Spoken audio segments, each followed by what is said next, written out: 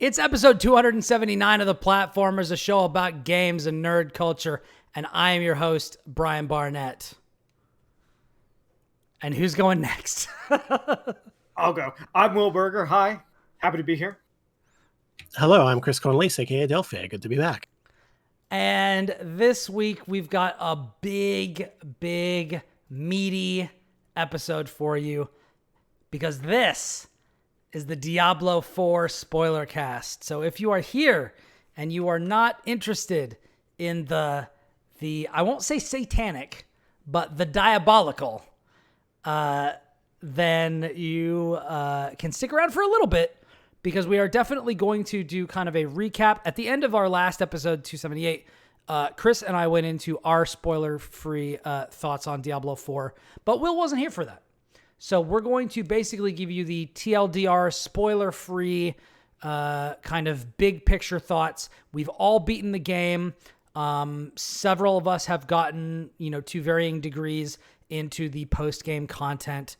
And we're here to talk about perhaps, correct me if I'm wrong, guys, because I know we've all played a bunch of different stuff, the most sinister game of the year? I feel like that's a reasonable statement. Yeah, I think so. So I'm really excited to talk about this. Will, welcome back. You were not on the last episode and you were missed. And so let us start with you. What do you think? Well, first of all, I think this is worth saying. We have all played Diablo, but our intents for playing it were different. So let's talk about the context in which you played Diablo 4 and your aims while you were playing it. Okay, so I was in a fairly unique position. I got Diablo 4 pre-release. I did the game skinny review of the game, so I was in the press build, which ran from mid to late May. So I had very early access to it. I knew I was going to be doing a review. I knew I was going to be doing a lot of guides. But I was also coming at it from the perspective of someone who really likes Diablo 2 and really dislikes Diablo 3. So I love kind of the action RPG, dungeon crawler aspect of Diablo. I always have. Big fan of stuff like Champions of Norath, the Baldur's Gate Dark Alliance games. If you know, it's basically Diablo, but on your console. But 3 kind of turned me off, and I was like, maybe, I came out of 3 being like, maybe I don't actually like Diablo anymore. Maybe I've just kind of aged out of this. And so I went into 4 being like, man, I played a couple of the betas. I was very optimistic. I was very hopeful. And I was like, man, I'm doing this for coverage, but I really want to like Diablo again, because it was a foundational game for a lot of ways, where my buddies and I would play it. And, Diablo 2 was one of those games that like everybody played, right? So it was like, man, I want to be in tune with this again. And I came out of it extremely positive in a way that I hoped to come out of it, but I didn't expect to. So my goal was one of like detached critic, guides writer, but also like, I hope I like it personally. And then I did. Yeah. Being invested in the series, and then also coming at it from I'm evaluating this critically, not just for myself, but to be able to either recommend or warn people away, as consumers. Exactly. Yeah.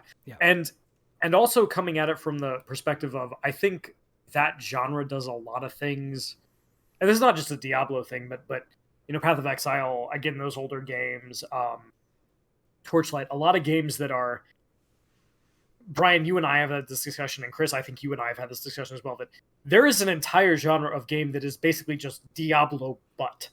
Yeah. Right? So like, we've built this entire thing that is basically Diablo-likes, for lack of a better word, and to varying degrees of success. But, to come into that genre and be like, I don't think anything has ever done it really as well as Diablo 2, which is crazy because we've had so many things that have done it and have done it well. And it's not, a shot at any of those games, because many of them are very good.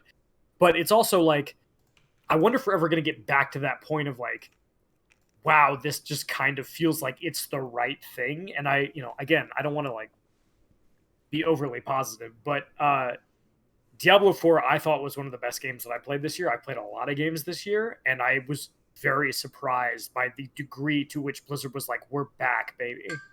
Yeah. So and like I think it is worth noting. You said there've been a lot of games that came out. Diablo 2 came out in the year 2000. It's been 23 years. Yep. When we're recording this now, it is the year 2023. And yeah, I feel like the general consensus, as far as my perspective is, it seems like there are 3 games that are in the running for Game of the Year, and it is Zelda, Diablo, and Street Fighter, basically. yes, and I think that you could make an argument for each of them. I think that I was originally maybe leaning a little bit more towards Diablo. I think at the moment I'm leaning a little bit more towards Zelda, but I like all 3 of these games.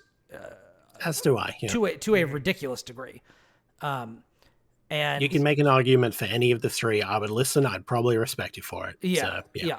And I will say I am approaching this discussion from the same perspective as you, Will. I didn't beat it in the press release period because I was also reviewing Street Fighter, and I was working on my IGN preview for Shadow Gambit, so I was pulled in a lot of different directions. But I did complete like the first maybe 2 acts or something like that, and then since the game has come out, I've completed the whole thing.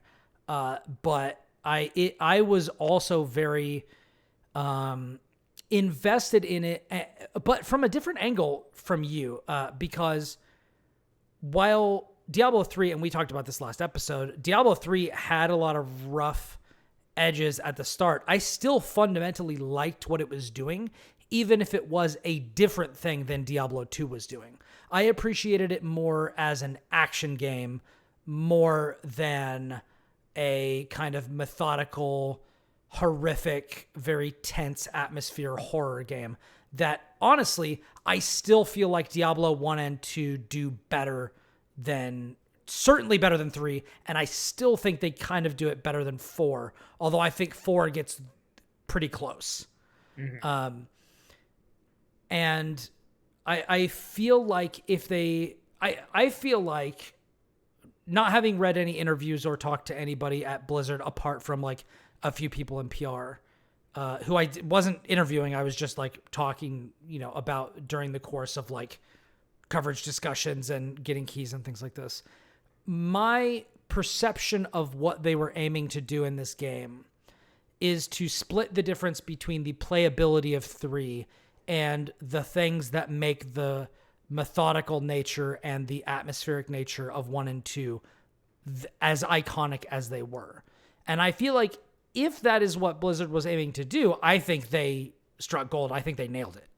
Mm-hmm. I can agree with that. Yeah. Yeah. I think that one could make the argument, and I might make the argument, that they could have gone a little bit further to bring it more in line with 2 and still had a really fun game. As far as it's hard to describe, but in Act 1 of Diablo 2, you're going through these really just, pardon the pun, but these hellish environments. This dungeon where horrific things have happened. There are people that have been like, pardon me for being gruesome, but people who have been ripped apart on torture racks.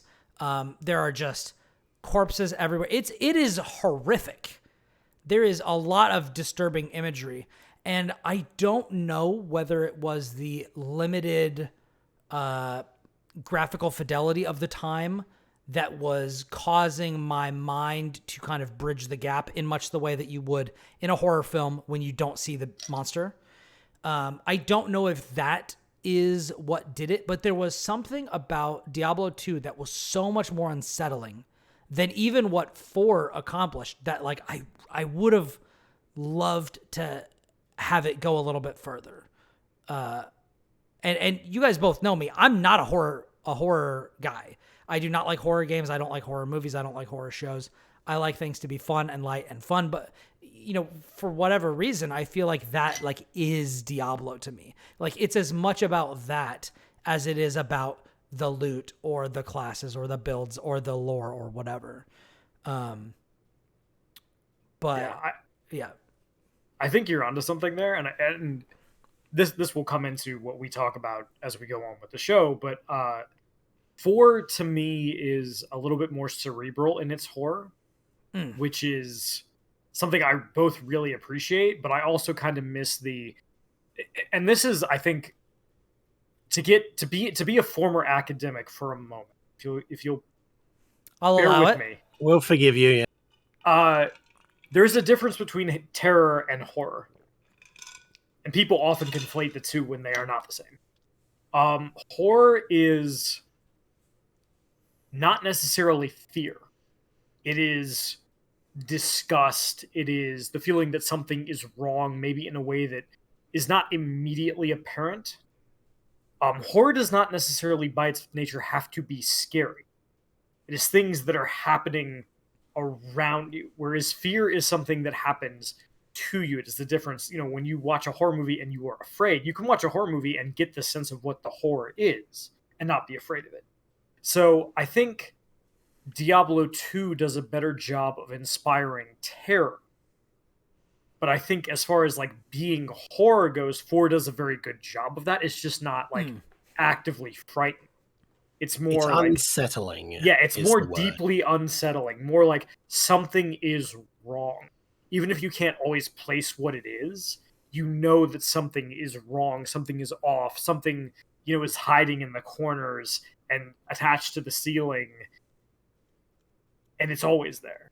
So I think that is the distinction. And it's actually part of the reason I think I'm going to talk about why I like Diablo 4 so much, but I do think that's worth pointing out. Yeah, that's interesting. I think that if that is the case, then, and I don't know if this was what you were trying to say. I feel like my interpretation was you were trying to say the inverse of this, but I feel like Diablo 2 is maybe more terrifying and Diablo 4 is more horrifying. Exactly. Yes, that's what I was going for. Okay, that is what you were going for. Okay. Yes. If that is the case, then I agree with you. Yes. Because do you think that was intentional because of who you're dealing with as an antagonist? Because, you would want the game where the big antagonist is Diablo, the Lord of Terror, to be terrifying. So, I think literally, yes, I think that is true. That is excellent. That's a great point. I did not pick up on that.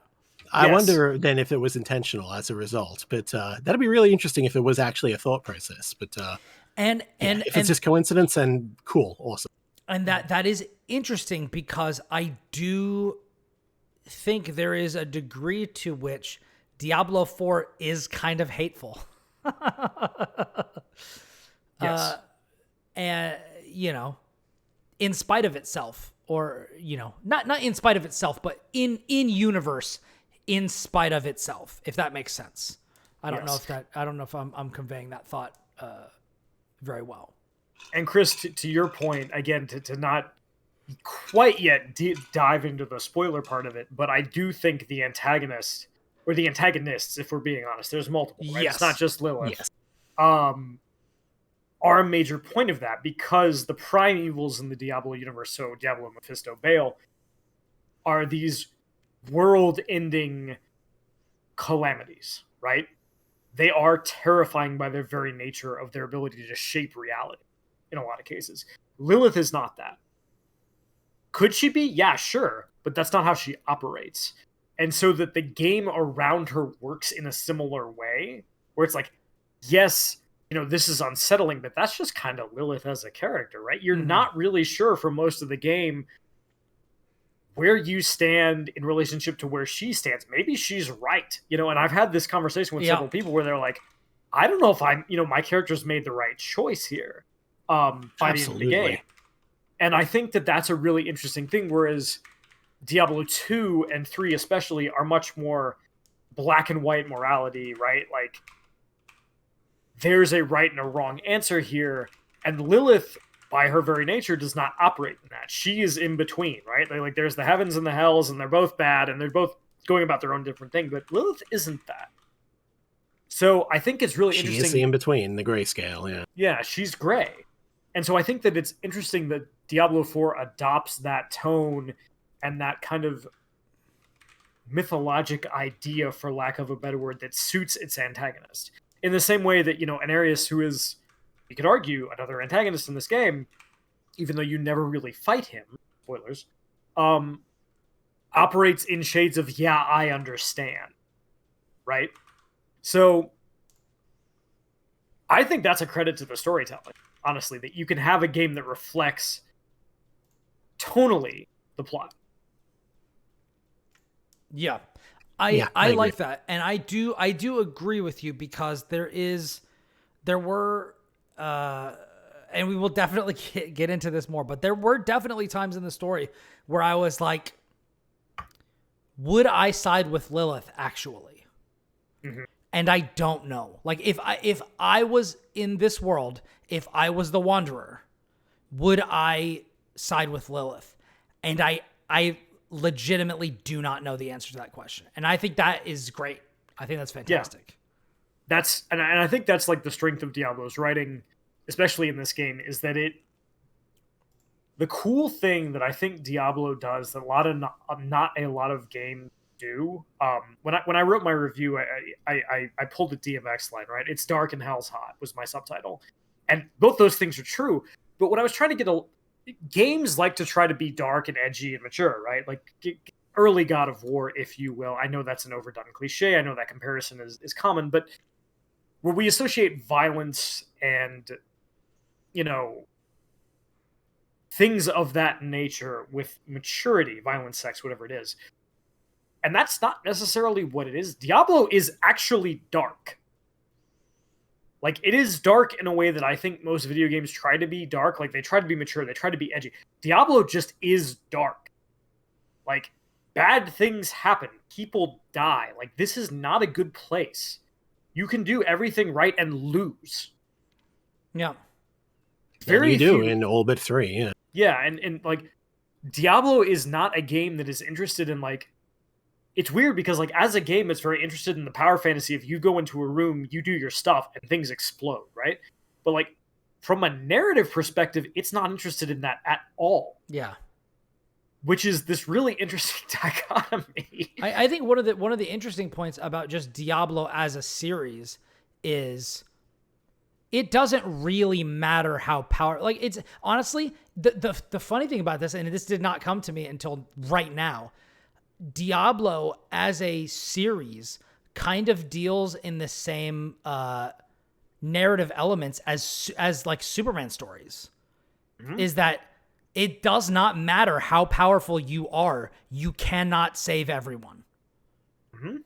And yeah, I believe that. Yeah, and it's very interesting to me that I mean, I was talking on Twitter with some people.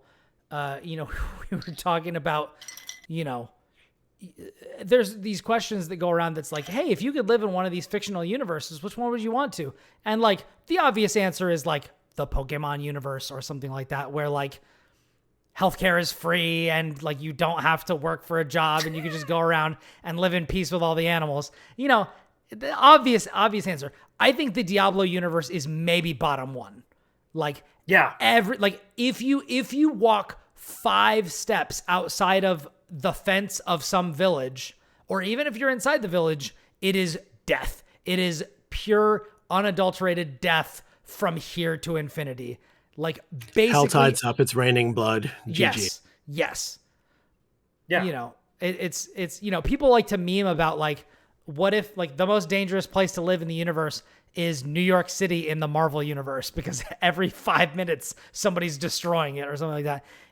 That is literally, there is no town small enough where you can be ignored by the forces of hell in Sanctuary. There's no place that is safe. And it was funny because my wife has never played a Diablo game, and she got into 4 during the betas, and she was like, I want to play this with you. And so we started playing it, and she was like, it's terrible to live in this universe. Yeah. Like, it is awful to be here. And I'm like, yeah. And the crazy thing is, something that Diablo does that's really cool is that a lot of the heroes from the previous games either get corrupted or die horribly or like fade away into like obscurity. Right? Like, that's literally the point. So minor spoilers for Diablo 1 and Diablo 2. That's literally the transition from Diablo 1 to Diablo 2. Yeah. Mm-hmm. Which, is very well known by now. The Dark Wanderer shoves the crystal into his forehead. That's a bad idea. Don't do that. Yeah. But it has been something that the series has carried on for a very long time, and I respect it because video games, a lot of them at their core, and this is not every game, there's plenty of exceptions to this, are power fantasy. Right? The guy who wrote All You Need Is Kill, which was later adapted into Edge of Tomorrow, talked about like a lot of that book was based on games, because games are one of those things where you can fail over and over and over and over again, and then you get really good and you succeed, right? Because just through sheer repetition. Yeah. So like, as the player, even if you fail, it doesn't matter, because given enough repetition, especially in a single player game, you'll get good at it. You will eventually learn how to do the thing. Right? And like, therefore you win. But even when you win in Diablo, it's like winning in a cyberpunk novel. Nobody wins in Neuromancer. Yeah. You live. The corporations still get richer. Yeah. Yeah, the corporations still get richer. Everything is shit. You survive through it, and maybe your life gets moderately better. That is the best case scenario in Diablo. Yeah, nobody walks away unscathed. Not even angels. No. And that has been true. That has been true for a long time. That is in Diablo 2, in Diablo 3. Ain't nothing changed. No. The eternal conflict consumes everything. And that's, I think, a really interesting, it's kind of, Will, fellow Final Fantasy X enjoyer, it's kind of the theme of Final Fantasy X, but writ to the extreme. Right. The spiral, all of that. Not just, in FF10 you have the calms, right, where life is relatively peaceful and good. In Diablo, the best, and I was having this conversation with people who really hadn't played Diablo prior to 4, and they're like, holy shit, this is dark. Right? Like, this is awful. And it's like, I asked them, where in the story are you? And they're like, oh, I'm here. And I'm like, it gets worse. Yeah. Like, the best possible outcome in a Diablo game is you prevent the worst possible outcome, but shit is still bad. Yeah. And I respect that. Yeah. Like, I respect that as a narrative choice. I respect that as a franchise choice. I respect that as a tonal choice. Diablo is a thing. It is terrible to live here. The people who make a difference in the Diablo universe are at best passing, right? Like, the eternal conflict will go on without them. Like, yeah, man, you win in Diablo 3. 90% of the population gets wiped out. You have no idea what happens to those people. Given the times jump between 3 and 4, they're probably dead. Just old age, right? Like, just, you walk outside and you get, attacked by kind of a demons. miracle that, Lorath is alive. Basically. Yeah, it is a minor miracle that anybody lives to have white hair in this series. Which is great that there is an element of episode 3 of The Last of Us where it's like, we're old or something like that. Like, well, that means we're still here. Like that, there is an element of that in here. And it is like, even if you stop the big bads, like outside of the gates of this city, there are still swarms of fallen and goat men and all of these super heinous, murderous monsters that are trying to kill you as you're, peddling your wares and traveling from village to village. The opening, I don't consider this to be a spoiler. The opening of the game is you almost dying. Mm-hmm. Like, that is literally the opening of the game. And not even to anything, particularly malicious or terrifying. Nope. It's literally just your horse gets spooked, you lose it, and then you almost die of exposure. Yeah. Mm-hmm. And then it gets worse and continues to do so. And that's the mildest moment in the game. that is the when shit is the most calm. And I think that I guess I want to talk about this very briefly before we go into actual plot spoilers, but the side quests do a really good job of this as well. Keeping this tone. Like, you walk into town, right? And it's like, you talk to people and it's like, shit sucks. Yeah. Like, it is awful here. And you go and you solve their problem. Somebody's missing. Can you go figure out what happened to them? I'm just gonna save us both some time. They're dead. They're dead, right? Like, they're the most dead anyone has ever been. If you don't know where someone in Diablo is, yes, yeah, that is not the worst thing that can happen to you. Yes, in a Diablo side quest, or just Diablo in general, right? Like, this is far from the worst thing that can happen. You should be happy you have a corpse to bury. If you're showing up, I'll just put it this way. If you're showing up for a Tinder date in the Diablo universe and your date is 5 minutes late, they're dead. They're dead, and you should go out with the first other person that you see because your time is short in this world. You got to get out there and make it happen. Right. Like, that other guy at the table, all right, that looks good enough, right? Yeah. You just got to finish your food, do. Yeah. Pick up your wine glass, walk over there, sit down and be like, hey, are you alone? Banger, Diablo, okay? confirmed. Diablo 4, any port in a storm, the game.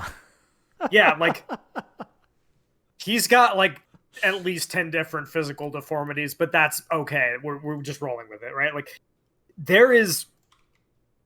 I don't know. And again, I love the fact that the game is so tonally consistent. Now, we talk about, like, tonal inconsistency like it's a terrible thing a lot of the time when we do criticism. Tonal inconsistency is fine. Like, if you look at, like, great books, great films, great anything else, like, Raiders of the Lost Ark is a game.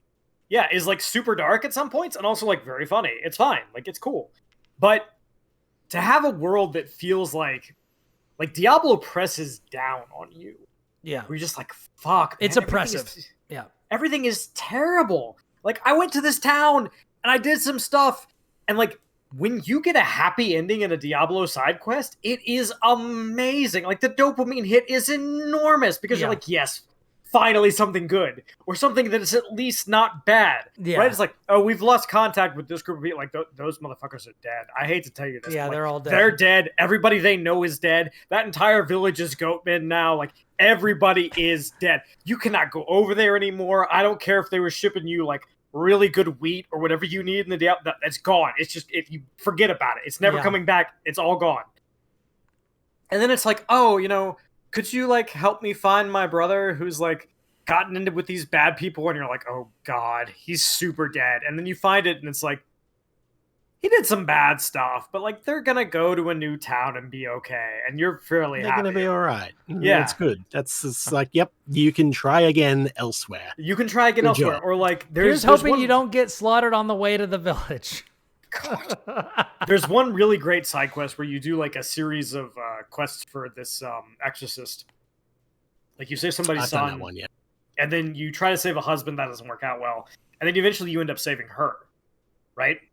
And, like, at best, if you're looking at, like, win-loss ratio, you're around 60% in terms of, like, the second one just doesn't work out, right? But you save her and it's like, oh, she can go exorcise more demons in the future, and we did save this person's child, right? Like, this is actually a win. But that's the best it ever gets. Pyrrhic victories are basically the only victories you get. Yeah. Mm-hmm. In Diablo, yeah. Mumjum in the chat says, Diablo, they are dead, and you will be worse off than them in a few hours. Yeah, for real. Like, they're dead, and you really should not go down that hole, bro. Yeah. Like, I promise you. Yeah, it is the classic horror trope of, like, they went in there, you heard a bad sound. You should not go in there. You should board up the doors and abandon this house forever. Light this entire house on fire, bro. Yeah. Just forget that it's here. Yeah. Nothing good comes from going down that. And then, of course, you go down the door anyway because you're... Look, man, there's epic items down there. There's a legendary down. I need this aspect, but bro. You, the player going down there, is okay because you've got a ridiculous amount of power to back you up. Now, before we move into spoiler territory, we actually... I don't know if we've actually explicitly said what we think about the game and whether or not we would recommend it. I think I kind of... You could take away context clues from the way that I've talked about it, that I would recommend it. It is definitely one of my favorite games of the year. I think that it captures a lot of the fun of previous Diablo games, of both, the 2 and 3 variety. I don't know. At this point, I have been away from home and I've booted up Diablo. I'm not sure if I'm going to become as enamored with the post-game structure in this game as I was with Adventure Mode in 3, but time will tell. I'm just still very deep in Street Fighter 6 and Zelda right now, because I still haven't beaten Zelda, and that is kind of my main thing that I'm doing right now.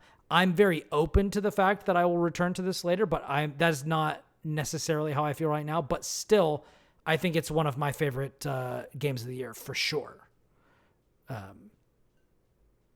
Chris, you can go first. Sure, thank you. My favorite game of the year, straight up. I like it better than I think Zelda has more problems, even if it has, higher highs at times.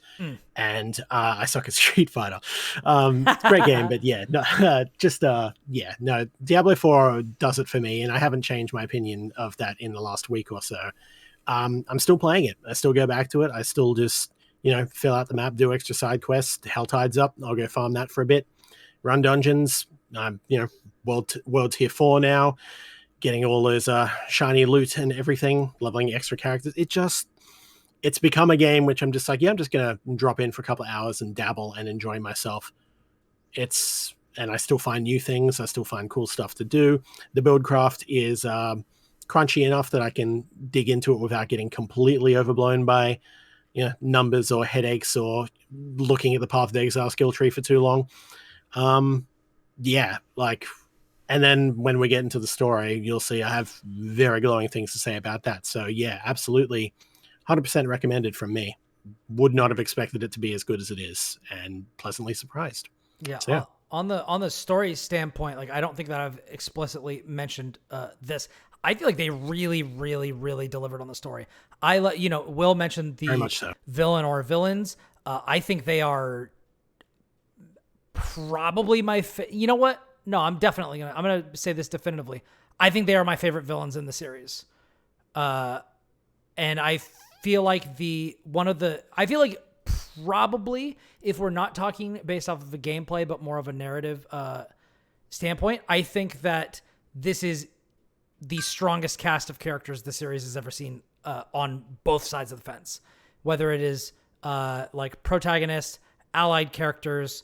When I got to the credits at the end of the game, they go through, as many games do, a series of key art and concept art, images and paintings of a lot of the characters.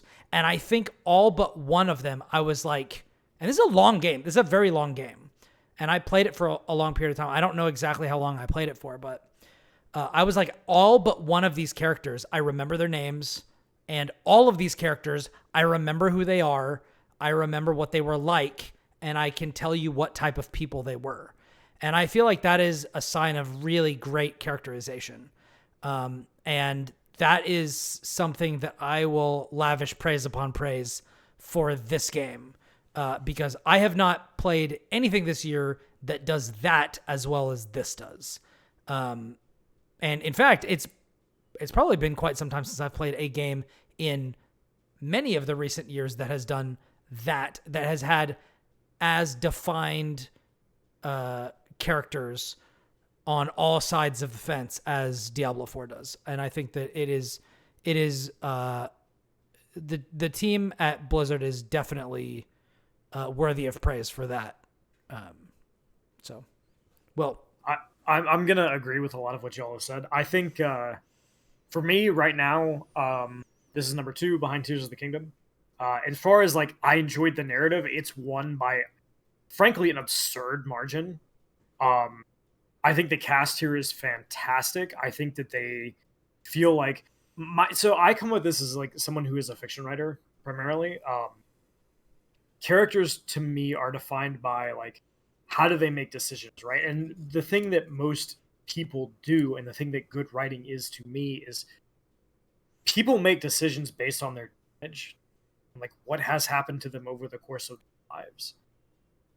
And those decisions, I think, especially in criticism, we get very wrapped up in like, this decision doesn't make sense. It is irrational. And it's like, yeah, it's not rational to you, the third party observer who gets to play God. To this character, this makes complete sense to me. Right? And Diablo does that at every possible moment. When these characters make a decision, it's like, I understand where you are. I don't necessarily agree with it, but I understand.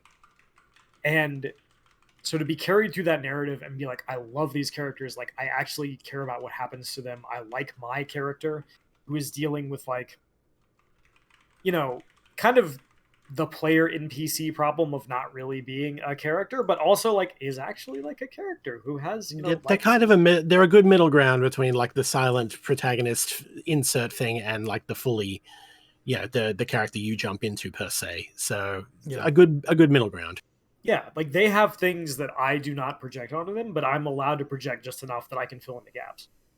And like as a game that you can play, it's well made, really well designed. It has great build variety. It's really good about like easing you into things. It has really great dungeons. It has a good post game. It's got like a lot of just ability to kind of do what you want. You want to go do side quests? Go do side quests. You want to do the story? We got that. You want to go do dungeons? Go do that. You want to just go around farm world events? Go do that. You want to play with your friends? Sure. You don't want to do that? Fine. And then when you get to the post game, it's like, yeah, you can do all that except the story. But there's even more of it. So, I don't know. I came out of this game fairly shocked by how much I liked it and how well I thought people at Blizzard to make this game work. Especially given, like, this is a studio that has rocked by scandal, is dealing with departures, like has gone through about as much upheaval of a studio as you can get, and they put this out. And are still going through more, and probably should continue to go through more, because the executive class that has caused all of it continues to do their bullshit. And, like, I'm sorry to bring it up, but every time Activision Blizzard gets any kind of praise, I feel like I have to balance it out by saying, by the way, still scumfucks. Please fix that shit. Yeah, exactly, right? Like, And also, to top that all off, all of those other things, and the director of this game, the game director of this game, is not only new to this project, he's new to this studio. He came from an Xbox exclusive studio and was heading that up, and then came in for this game. And so they're not only dealing with all of those other like societal and forward-facing and like inward management and all of that sort of, PR nightmare that ABK has become, they're also dealing with new management on top of that. So they're reporting to somebody that they don't have a history of reporting to on previous projects. And, so they had to overcome, the level of trust that one would have for somebody that you know. So it is, yes, obviously, we need to continue to take ABK to task until these issues are addressed. But I think that it is definitely laudable that they have, and incredibly impressive that they have put this out with all of those other things working in the other direction. Respect for the creatives, regardless of what the business is doing. Yes. Regardless of what the Overwatch 2 team is doing, because my God. Did you like that thing that I sent? Yes. It's whatever it is, like, oh, Activision is going to announce like a trans character for Overwatch. It's like, bro, these people must have violated the Geneva Convention. Yeah. It's always a distraction. It is crazy. One for one every time. Because otherwise Overwatch has nothing to announce other than something is delayed. Yeah. Which I'm sure or is something not the is fault costing money, which shouldn't, Yeah, if someone links this to someone on the Overwatch team, I'm sure it is their fault. We are not talking about you. Yes. But again, we're talking about management, not the creative side. Yes. You're doing the best you can of what you've got, I'm sure. I feel for you. And we appreciate you. Yes. And I especially like, if this gets linked to anybody who's on the Diablo team, like, you guys killed it. Thank you. Absolutely. Great job. This is definitely going to be seen by people on the Diablo team. I'm just going to tell you that right now. Yes. And you know what the other thing is that we haven't announced yet, or talked about yet, not announced, is like they had the problem of following up a game that got better and was good by the time it was done, but frankly is not well liked by that community because of its launch. It still has that reputation. And making another sequel to the game that literally defines the genre, which is Diablo. Yeah. Right? Can you imagine It's a hard that? ass. That is a big ask for anyone. Hey, by the way, we need you to follow up on the game that literally defined the genre. The genre, yeah, like the Diablo, like yeah. And also, you need to do it while following up on a game that nobody likes, and after you guys got turned into a meme by the dude who was like, "Is this an out-of-season April Fool's joke?" when it came to Diablo Immortal. Like, it has been rough for people who are making Diablo. It wouldn't be to this degree, but it would be like if Lucasfilm was like, we're making a sequel to The Rise of Skywalker, and the movie was actually like God tier. It'd be like, wait, what? Let me give you an example of one that might actually happen because it did happen. Okay. Devil May Cry 5 being as goddamn good as it was after like 11 years. Come on. Devil May Cry 4 is really good. What are you talking about? Yeah, it is, but it was incomplete. It was a bit shaky at parts, things like that. And then again, 11 years. 11 years, and then they picked it up as if nothing had happened. All fair. Top of the game, friggin' amazing, wraps it up perfectly, presentation style, all of it. Yeah, like, it is. That's the sequel that should not exist. That's how Diablo 4 feels compared to 2. Yeah, that is what it is. And again, to manage all of that and deliver a game that I think, frankly, is not just good, right? Diablo was at a point where it could not just be good. Diablo 3 was good. Diablo 3 is good. Good is not good enough. Yeah. It has to be great. Diablo it has 4 to be is great. Yes. Out of the gate. It can't be great 2 years from now. It has to be great now. Yes. And they did it. And you know, I don't know how you guys feel about LOD, but I feel like the improvements going from base Diablo 2 to the expansion Lords of Destruction, and then the jump from base Diablo 3 to Reaper of Souls. I cannot wait to see what happens with whatever expansion they announce and release for Diablo 4, because they have I don't think that Diablo has ever had a bad expansion. They've all like significantly made the game better. And I'm fascinated to see. Well, I mean, maybe depending. I don't know how Chris Diablo 1 Hellfire was pretty average, and it wasn't also done by Blizzard. It was made by Sierra. So okay, that doesn't count though. That doesn't count. It doesn't count. And also, I didn't play that, so I don't have the data point. So we'll let it slide. But noted, and I appreciate your thoroughness. But I can't wait to see what this team puts in an expansion that they couldn't include in the base game, because the base game is so good. I will say, hold on, let me scroll up. I have one major gripe with the game. But I think that's basically it. I think everything else is just kind of like minimal. I don't think this game should be always online. That is my main thing. I think I played the PC version of Diablo 3 for a long time. The PC version of Diablo 3 is still always online, but if you buy the console versions, it's not. And when I bought Diablo 3 on PS4, Reaper of Souls, that was when I started getting into hardcore characters, which are characters that once they die, that is it. You cannot play them anymore. They are deleted, and then you have to start all over. I had a blast playing up to max level on, I think, every character class in hardcore. Somebody early on has gotten to level 100 on hardcore in Diablo 4, but because of a disconnect, their character died. And this is the thing that I hate, because granted, this is not a required mode, but I had a lot of rubber banding issues during the game where like something would happen or I would have some glitch, but because this is all server side, I'm dependent on how the information has been carried, and then I lose progress, or then I'm just like, I'm in a place that I'm not supposed to be, and then it rewinds and then plays something else back, and maybe I died. Maybe it just cost me a bit of gold because I'm playing on like a regular character, but I appreciate what Diablo 4 is trying to do with making this world that is full of other wanderers that I can team up with for world events. I have no problem with that being like an opt-in thing and having that be like, do you like with Dark Souls or Elden Ring, you can opt in to, do you want to be playing this game online so you can be invaded, or do you not and you want to play offline?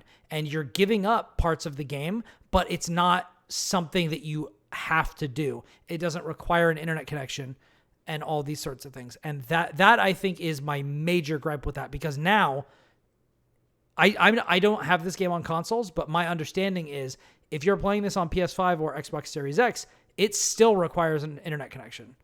It does. And I think that is baloney.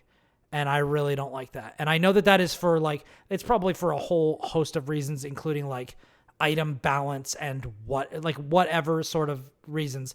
I still don't like it. That is still like my major ding against this game. I have other ones that we will get into when we talk about the story. But that is like the big one. So I'm curious before we do that, are there any, we've lavished, praise almost unceasing on this game. Are there any gripes that you guys have with it before we go into to the spoiler story discussion?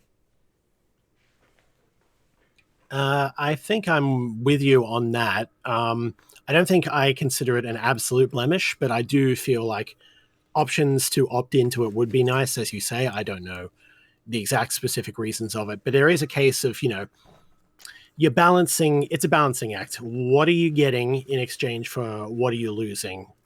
And so we're losing offline playability and everything. What are we getting for it?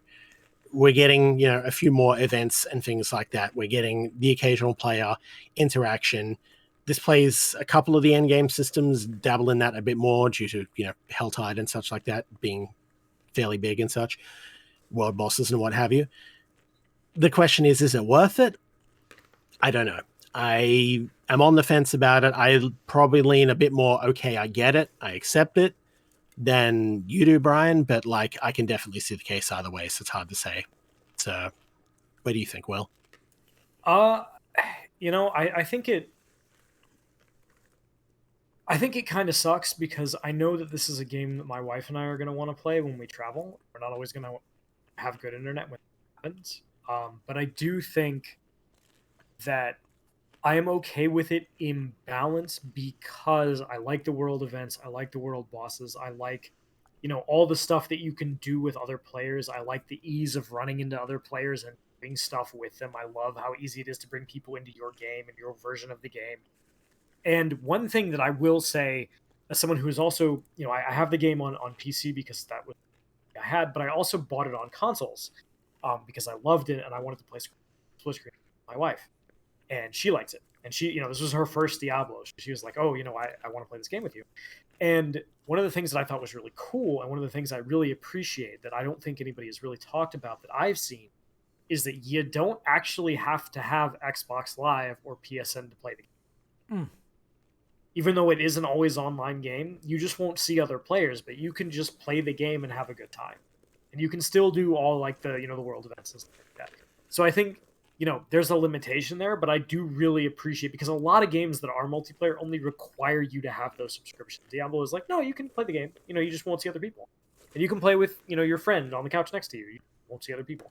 So I think that they've had a good balance of it. And as someone who did deal with like connection issues while they were doing like time-sensitive work on the game, that sucks. At one point, I had to like VPN my way to the West Coast to get into the servers. But I think if they continue to add the stuff that they're adding, we're getting at least 2 expansions for this game. We're getting a bunch of seasonal stuff.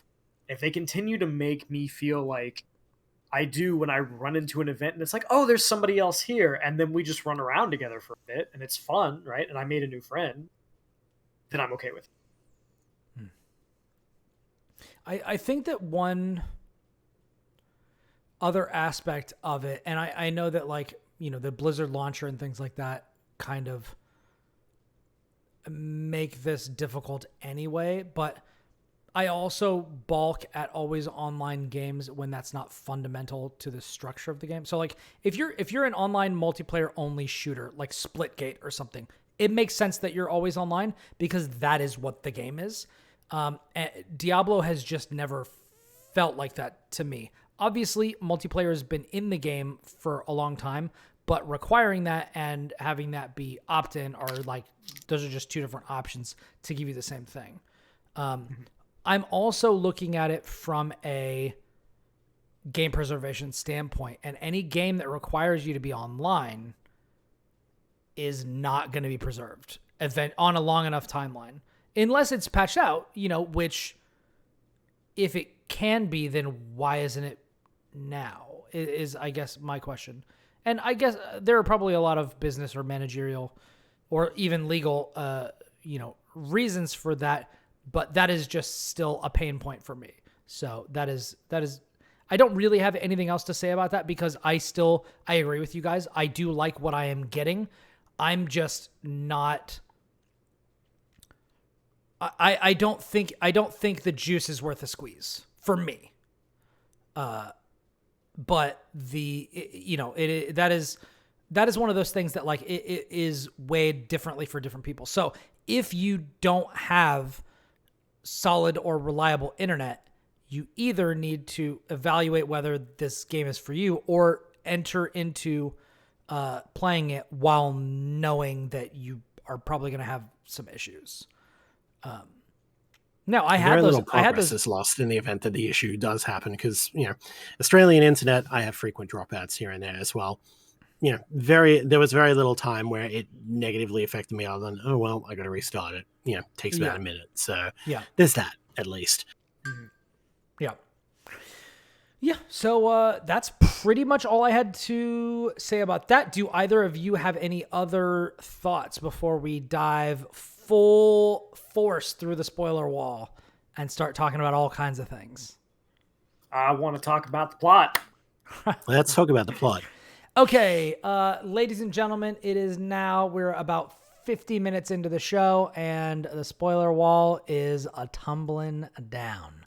So if you would like to get out, I am filibustering for you so that you have time to shut off that pretty little podcast player or shut out of the stream or at least hit pause or something so that you do not get spoiled. And here we go. Thanks for coming. See you next time. 3, 2, 1. The spoiler wall is down and we are now discussing the complete... She took the dog, man. She took the freaking dog.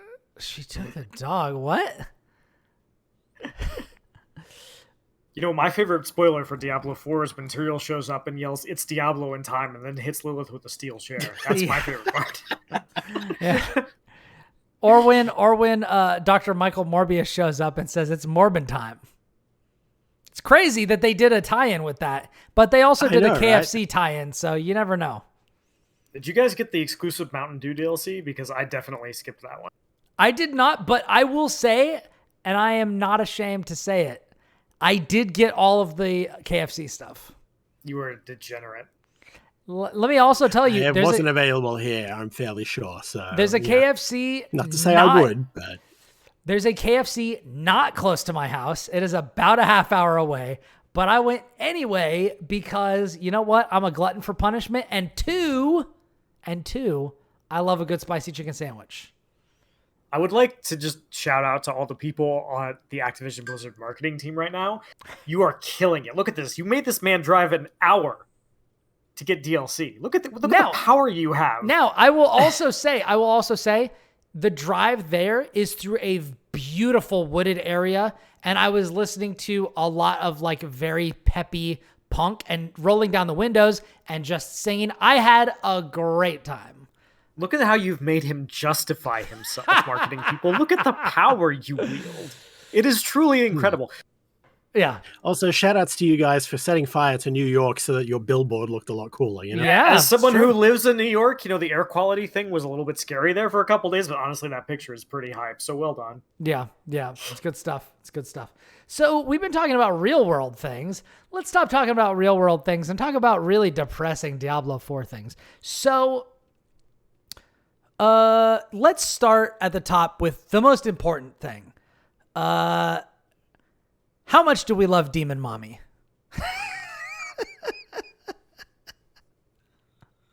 Two thumbs way up for our leading lady. Yeah. I think Lilith is fantastic. And I will say, I was horrified that we were going to get to the final act of this thing. She was going to bite the bullet, and then it was just going to be the fucking Diablo show again. And I'm so glad they did not do that. Yes. It was, okay, yes. So this was really funny. Because a friend of mine knew that I had the game early, and he knew I could not talk to him about it. Right? So he's like, what do you think? I'm like, well, if I'm just telling you opinion of the beta, I thought the beta was pretty good, right? Like, I had to be like very like, I can't talk about this. Very coy, yep. I can't talk about this. Diablo PR and people at 47 and everywhere else, we keep embargoes. It's true. We keep embargoes. And so he kept messaging me, and he's like, when the game finally came out, he got the early release, and at this point I'd beaten the game almost twice at the point that he started messaging me about this. He's like, bro, I cannot wait to see how they shoehorn Diablo into this game as the final boss. And I'm just sitting here having full and complete knowledge that this does not happen, be like, yeah, that's crazy, bro. Yep. Yeah. But I love that they didn't, like, because I expected it, right? Oh, yeah, so much. It's so much better for it. They were like, no. Like, that is one of the worst things, right? When it's like, I'm going to use a popular film example, right? Dark Knight Rises. Bane is the bad guy. No, Bane is just like the dragon, right? Like, he's just there to be the muscle. Yeah. It's actually Talia al Ghul, and you're just like, this makes this character so much less interesting. Why would you do this, right? Yeah. Like, you promised me something, and then you completely undercut all of it. And this is like, no. Lilith is the antagonist. Yeah. She is the last boss. Yeah. You fight her. And it's like, yes, thank you, God. Sorry. And just jumping ahead to the end, it's a fucking badass boss fight. It's a great fight. Good boss fight. Yeah. The boss fights in this game are really good. They are really good. Honestly, it's not my favorite boss fight. My favorite boss fight is the Andariel boss fight. That was my favorite. So good. So good. Also, I was so when they first, there's a moment when they mention that Elias is trying to raise summoning a lesser evil. Summoning which one's it going to be? And Lorath mentions the list, and I'm like, God, I fucking hope it's Andariel, because Andariel is in Diablo 2. She's the first major boss that you fight. And it was going to be Andariel or Juriel. It had to be from that description, because I'm just like, you're not going to throw in Asmodan or Belial right after Diablo 3, given that this game is, as I've called it before, Diablo 2.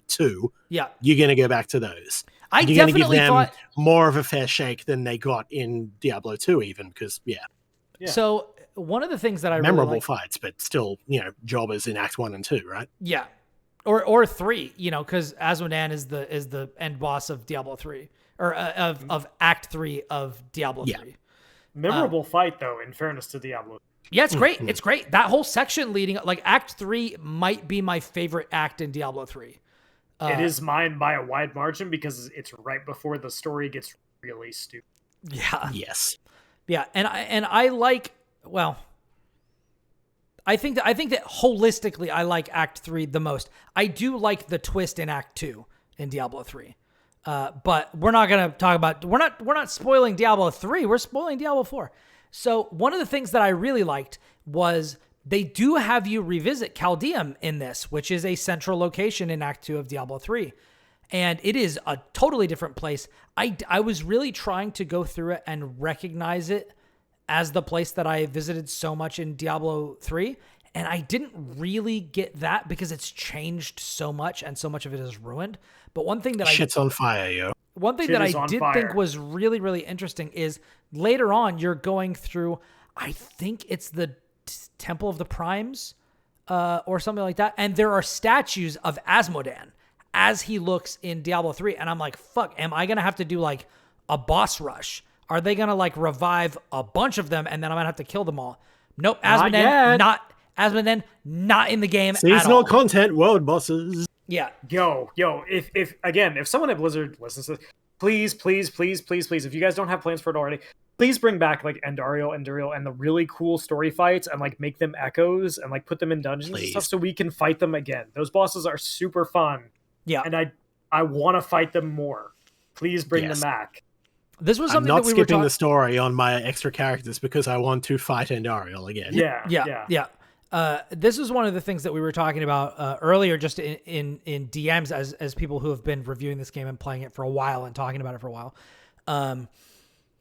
I was really looking forward to fighting these bosses again and finding out that like there isn't particularly a structure for that. That is one thing. That is one area in which I really appreciate adventure mode from Diablo 3, is that sometimes you will get something that pops up and it's like kill Belial, and it's like, sweet, I get to do the Belial fight again. Like, I like that fight. It's very simple, it's very straightforward, but it is fun, you know. And I think that the boss fights in this game are significantly more fun than that. I think that the Lilith fight is way better than the Diablo 3 Diablo fight. I didn't die to latency in the Lilith fight, so that alone makes it better. Yeah, and I like... You want to talk about always online, Diablo 3? Yeah. The final boss in that, I literally could not dodge the fireballs. Yeah. I literally couldn't. I had to predict them and move ahead of them, way ahead. Couldn't do it. So terrible. Never had an issue with that in a single boss fight in Diablo 4. It's good enough for me. Yeah, we're going to get into some boss issues with Diablo 4 because I did definitely have a couple of glitches that really made me mad. But we'll get into that. But I think that bosses are done just really, really well in this game. I think that generally, this isn't something that I've revisited lately, but I'm curious, as somebody who's beaten it twice, Will, how you feel about this. I feel like the pacing is generally pretty good. Yes. Yes. Yeah. I think there's one exception, and I think that it's Act 3 feels really long, and you have to go a lot of map to get to the next part of it. Refresh my mind on which one is Act 3, because there's not Lorath in the desert. Yeah, it's Lorath in the desert, and you go find again, we're kind of spoiling things out of order here, but you go find Elias's hideout, and you fight like Elias, and you're like, I can't kill this dude. It's the act right before you fight Endario, basically. Okay. And you go through on the camel. Camel through the sandstorm, and then you steal a sightless eye, and then you look through that, and then you go stop the ritual and do all that, and you fight Tyrant Prol, and then you fight Tyrant Prol 12 times because he's the hardest boss in the game for some reason. Is this also the one where you're going through the deserts in the west, like meeting? Like, is this starting from when you meet Lorath and he's drunk, or is that? Yes. That is all Act 3. Oh, Jesus Act 3 Christ. is that's pretty by long. far the longest part. It's the longest aside from maybe Act 5, but Act 5 I feel flows better. So yeah. Yeah, I guess that would also include the one where you're going out and you find the guy that you think it's Elias, and you find out it's actually just one of his acolytes or something. Yes. Yeah, it's also the bit where that one monastery has been like overrun by demons. That's all Act 3. Jesus. That's all Act 3? Holy crap. Act 3 is as long as Act 4, 5, and 6 combined. It is extremely long. It's the longest part of the game. And I have no problem with all the stuff that is in Act 3 from a content perspective. What I don't like about it is that it forces you to do a lot of walking. You don't have a mount yet, unless you've beaten the game already. And it feels very long. However, I feel like that act earns its ending because it's like the Elias fight is really good. That dungeon is really fun. And then Act 4 is 20 minutes, and it's like, go to this one dungeon and go fight Endario. Yeah. And it's great. But if I have one complaint about the pacing, Act 3 sets up a lot of pins that are knocked down by the later acts. Yeah, it does. It's great in terms of content. I just wish they either give you the horse a little bit earlier, or things were a little bit closer together. That is my only, and as someone who's done it twice, like, I still really like the content, and I think Act 3 on a replay actually flows better because I knew how long it was.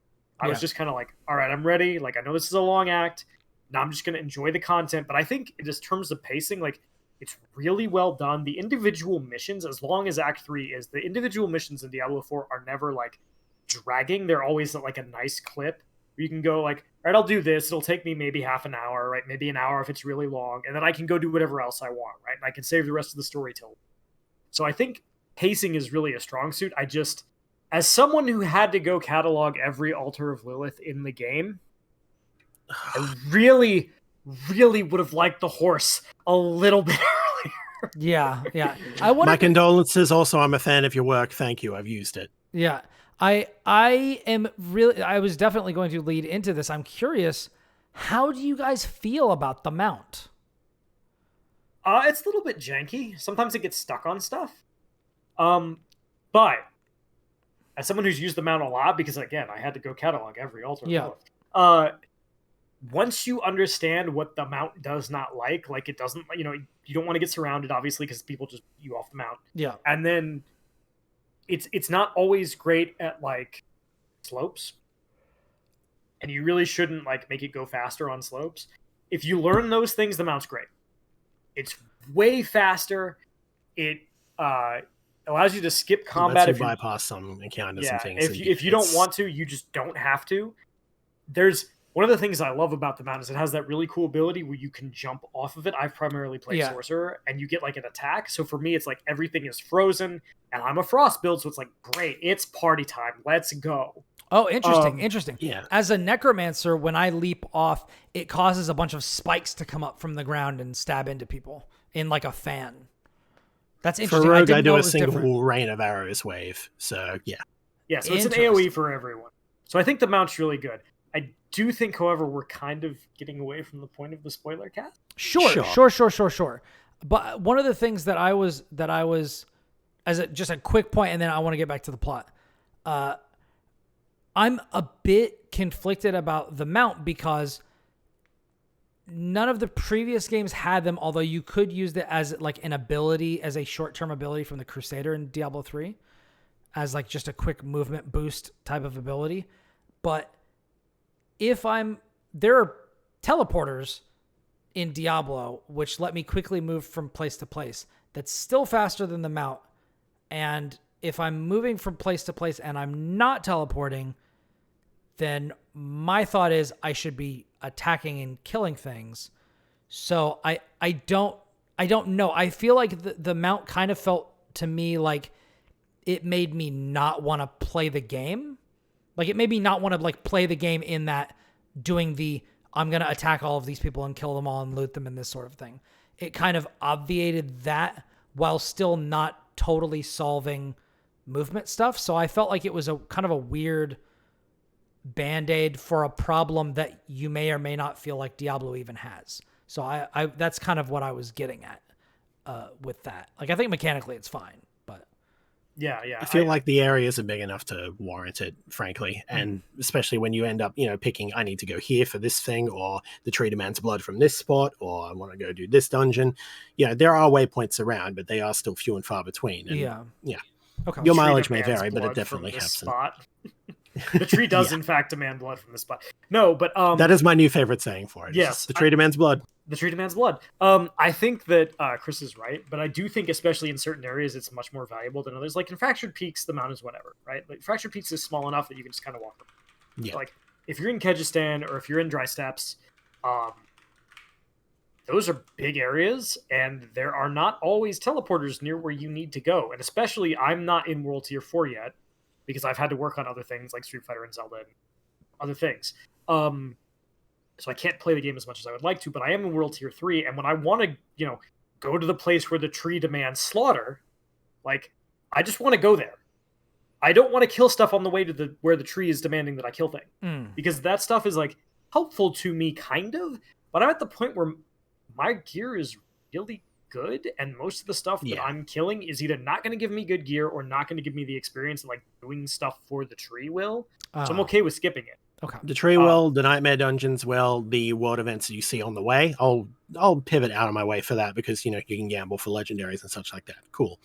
But yeah, the mooks in between, they can drop stuff, but like the odds of them doing so are not that good, and certainly not to the point where it's anything particularly useful for me. Okay. Yeah, gotcha. Luck will happen. They'll occasionally drop a legendary or unique, but Gotcha. Okay, cool. I appreciate that. Okay, Will, I know you're dying to talk about the plot. I'm gonna take the hold on, boy, hold on. Okay, I'm taking the leash off. Okay, go. Oh my god, the plot. Okay. So I guess we should kind of describe the plot. I'm assuming that if you still here, you've like played Diablo 4, but Or you Yeah, don't it's a care if rough we idea, spoil it. yeah. Yeah. or if you don't care if we spoil it. But Diablo 4 takes place about what 40 to 50 years post Diablo 3. It's 50 years post. Yeah. 50 years. Okay. There are We have still an official- characters who knew Deckard Cain and other characters that are alive in this world, but it has been a minute. It has been a hot second. So your character is not alive during the events of Diablo 3. We don't really learn what happens to most of the people that were there in Diablo 3. They just kind Which of... is- A couple have alluded to, but Yeah, like Tyrael is off somewhere doing something, but we don't. he'll be back in DLC. Like, Yeah. 100%. But He really could just be it's- an old man now. Like, let's Every- be real, he's mortal. But yeah. Everybody loves Tyrael though, so it'll be fine. He's one of those characters. This is a very interesting kind of like, I guess, kind of fan service contradiction of what we were talking about earlier. Tyrael will be fine. They're not going to kill Tyrael because everybody fucking loves Tyrael. Yes. Or if they do, it'll be fucking awesome. If they Right. do, it will be a major. It will be like Diablo 3 was for another major character. It will be a big deal. Yes. If they kill Tyrael. So it takes place several decades later. And it starts with the summoning of Lilith in the cutscene, who is summoned by fantastic cutscene. Yeah. Blizzard is Really still the high horrific, watermark, in my opinion, for CGI cutscenes in the industry. I don't think Agreed. anybody else really need to apply. No offense to like the teams at Blur and the teams at Square who do great work, but I just and the one for Diablo 4 is long. In fact, both of them that are in the game are long. They're really long. cutscene. And let me amend one of my previous statements. What the game and the gameplay lacks in terror and horror, these cutscenes have in spades, particularly this first one and the first pedal scene that we're going to see later. Yes. If you haven't seen them, go look them up on YouTube. They're worth Yeah. it. Holy shit. Yeah. Yes. And you can watch the, if you're still here and you're like, I'm not sure if I want to play Diablo, right? And you're still unsure about spoilers, you can watch the opening cutscene and not have anything spoiled for you. It's literally the first thing. So Lilith has been summoned by an ex-Haradrim named Elias. He is worried that, the primevals are coming back. We're in this eternal conflict. And she is like the person who is like, the eternal conflict sucks. I hate it. We're going to be out on our own, right? So that she gets summoned, and then we cut to our main character. Yep. And they are with their horse. It's cold. It's snowy. I hope you like this horse and that you've said goodbye to it. Yes, it's dark. And your horse gets spooked and run off into the woods, which is about the worst thing that you can do in Diablo, and winds up super dead. Always stay with your buddy. Yes. And the deadest any horse has ever been. Yep. And then you go and you're about to freeze to death in a cave. And then you see a wolf. A really fucked up. It's got skull that you can see like through its skin. It's got like a pentagram. This is important to remember this. Wait a second. Okay. I don't think. Oh, did it only just click for you now? No. I mean, it's mentioned later, but I did not see that wolf in that cutscene. He's there. It's there. Yeah, it's, so it's arguably blink and you miss it because it's like it's a distance in the snow and then it snaps up right close to it, on the wolf. and then it snaps away and you can't, wake up. You're like, Yeah. what is this wolf, Yeah. bro? Like, So yeah, you don't I really definitely click until later. Yeah. I've played the intro like 3 or 4 times. I think I've skipped it every time after the first one, but I definitely did not see that. So when it was mentioned, oh, I saved you in the cave, I'm like, are you taking credit for some shit that I did? Like, I definitely don't believe you. Yeah, but it's fine. It's fine. I mean, later on I believed it, but yeah, I definitely did not see that. I need to watch that again. So you wake up, you've somehow survived, you're in this cave. It's time to go exploring. There's demons everywhere. You wander into this town, and God, I love the opening of this game. It's so cool. So good. And like you do, you got to go kill rats in a cellar. And by rats in a cellar, I mean demons in some abandoned ruins. Because they're bothering the town, and so you offer to go do it. They've driven like a monk mad that you run into. The townspeople are not in great shape. So you're like, great, I will go kill the demons. I will be the hero. I will help I will you. be the hero. We are subverting expectations here a little bit. And so you go into the thing, and you kill the demons, and life is great. And you come back, The townspeople are like, hey, great job. We don't have any money, but we could like feed you and give you some some ale and stuff. And you're like, great, cool. I'll stay for the party. Party's going. Things are okay. Your character gets a little bit woozy, collapses. Everybody stops him. You have been drugged. It's so good. This is a great. In comes the dude with the cart, like immediately right there to get rid of your ass. And the cutscene is so good. And you get taken out, and they feed you Lilith's blood petals because they're like Lilith cultists, and you're going to be like them. And then the whole time there's scrolling text as he drags you along, which is Rathna's prophecy. Which, remember that, it'll be important later. It is important later. It's just such a good job of like foreshadowing all the important things. Also, longtime necromancers like myself, Rathma is in this game, and he's a major character, and so is Inarius. Like, if you're a sicko for necromancer lore, there is a lot of stuff that you eating good. Yeah, you are eating very well. You're eating sad, but you're eating good. Yes, you are eating good. So they feed you the blood petals, and just as this dude is like sharpening his knife, about to carve you up into the nicest rotisserie chicken you've ever did see, the dude who you thought was crazy earlier, who was like attacking the villagers, comes and saves you. Turns out he's not crazy.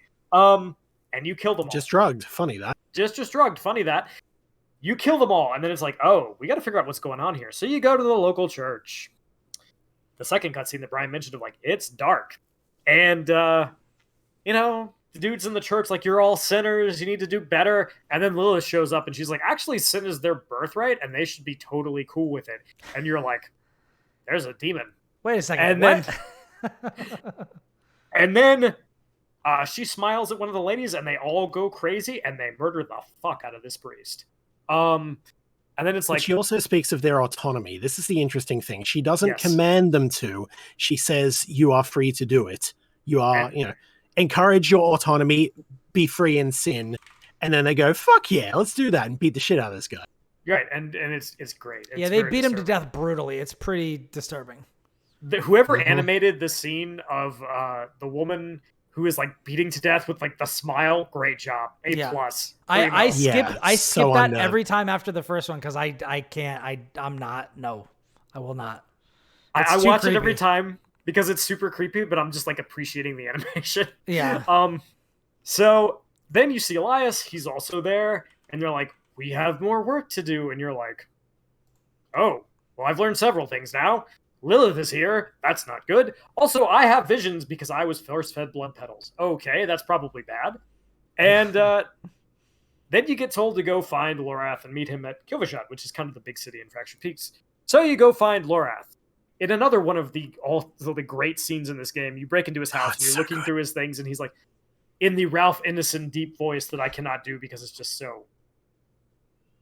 he's like, hey, if you're gonna rifle through my things and steal, my shit, you can at least stay for dinner, right? Yeah.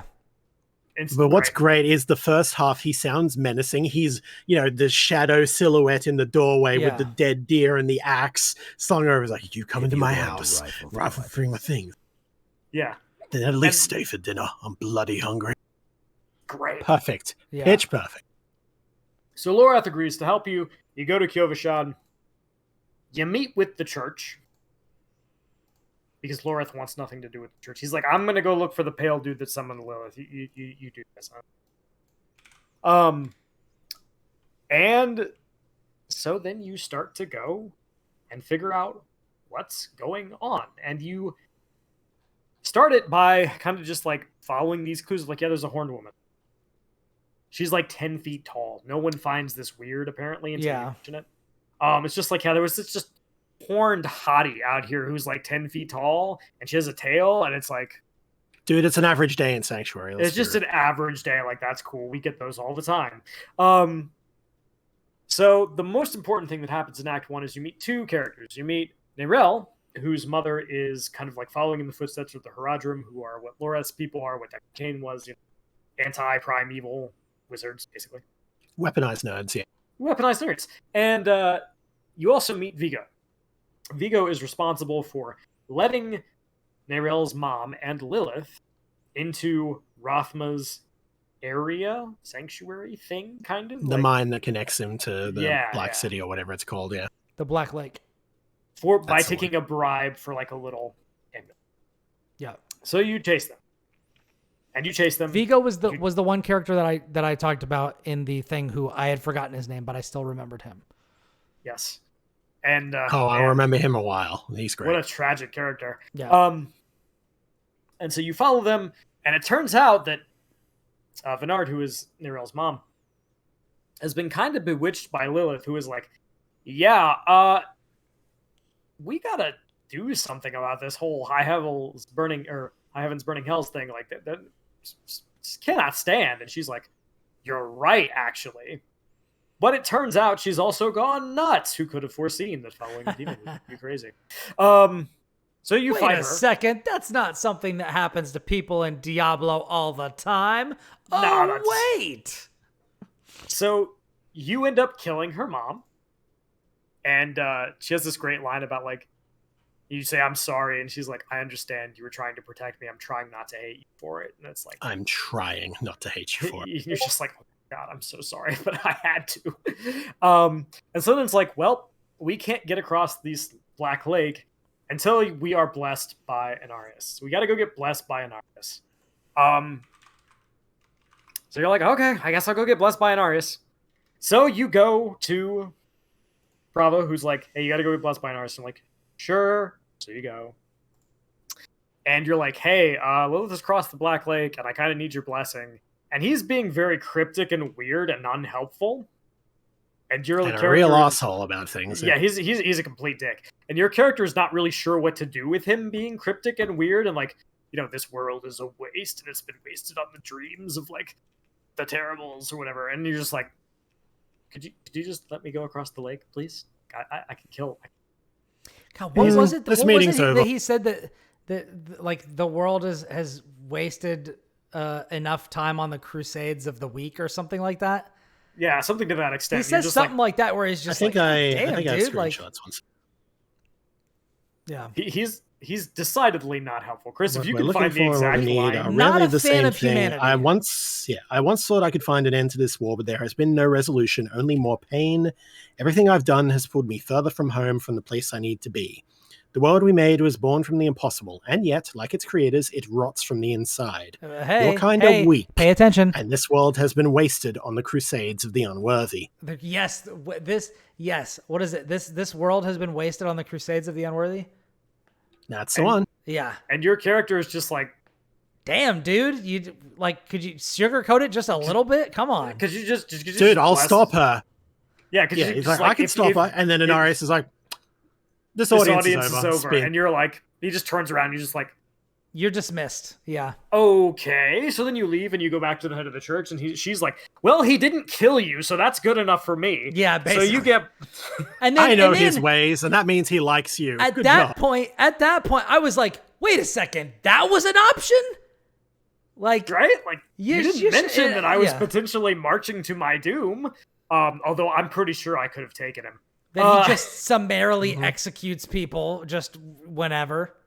When he's not brooding and looking at the sky. So then it's like, cool. I definitely thought he was looking at his own mosaic on the wall. Also possible. The way that shot is framed, like it does pan over a lot of the really nice arts and frescoes, and there's ones you can inspect on the walls on the way up, and it's gorgeous. Like, gorgeous. It's literally done in the style of, you know, the old Renaissance masters and stuff like that. And it's so good. Stunning art design. So then it's like, well, that's not really helpful. We still don't really know how to go get across. So Neryl's like, wait a minute. Actually, I'm pretty sure if we break into the Herodric Vault, I can figure out how to resurrect my mom with necromancy, and then I can use her to get us across. And you're like, okay. Now me as a necromancer, I'm like, even a little bit.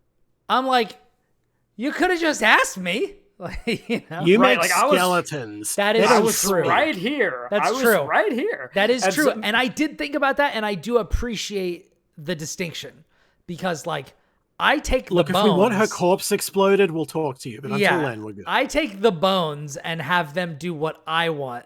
She actually, like, resurrected the person, which, like, I guess technically is necromancy, but it's like white magic instead of like blood magic or whatever. But So you go. You break into the Herodric Vault. You get the spell. You go back. You resurrect her mom. It's very touching. She's moving around like a marionette. It's weird. I thought that was a You great missed a bit. touch. Yeah. Yeah, that's a really good thing, but you did miss a bit. Oh, To did get I? to the Okay. Herodric Vault, we have to go through the forest, and there's a trap there. You're right. So You're we're right. lost around in the illusion, and then suddenly there's an interjection Ah. where the bloodied wolf from the beginning pops out and says, "Hey, you're trapped in an illusion of the Herodrum. I'll help you out." Opens a fiery portal that takes you to a vision of Tristram Yeah. with the iconic music and all that. And it's like, no, it's fine. I want you to stop Lilith. And like, who the fuck are you? It's like, doesn't matter. I'm helping you. Don't Trust worry, me. but here's what you need to know. Just don't worry about it. Is that we both want the same thing. And it's Hey. like, Do we though? all right, He's never motherfucker. lying. This He's is- never lying. That's the beautiful thing about it. And that's because he's not Belial. He's Exactly. True. he's hateful, but he's honest. And one of the things I remember playing Hint, hint, he's hateful. from the beta was like, I want to know who this wolf is. Yeah, this me is too. important. And I Mhm. remember sitting there thinking, like, and my buddy who was like, I bet Diablo showed up, is like, I bet the wolf is Diablo. I was like, I don't know if the wolf is Diablo, but the wolf is a fucking demon. I don't know who it is. Yeah. But that is a prime evil. All right, so Yeah. the wolf helps you, and you're like, I don't know about you, but also I need to go get this girl. So Yeah. then, thank you, Chris. I can't believe I forgot that. It's all right. You go to the vault, you get the stuff, you go back, you resurrect Venard, who's Neryl's mom, and it's very sad. And she's like, "I promise I can learn how to bring you back." And her mom's like, "You've got to let me go." And you're just sitting here like crying and Weeping upset. bitterly, It's, yeah. it's Yeah. very, very well done. Yeah. And this is not the first time we will see characters grieve in really well done ways. Well, well done, I think, is up for debate, but this is definitely not the first time we will see them grieve. That is true. And so she's very upset, and then she's like, she opens the thing for you. So then it's like, all right, finally, now I can go chase Lilith. So you know, the thing about Diablo 4 really is it's a lot like Diablo 2 in a lot of ways, but one of the things is like you're constantly chasing somebody else and you're never quite there on time. Yeah, you're following in the footsteps of the Wanderer, and this time you're following in the footsteps of Lilith. And she's always just a Same little bit again. ahead of you. Just a little bit ahead. Just a little bit ahead. Never enough to be like, I can't catch up to her, but just enough to be annoying. And Yeah. not like as like a bad game design way, but in like a, man, I really wish I could catch her. Oh, you Uh, just missed makes- her. It makes the desperation of the later parts of the story work quite well when you're literally always just one step One too step short. behind. Yeah, right. You're like, God, we And then finally got to yeah. catch a break. Yeah. It justifies a lot of the actions, but go on, yeah. Yeah. So as you're going through this area, which is Rothman's area, you're starting to see his confrontation with Anarius. And Anarius is like, hey, you know that prophecy at the beginning about like a spear of light piercing hatred's heart and like everybody returning to heaven? That's about me. I need your help. You Me got a either. key. I need it. And Rothman's like, yeah, bro, I wish that was true, but it ain't. Yeah. Sorry, Dad, not happening. Not happening. You can't but take the keys to borrow my car. Sorry. if you are who you say you are, I've seen a vision of the key being lifted from my corpse. So just keep doing what you're doing. And you're like, damn. All right. So you go through and I forgot one other thing. During all of this, you've also been palling around with Vigo. Vigo feels really bad for taking the bribe from Neryl's mom. He has been trying to atone. He's been very When you go through the process of getting the blessing, there's a few steps you got to go through in order to be worthy to see Anarius, and he's doing them right there with you and really struggling. And the whole time he's like, what do I do? How do I get forgiveness? What can I do to make it up? I'm trying, I'm praying, etc. He says straight up, like, before you go in, he's like, yeah, I'm not up to this. Like, I'm not, basically, he's going to go to each of the locations and wait for you, but he's not carrying the stone that's supposed to purify him the way that you are. So Yeah. he does not go in to meet Anarius.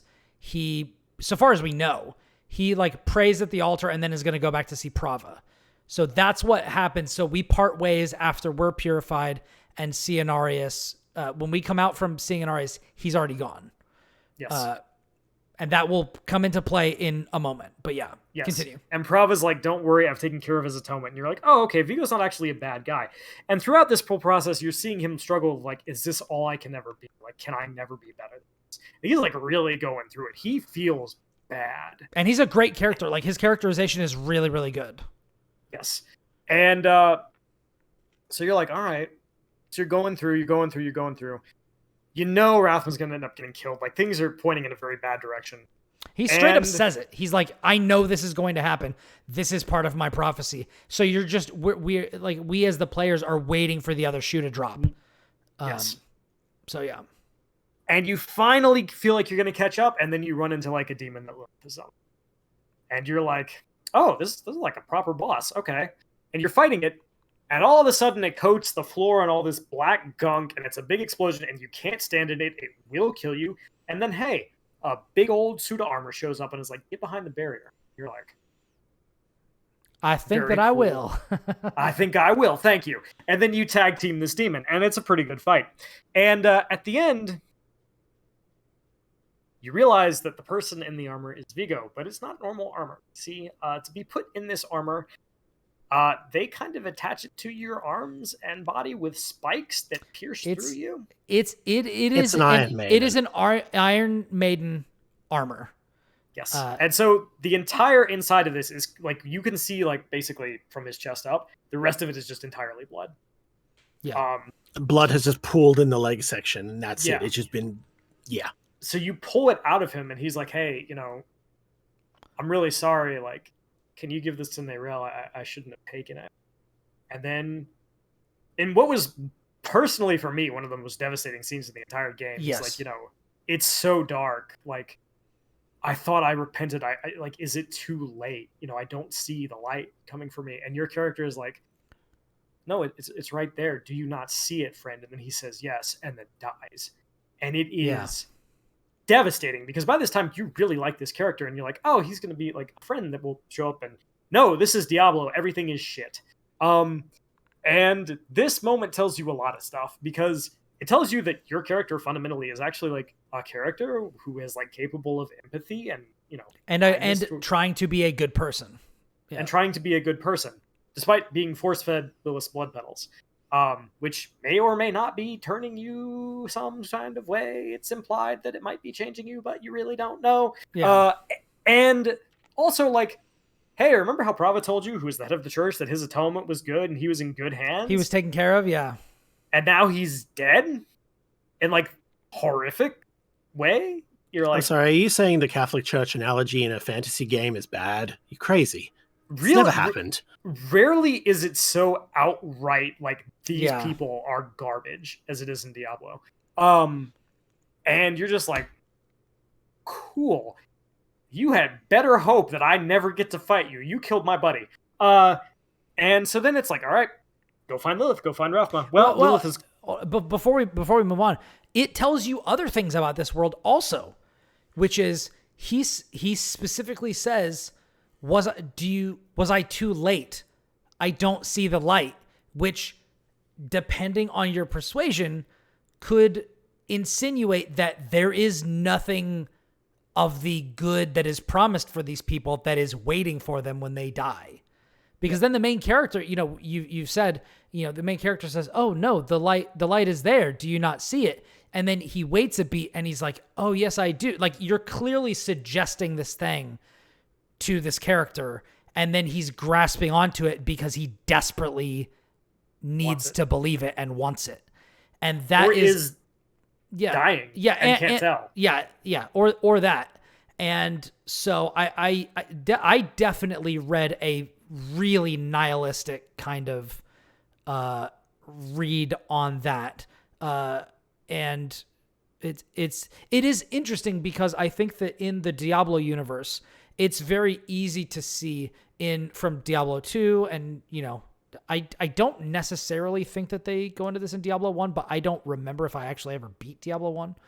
But the bad things that like Western kind of Judeo-Christian religion believes about what happens to you after you die if you're evil, that stuff is true.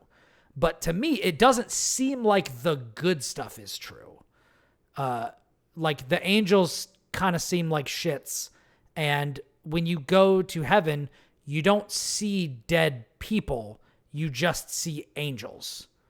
So I like, maybe that is just them not showing it or whatever, but the vibe that I got out of that was like even sadder, because it's like, wow, this guy died and he died for nothing. Yep. Like that. Yeah, and I'm not sure what the afterlife is for humans in Diablo 4 or in the Diabloverse in general, because, their souls obviously persist for, various spells, fuel, Ghosts, and reaping by Malthael, so on and so forth. But, the actual end fate of it, I don't know. Actually, that's a good point, because Malthael did talk about that sort of thing, because he did siphon those souls from somewhere. That's a good point. Yeah. That's a good point. He is the angel of death, but how much of that is just, him going hardcore and saying, no, fuck this, we're going to fuck them all up. So maybe humans need to die now. So maybe they don't go to heaven, they go somewhere else. Right. Possibly. But the Pandemonium, point is, recycled. That's the point. You don't know. We don't know. And at the very and again, I think this is another one of those things that it's not just like that makes Diablo's writing work, is it's not just like, oh, like this moment is sad because it's hitting emotional beats. Like the sentence to sentence stuff of this is good. Like, it's too late, I've repented, do you think I was too late? And then the fact that your character says, the light is coming to carry you home, do you not see it, friend? The moment to moment writing, the sentence to sentence stuff is really quite good. Like the word choices is good. So after all this, you're sad. Yeah. Your friend is dead. But you're still behind Lilith. You're still got to catch up. So you go chase into this empty mausoleum, and when you get there, Rathma is dead. Inarius killed him. Huge disappointment for me, because even though his vision is speaking to you, like Rathma has been a fixture in for necromancers for ages. There's always been lore on him. He's the first necromancer. You are priests of Rathma. That is what a necromancer calls himself. Yes.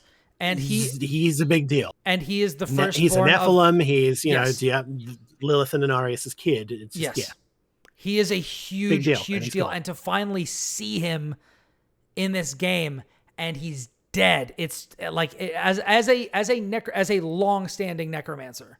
I've been one for as long as they've been in these games. That was a huge rug pulled out from under me moment. I don't know how either of you felt about that, but that hit me really hard. But I'm not a necromancer player, but it didn't hit me the same way. Didn't hit me quite that way, but he was definitely a cool character, and I knew there was a lot of background lore and such. So it was a shame that he died, but I mean, it's Diablo. It's Diablo. It was going to happen. So, but the scene in which we review, you can explain it. Yeah, so because you've ingested the Lilith's blood petals, you are able to see visions of where she has been. It's how you see what goes on in the church earlier in the Vesk, the first time you show up in. And you see that Lilith stumbled upon him dead, and she is furious. And I have the quotes as well. Which means, depending on how much you're reading into this, you might think, oh, Lilith killed him and took the key. No, she didn't. And she's really ticked that he's dead. Yes, go ahead. Yeah, so the quotes that she says here when she finds his corpse. I don't know if you would have chosen to stand beside me in this new world, Rathma, but I would have saved your place just the same.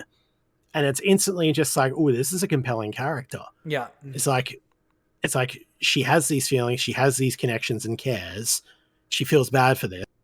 And she has the self-awareness to know that he might not approve of what she's doing.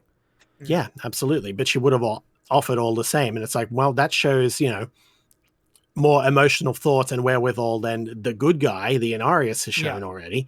So it's just like, yep, all right, we're already showing both sides in both lights. And it's like, so who can you trust, what they're doing? It's great. It's just really sets up a potentially compelling antagonist. And Do you have the quote that she says after that?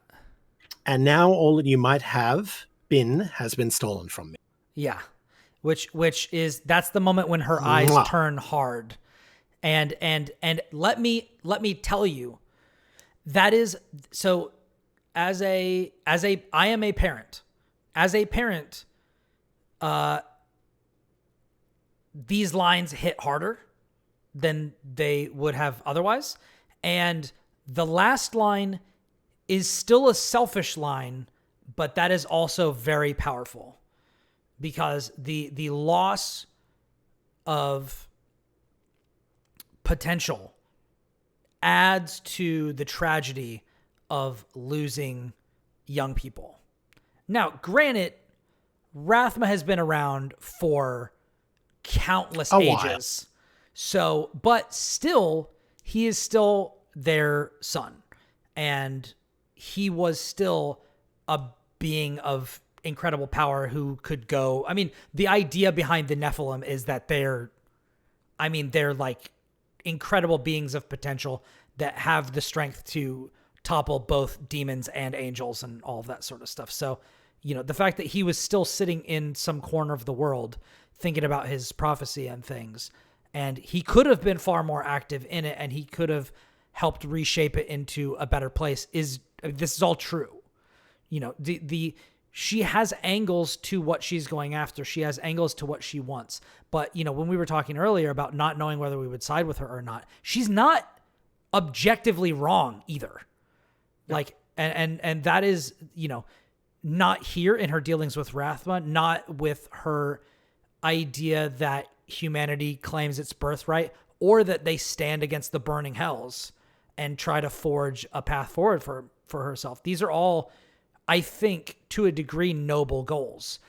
It's all just about whether you think the ends justify the means. And as so many great villains throughout history, that is where we kind of get caught up. Yes. And it's worth noting, I think, also in this sequence that this goes to, like, Diablo IV is really good at storytelling. It's really good at, like, using animation and not verbal sequences to, like, convey stuff to, like, the way that, like, she crosses his hands. Yeah. Like, puts him in a repose, I guess. Yeah, a state of repose. And, like, the way she does it is very gentle. The way she is speaking to him for that moment of, like, all that you could have been is very gentle, like, very loving. So it's, this is a character who is a demon, but also, like, very clearly, like, has emotional responses to things and cares about other people, cares about some people at the very least.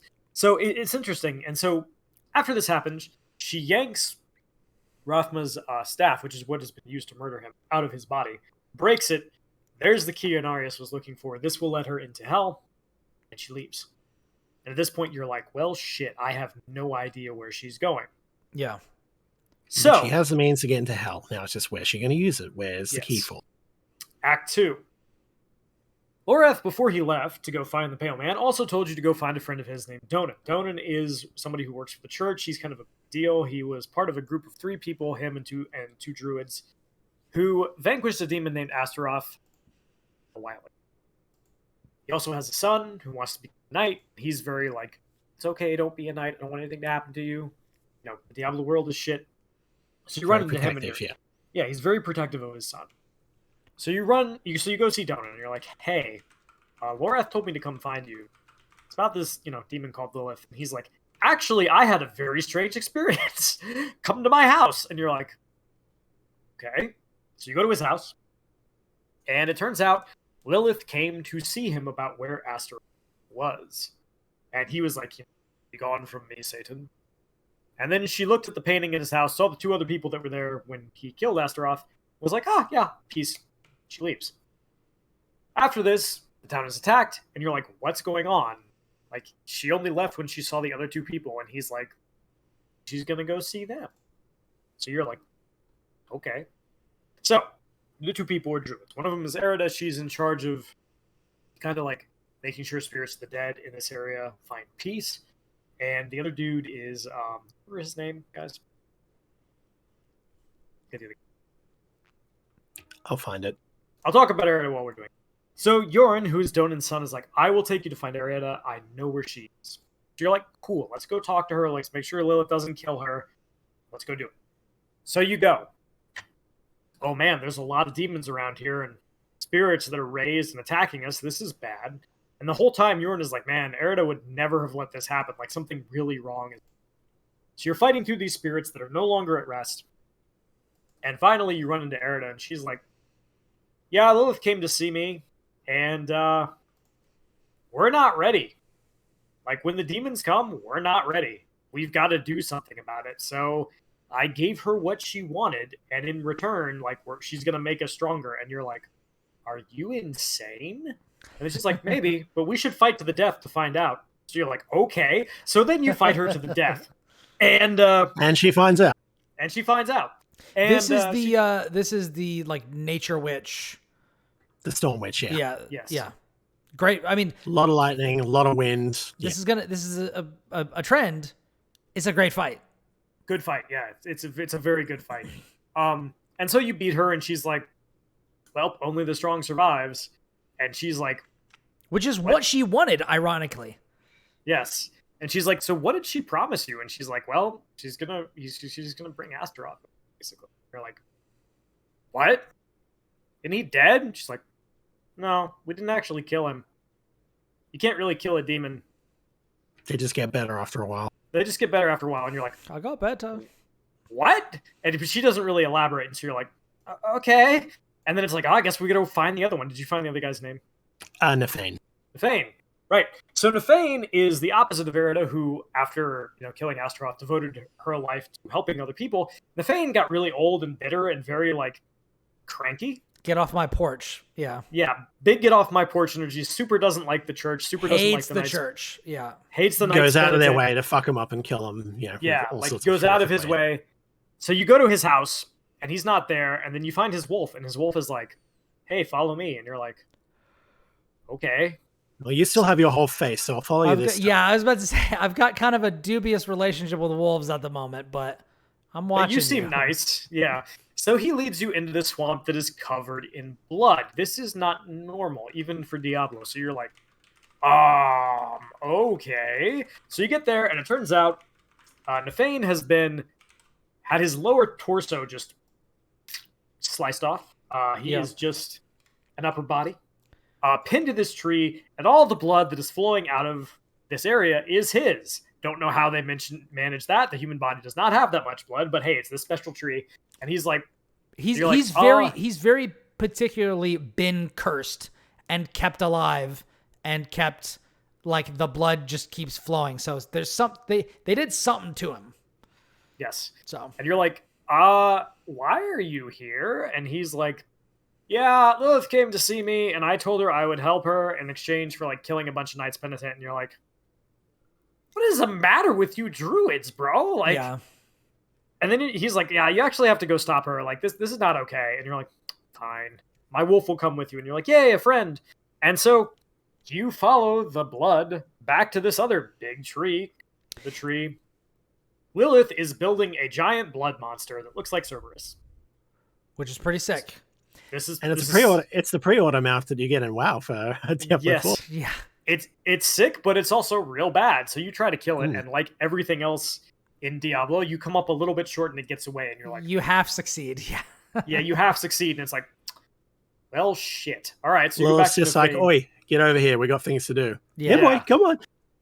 So you go back to Nefane, and you're like, so she turned your blood into a giant monster? And he's like, that's not good. And you're like, yeah, no shit. And he's like, yeah, I also need you to kill me because like otherwise this is just going to keep happening. So you kill him. Now, I want to ask because I'm not sure if this happens here or if this happens with the next person that you talk to. Is it at a certain point? It is mentioned by one of the people who has traded something away to Lilith that she has some means of showing people what they want, or she knows what they want, or that she's very charismatic and persuasive, perhaps in a supernatural sense where like it's difficult for people to resist her. I'm not sure where that was introduced, but I think all three of the people who have followed her so far have implied it to various extents. I don't know if it's ever outright said, but all of them seem eventually she is like, well, I offer you a deal, and they go, yeah, all right.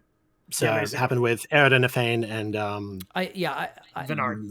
I wasn't sure whether the idea was she's legitimately giving them what they want. She's just, and they're willing to get, like, if it's like she offers them a good trade that they want, or if she's putting her thumbs on the scale a little bit by like I think it's a monkey's paw every time. They get what they want, but the cost is usually higher than they're actually willing to give typically. Or led to believe. Yeah, and Nefane also mentions that like it's really hard to resist her when like I tried, but like she just like I could not control myself. Like I was very hateful at the time, which makes sense, daughter of hatred, you know. Okay. Daughter of So then it was here. It was here like I thought. Yeah, because I think before this point we've seen that she's visited Donan, right? Yeah, that was at the start of the act. Yeah, and so and he resists her. And we see this through the Lilith petals that she tempts him and he resists her and then she leaves. But she got the information that she wanted from the poster that showed the people that he was with and all that sort of stuff. Anyways, Donan's also ex-Haradrim, so he's a little bit more, keyed into this stuff. That is true. That is true. If there were humans that were strong enough to resist that sort of influence, it would probably be them. Yes. Yeah. But she's 3 for 4 so far. So yes. That's pretty good. That ain't bad. Yeah, 75% is a good batting average. So then it's like, well, okay. And then you go back to find Donan, and he's like, yeah, actually, I know what's going on. And you're like, what's going on? And he's like, yeah, we didn't actually kill Astaroth. We put him in a actually soul kill stone. Astaroth. Yeah, you can't actually kill demons. We put him in a soul stone. And you're like, okay. And then it's like, and we buried it under the town.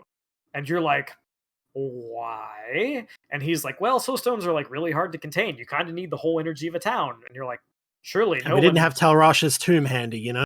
Yeah, no one learned from Tristram. So then it's like, we have to go get Soulstone. Turns out Lilith and her evil blood doggy have beaten you to the punch. So he's like, look, the town is under attack when you get there for that exact reason. So yes, the town is under attack. Things are on fire. Shit's bad, yo. So you fight your way down to where Astaroth's Soulstone is, and surprise, surprise, it's no longer there. We also learn that Yorin, his son, who was ordered to escape, has been taken captive by Lilith. And she agreed to give him to Astaroth because Donan was one of the ones who sealed him away in exchange for safe passage through his realm. After Astaroth agrees, she shoves his soulstone into his forehead. If you've been playing Diablo for any point before this, you know what's coming. This is bad. People who get soulstones shoved into their foreheads become demons. So I'm just kind of sitting there like, well, this kid is dead. This kid is the deadest any man has ever been. And Donan's like, actually, he can resist. He's good. And you're like, okay, well, you're Haradrim. Maybe he can last for a little bit. I'll give you that. Friggin' Aiden lasted at least a little bit between Diablo 1 and 2, but fine. A while. So you're like, okay, maybe it's possible. So then it's like, all right, we have to go find him. Turns out they're busy attacking a town, and you're like, the town's on fire. We better go stop this. So you and Donan go. Which by the way, I don't know if you guys went there earlier. It is the section of the town that's the poor part of town that they didn't let you go in earlier if you tried to. Mm-hmm. Yes. There's guards out the front saying, yeah, don't go in there. Yeah, you don't want to go in there. So you get there. Shit's on fire. And you and Donan go in, and he's like, hey, where's my son? And Lilith is like, he's right there. And it's Astaroth riding the big blood Cerberus. And you're like, well, fuck. Couldn't have seen that coming. Yeah, that's bad. So Donan understandably has a little bit of a breakdown at this moment and can't really fight. So you fight. Good fight. Shocking. This is starting to become a trend. Mm-hmm. And because your character, in my case, I literally named her Messiah, Masaya, which Brian pointed out to me the irony of that, which I did not note at the time. I just thought it was cool. I think I pointed that out as well. It's just like, did you intend that? No. I should have said yes and made myself seem smarter than I am. So anyway, you kill Astaroth. You kill the big evil blood doggy. Which, by the way, I thought was interesting that they brought back the recurring element of after you deal enough damage to the combo, the wolf starts running away from you, and you have to chase it down. Which I thought was a cool element. Multi-stage fight, kind of like really the first one you've seen up until this point, to be honest. Mm-hmm. Good fight, very enjoyable. Won't be the last. And you get back to Donan, and he yanks the soulstone out of his son's head, and Yorin is super dead. Yep. and he starts understandably crying. Yeah. And so he's you're out. like, He's written off. He's done, and you're like, all right, man. I'm sorry, but I'm. So then it's like, I well, got places to go. Sorry. shit, we are 0 for 2 right now. Then it's like, well, I guess I better track down Lorath in the far west. So you go to the dry steppes. Lorath, unlike you, has been drinking himself into a stupor and losing fight with donkeys. So you find him and you're like, hey, bro, what have you been up to? And he's like, I thought you were going to be dead. I never thought I'd see you again. And you're like, thanks. I get that a lot. The vote of I get confidence. that a lot. It is Sanctuary, but thanks. But thank you. I've been killing a lot of demons between the last time we talked and now. Yeah. Appreciate the vote of confidence, douche. Would anybody else like to step in and tell some of the story up until this point? Like, I feel like I'm kind of monopolizing the podcast. I'm happy to let you keep talking. Yeah, so I have no problem I'm down with with it. I'm down with it. I mean, we can swap it up if you want, but this is I think in future deep dives, like we can do that, or we can definitely just have one person dedicated and we can maybe rotate or something. But I'm liking how you're doing it. So I'm fine interjecting when I've got something to say. I will say this was one of the fights where I had a problem. So the boss dropped a couple of items and I went to pick them up and it wouldn't let me because my inventory was full. And then Mum Jum in the chat says you're doing great with the storytelling. So there we go. Thank you. So I dropped some items from my inventory so that I could pick up like the legendary and rares that I got from this boss fight, and it wouldn't let me pick them up. So then I was like, okay, maybe I need to like log out and log back in. Mistake. I logged out, logged back in, and I was before the boss fight, so I had to do it again. This happened, I think, 2 or 3 times in the game, where like I would run into something, I would try to fix it, it wouldn't be fixable, and then I would like log out and log back in, and then I would have to do some stretch. It mentions when the quest is saved at like each interval. There's a little text thing on your quest log there. It says quest progress saved or whatever. So okay, presumably you would have had to have talked to Donan to save it, but yeah, that is it didn't let me. It wouldn't let me talk to him. So yeah, that's weird. Okay. Yeah, so I would also notice. Oh, go ahead, Brian. I'm sorry. Yeah, so I was just gonna say like that's just I had a couple of times of that sort of stuff happening, which is like stuff that presumably would not happen if the game was also offline compatible. Yes, because that seems like a weird server-side issue. My story with that fight, and then I kind of ran into something, is funnier because I tried to teleport back to town, and would teleport me, and it would put me right back where I was. It was like, you're already in town, you dumb bitch. We're not putting you back in town. Still in Karaggar. You're still in Karaggar. You're still in the same place. So then I was like, fine, I'll walk. So anyway, now it's time to go west to the dry steppes, run into Lorath. He's like, I was attacked by vast quantities of alcohol wielded by my own treacherous hand. You're like, that's funny, bro. That's a great line. That's the best fucking line. I also so may like, have gotten into a fight with a goat for this particular patch of mud. I believe I won. Yeah. Ralph Ineson kills that performance. Great character. So great. So it's good to be back with Lorath again, but things are still bad because it's Diablo. So he's like, listen, I wrote to like the head of this nearby monastery who basically their job is to catalog and study like dark magic and black arts and things like that. And they haven't gotten back to me, which is weird because that dude never misses an opportunity to listen to himself talk. I thought that was such a great like moment of characterization. Like this dude is waiting to tell you stuff. So the fact that he has not sent me something back to like start his diatribes is like very suspect. It's like those things that you see on Twitter where they're like, say something that would make your followers understand that you're in mortal peril or something like that. And it's like Super Metroid is a bad game or like something like that. Something that I would never say unless under duress. But yeah. So then it's like, well, we should go check out this monastery, but we also need to figure out where Elias is. And we've heard stories that he's kind of in this area, and I want to go check it out. So I did the monastery first, so that's what we're going to talk about first, because you have an option. Yeah. So you go to the monastery, and surprise, surprise, Elias is beating you to it. Place is overrun by demons. But he's still there. He is in the process of still being there when you get there. Yes. You can hear people screaming and running and dying. So this is I think the first time like you're getting faster. This is the first time that you get there where the people are not just gone. Yes. And which is a thing that continues over the course of the game. You get slightly faster, just a little bit closer. So you fight through the monastery, and it turns out that basically everybody's dead, and Elias has made off with the knowledge that he came there for. So you end up fighting a whole bunch of really angry spirits, and you cannot save the abbot. Shit's bad. However, you do learn that Elias is there because he wants to summon a lesser evil, which, if you're new to Diablo, there are 7 evils, 3 primes, 4 lessers.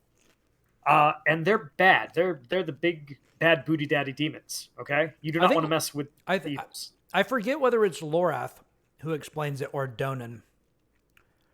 I think it's Lorath elsewhere in this chapter, yeah. But he's talking about it, and he's like, the prime evils are world-ending threats. Like, if they get loose, that's it for humanity. It's over. The lesser evils will, like, wipe out a city and a country and, like, maybe a continent or something like that. Still very bad. Extremely bad, yeah. So basically, Elias figures that he can summon and then enslave a lesser evil, which is a bold plan, Cotton. We'll have to see how that works out for him. So, after this, you then decide to follow up on Lorath's other lead, which is, hey, Elias is here. We think might be in this house.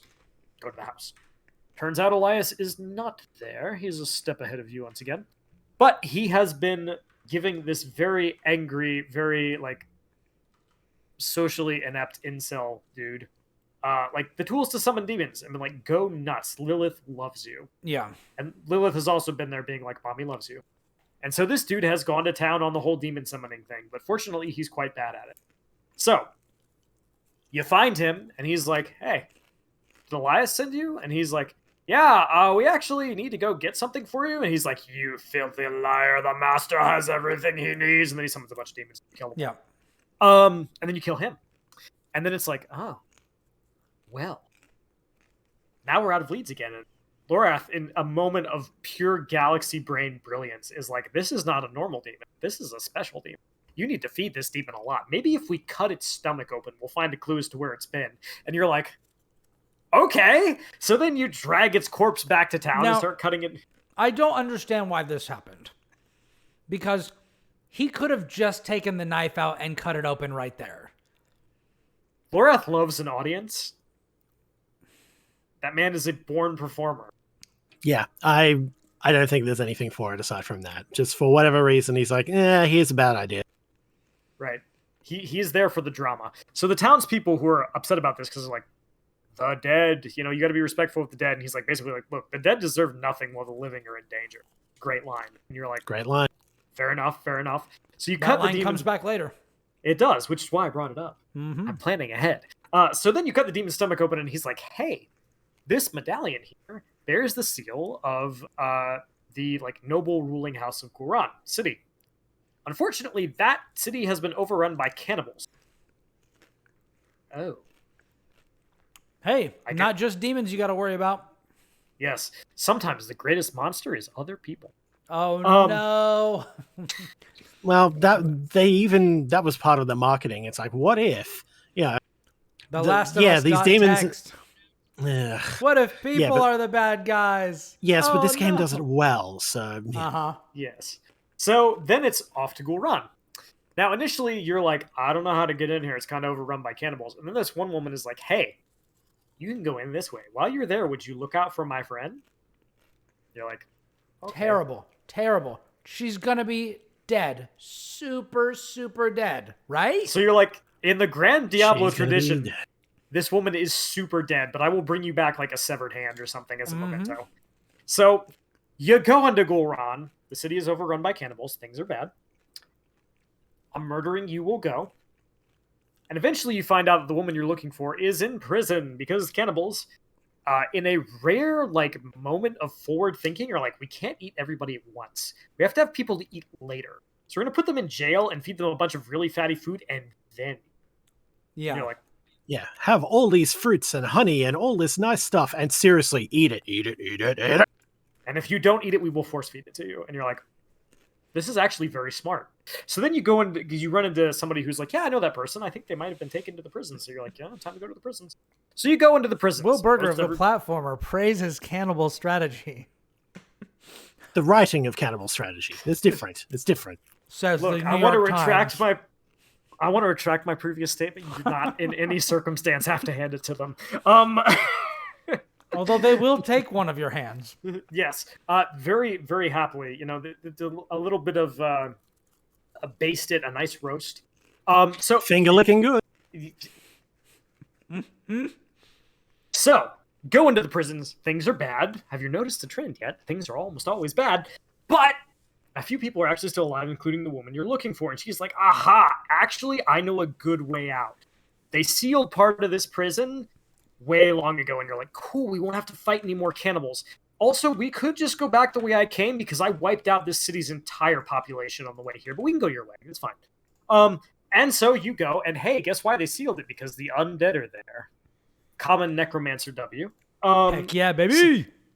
So you're killing the undead, and you get this woman out, and you get her back. And it turns out that, in a nice moment of, like, I thought it was cute, it turns out that the woman who sent you after this woman who was in the prison, they're basically, like, heavily implied to be lovers. I thought it was very sweet. And they ride off on horseback together. And even Lorath sheds a tear. Yeah, and even Lorath gets a little bit short. It's nice. It's yeah, a very uncommon Diablo W. Like, things are almost always bad. Yeah. Yeah, have you done the side quest that follows up on them? You remember that really bad trope, kill your gays? Diablo doesn't do that. Please tell me that they live. They live, but being imprisoned and force-fed in a city full of cannibals leaves some marks. Understandable. Sure. And you have to help her recover from some of the marks. So yeah. Yes, they need lots of therapy. I don't know. It's a good little side quest, but yeah. I'm gonna have to find that one. Now I'm really excited.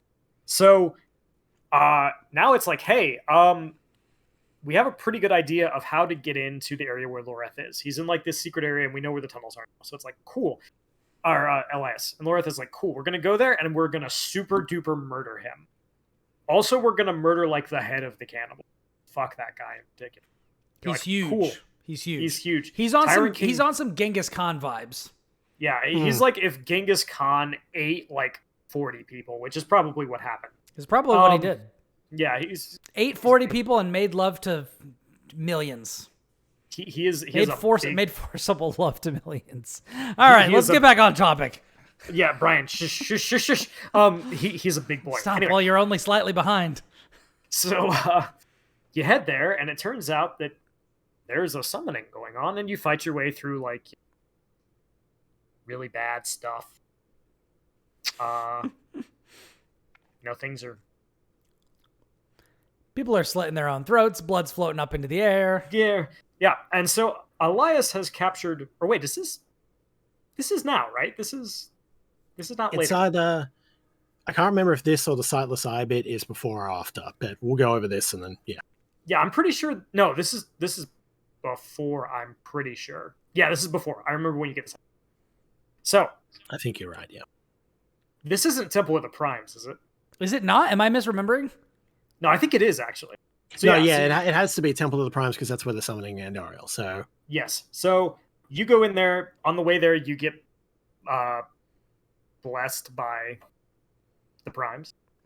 And you learn that the wolf is actually not a wolf. Surprise. Surprise. It is Mephisto, Lord of Hatred.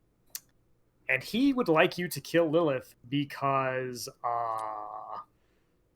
he likes things the way they are, and she's an upstart who would change things in ways that do not favor him. Yeah, she's trying to change the status quo, and he likes things just like they are right now. I probably have his direct quotes. I tend to take a lot of screenshots of dialogue. I'm bad like nice. that. Yes. So, anyway, you go. You're looking for Elias. He's going to summon Andariel. We do not want Elias to summon Andariel. Andariel summoning bad, generally frowned. Now, at this point, do we know that it's her that he's summoning? We have a pretty good idea that it's either her or Duriel. Yeah. So, you go. He needs to. See, he has a vessel. He has this woman who you don't know, and he's trying to. And she's all tatted up. She's all tatted up, and he is trying to. Also worth noting that you do not tell Loreth that you've been like consorting with Mephisto and helping. You super do not, because why would you? Yes. So it's like Elias is doing the necromancer blood magic thing, and then Loreth is like, I'm gonna kill this dude. And in a moment I wish more video games would just have people do, or more media in general, Loreth sneaks up, Elias is like, Loreth, and starts to monologue, and Loreth just stabs him in the neck. Yep.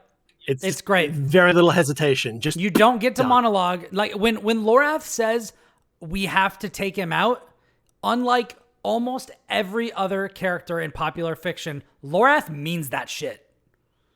Like, he's like, we're gonna do it. Let's go. Within 5 seconds, he's already stabbed him through the throat. It's great. And you're like, that's weird that I didn't get to fight him. He seems like a major plot character, but okay. And then as Lorath bends down to help the woman who is having demon stuff tattooed into her and looks back to where Elias was, he's gone. Oh, no. Times is hard and thrills are cheaper. You know who's not gone? The big fucking cannibal. Yeah. Big ass cannibal. Big bad booty daddy cannibal. He is hardest fight in the game. To mess you up. He's a rough customer, that's for sure. Him and all his cannibal friends. Yeah, I do not think anyone I know has had a harder time with any boss aside from him. He was easily the hardest for me. I had to retool my entire build in order to deal with it because, yes, I was a melee. I was a melee-ish rogue at the time. I went full ranged after that and mostly stayed that way for the rest of my playtime. Yes. So, I had a way harder because if he stunned me while the ads were up, I died. I would not live through the stun. That was it. So it's like you guys either can play talk it about this fight perfectly or keep dancing. No worry. Keep talking about the fight. I actually did it on my first time and did not find him that hard. But please describe the fight. Yeah, I did sure, not. No problem. Yeah, okay. So I want you to describe the fight in depth because I did not. So I had a little bit of trouble with him just in that, unlike a lot of... Actually, you know what? Not unlike a lot of enemies. He was a character, like he was an enemy for which it was pretty difficult for me to keep my distance because a lot of times I would try to like break through or I would try to use abilities that would keep him away and he would just burst through. So it definitely, it was a point of like Siegebreaker Beast in Diablo 3 in Act 3. It was kind of like that where it was like, okay, I need to bait this character into charging and then I need to do other things. But he had so much health that I just had to keep dodging. He did so much damage. That's why it took me so long to do. Yeah. I didn't have to change my build or anything for any of these fights, but I definitely had a harder time later on because at this point, I think I was still on pace, but at starting, I think in like maybe Act 2. The level range overtook you? Well, no, I stopped doing side things. I was purely shotgunning the story, and I was fine up until Chaldeum and afterwards, where like stuff was literally like 5 levels above me or more. And so then it was like, wow, I'm getting like just smoked. And so I think the basement fight there, which we'll get into, was one of the hardest ones for me, just because the level differential between me and my enemy was like way higher. But I'm curious. So can you go through and describe the fight and talk about what it was like to fight it as a melee character? So the tricky thing for it is that, again, rogue damage, not super tanky, not super durable, relied still on potions and such for that. So I had limited amount of health and restoratives, and he is a melee focused guy, so he wants to move towards you, he wants to hit you. The dodge roll did not necessarily get me out of trouble, and it did about a third of my health. Later on, it would do even more. I still wanted to keep dancing around him as much as possible and slowing him down as much as possible at range because, again, he would do the charge. If it connected with me, it wouldn't kill me, but it stunned. Yeah, if it stunned you. Any ads were up at the time, it was like a 3-second stun. If he had any ads, which he summons goons throughout the fight, if there were any of them, I would not live. They would just do enough damage to kill me during that stun period every time from full. So it's like, all right, I need to not get stunned. And trying to do that with melee, eventually I'm like, no, okay, I'm swapping the rapid fire. Yeah. And so I just kited around him the entire time in order to actually beat him. So that was why it took so long and why I needed to change. But yeah. It's a fine fight, but I know at least a couple of my other friends went, yeah, for whatever reason, he hits super hard. And it's just, yeah. Yeah. See, my experience was kind of the opposite because I was a sorceress. So my build was built around range, right? At that time I was playing fire. So basically what I would do is I would summon my little Hydra. And use you have a Hydra in 4? Hell yeah. Yeah, so absolutely. It's the fire build, although you can run it with anything, but yeah. Yeah, so I would summon my little Hydra. Cool. It's very cool. And do fireballs and stuff like that. And I would just run away from it. And then I would let my Hydra kill the ads. Occasionally I would teleport in and go boom, and then away. So you fight Brawl. All right. Elias is gone. We don't really know how he got stabbed in the neck. But we have made a new friend. And her name is Thaisa.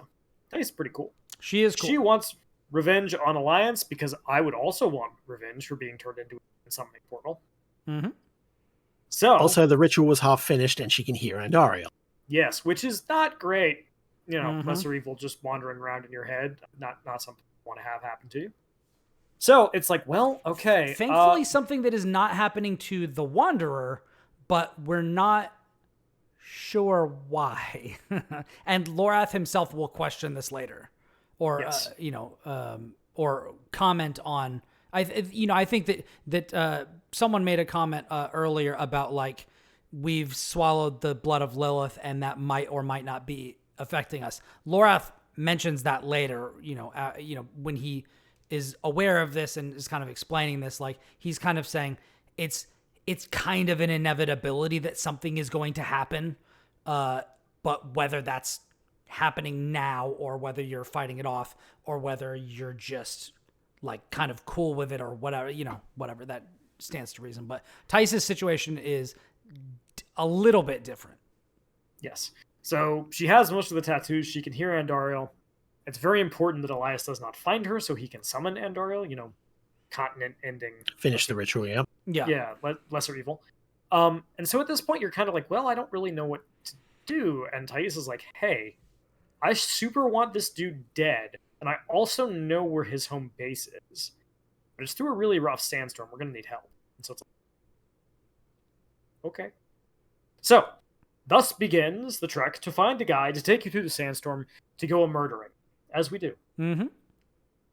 At first, nobody really wants to help you. Like, the sandstorm is crazy. You'd be ludicrous to go out there. But then you run into, like, a town of, like, thieves who try to kill you. And then you run into a surprise friend from Diablo II, whose name escapes me at this very moment, and I need help. Hold on. I want to say it's Mephisto? Something along those lines, yes. He's not in the game for a super long time, so I not remember. And unlike Vigo, I did not play the opening act like 3 times. Just it's gonna take me a little bit to find them. Hold on, or continue. Yes, it's Mephisto. Sorry, it's Mephisto. Yes, you're right. Okay, all right. So Mephisto agrees to help you, and he can, because he's from Diablo 2. Confuses Lorath with Deckard Cain continuously, and it's actually very funny. I like that a lot. He's great. So he's like, yeah, I'll take you through the sandstorm, and you're like, sick. Just like the old days, eh, Deckard? Yeah, he's having a great time. And so you're like, all right, cool. So you're like, Thaisa, do you want to come? And she's like, maybe I shouldn't bring myself into his lair. So you find a nice little abandoned chapel for her because holy ground, harder for Andariel to like bombard her head with nasty thoughts in the chapel. And you and Lorath and Mephisto go through the storm. And it turns out Elias has made his home in this big ass, very fancy palace. he's also founded like the cult of Lilith. People are summoning demons, and they're like, yeah, we're going to use the demons to fight the hells and the heavens. And it's like, there's no possible way this can go wrong. You're right. Yep, so it's definitely going to succeed. It will definitely work. Nothing bad will happen. And so you're like, we'll pretend to be members of this cult, and then they'll let us in. So you do that, and it works this time. And you go through, and you're like, oh, hey, actually, he has this thing called the Sightless Eye, which can let you see literally anything, and it's super bad that he has this. We should maybe make sure he doesn't have this anymore. So you're like, take it. It's cool. And then you run into Elias, and it's like, what's up? And he, like, does the whole, like, I'm evil, you guys suck thing. You know, I'm not evil. I'm trying to save the world from there. Yeah, whatever. Yeah, Lilith is the only way this works. And you're like, I don't know about that one, Chief. And then you fight. And he's actually really easy. It's like the easiest fight. Yeah, I was shocked. And it's like, he doesn't, like, most bosses have, like, a segmented health bar. He doesn't have that. And you're like, well, I guess this makes sense. He's just kind of a superpowered nerd. Okay. And then it's like, all right, let's go find the eye. And then someone kicks open the door and walks down the stairs to the room you're in. And who is it but Elias? And he's like, you thought you could kill me? And you're like, your corpse. I mean, yeah, I kind of did, but, you know. Yeah. What else you got? Your corpse is right there, bro. Like, how are you back? But I am intrigued, so tell me more. He's like, you can't kill me. And it's like, I can't kill you permanently, but I could definitely kill you. So you kill him again. I can make you really fucking sorry. Yeah. I can't kill you, but I can hurt you a lot. So kill him again. And it's like, he'll come back soon. We need to find the eye. So you fight through the dungeon. You fight him, I want to say, like 2 more times. In a series of escalating fights. They're actually pretty cool. Yeah. And he's like summoning demons and laying fire all over the ground and doing all sorts of AoE stuff. He's a good fight, so it's one that I don't mind doing multiple times. Yeah. And the cool thing is it's always adding layers to the fight. Like he's constantly getting new abilities and summoning scarier things. And finally you kill him. Dramatically longer each time. It's just, you know, a ramping fight. Yeah. Yeah. And by the end of it, you're like, man, I feel like I went through the gauntlet with this dude. And hey, and he's still not dead. And he's still not dead. But he is taking a very long dirt nap. So you can grab the Sightless Eye in the room that you fight him in. And you're like, great, let's run away. Back to Machine. So you go back to Machine, but he's been jumped. Speaking of a dirt nap, the fact that you could kill him and he just comes back makes me want to, and this is a pretty deep cut, makes me want to do the thing that they did to the immortal character in Heroes. I don't know if either of you watched that show, but there's a character that can't be killed in Heroes. And so like hundreds of years ago, somebody just buried him in like an unmarked grave. And so he's just been stuck in this freaking hole forever. So that might be tricky because Elias might just be able to like slit his own throat or something like that. And then he would just pop up elsewhere or whatever. But anyways, it just made me think of that, which is like kind of a ridiculous thing that who thinks about Heroes anymore? Come on. That's the first time I've heard about that show. Yeah. Well, I'm when happy you to said be Heroes, I thought Heroes of the Storm. I thought, what, Leoric? I'm happy to be the one to do that and bring that back. But yeah, anyways, please continue. So now it's like, all right. Well, now what? We don't have a lot of we don't have a lot of really good options, right? And so it's like, we don't know what to do. And so it's like, hey, we have this all-seeing artifact in our possession.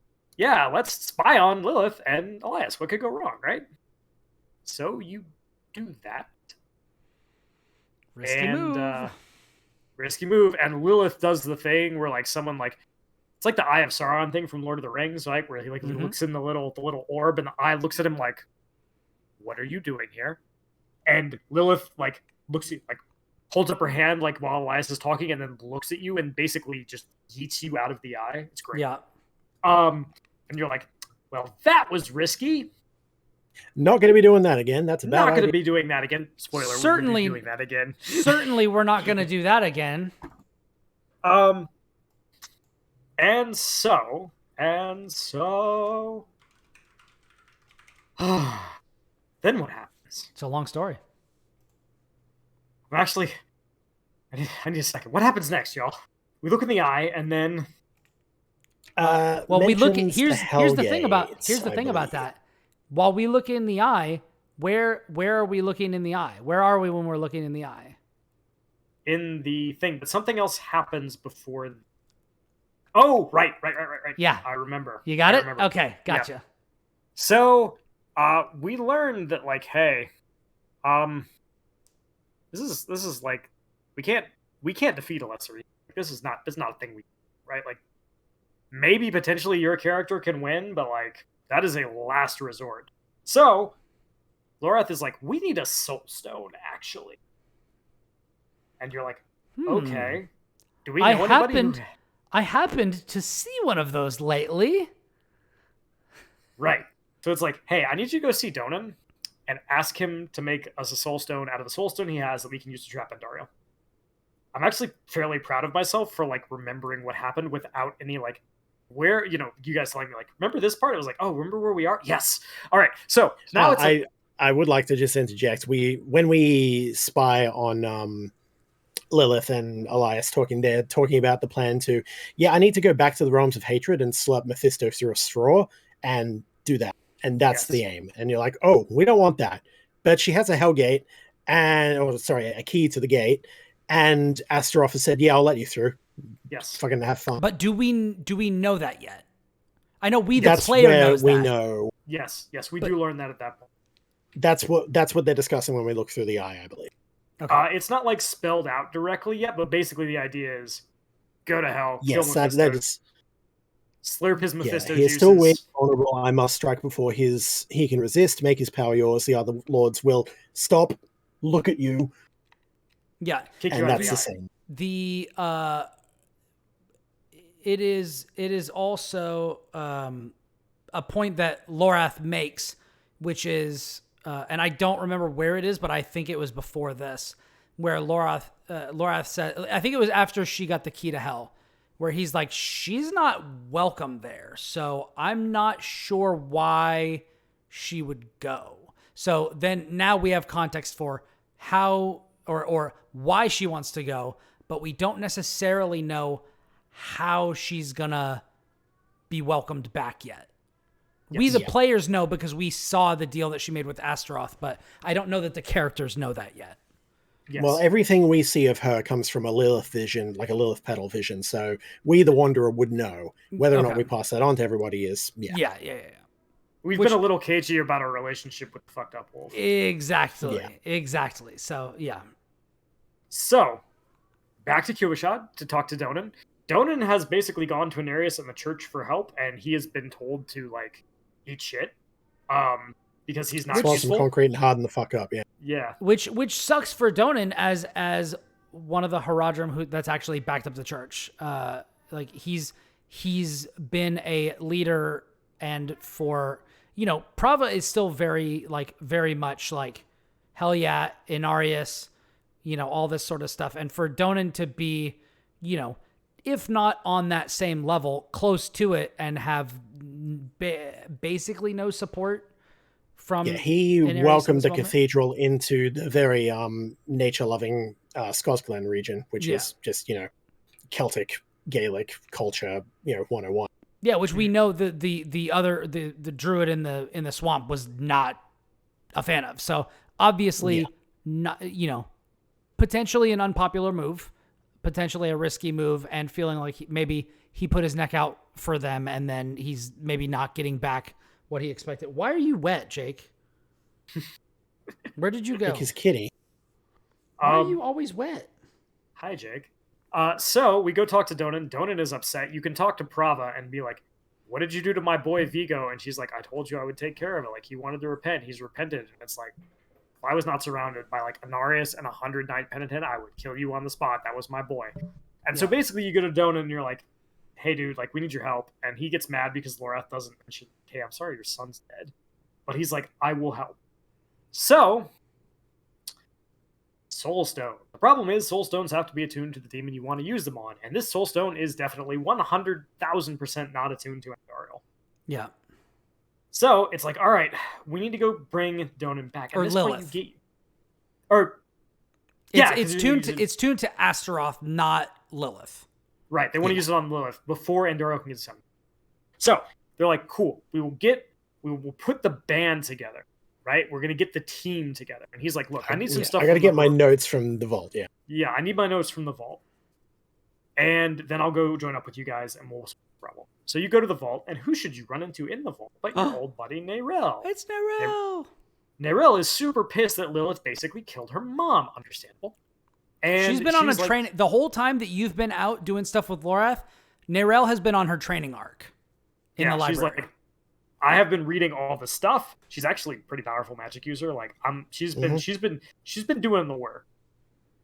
And so Lorath is not, or Donan is not super happy about this whole thing. He's like, I left the Harajim for a reason. I'm not really sure I want to go back. Me and Lorath had kind of out, but he agrees to help you. So he gets his notes. Nerel impresses him with like her knowledge and also like her go-gettingness, and he's like, okay, you can come along. And then you go back to the chapel where Thaisa and Lorath is. And now we have a whole team, right? And you're like, cool. And you're talking about how you're going to do this when Thaisa's like, actually, I need some air. Like, the headache is really bad right now. The demon is being loud. Let me go outside. Like, okay. And then all of a sudden, a sandstorm kicks up. You can't see her no more. Nerel's like, where's Thaisa? And it's like, oh, dear. So then you go outside. Yep. Who should be outside but Elias? He of the poor moisturizer skin routine. And he's like, hey, you guys are dumb as hell. You used the eye, which told me exactly where you are. So, like, I've got her now. And you're like, if you hurt her, I'll kill you. And he's like, she's fine. But she's also done. Like, I don't need her no more. And also, you're about to be done. Bye. And then he pieces out. And who should emerge from the sandstorm but Andariel, the most fun fight in the entire campaign. Pretty great. This is the moment, Chris, where I had to rework my build. Oh, really? All right. Yes. I did in one shot, so I'm curious to hear. We talked about this earlier when you were away, but I never had to rework my build at all. That's crazy. So, Fire is a good build, but it's also like the worst sorcerer build.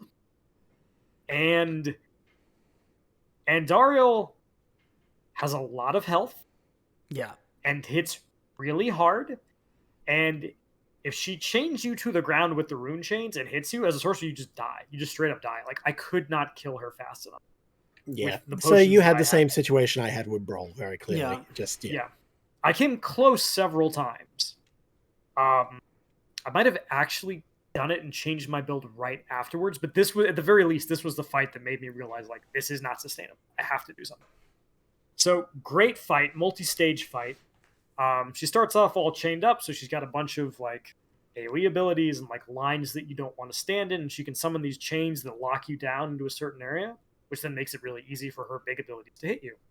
After you do a certain amount of damage, she breaks the chains, grows some pincers out of her back, and she's like, cool, now I can fuck you up. And this is now I look like Andariel from Diablo 2. Exactly. I was waiting for it. And so she uses the chain that she's been using to swing at you. She can, like, charge you and knock you into the sandstorm. She can still summon more rune chains. She's got a bunch of really cool attacks. She's a really neat fight. But because your character is the Messiah, or in my case, you whip her ass. And, Lesser Evil down. You know, I'm the greatest. Thaisa saved. Rare W for the good guys. Yeah. Also, the shortest act in the entire game. Go get Nerel. Go beat Andariel. Act 5, baby. Home stretch. I think, yeah. And also, Lorath comments on this. It might be like a minute before he comments on this, but like the idea that you just defeated a lesser evil in single combat is like a big deal. Yes. It's like, wow, we have a trump card on our side. Maybe we can pull this off. Right.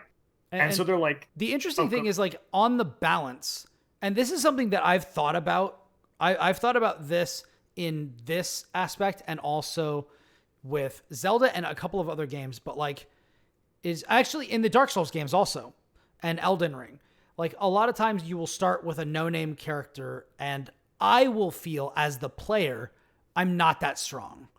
But when you actually look at the accomplishments of the character, like, this person went up against this demon in the first village, like Nevesk.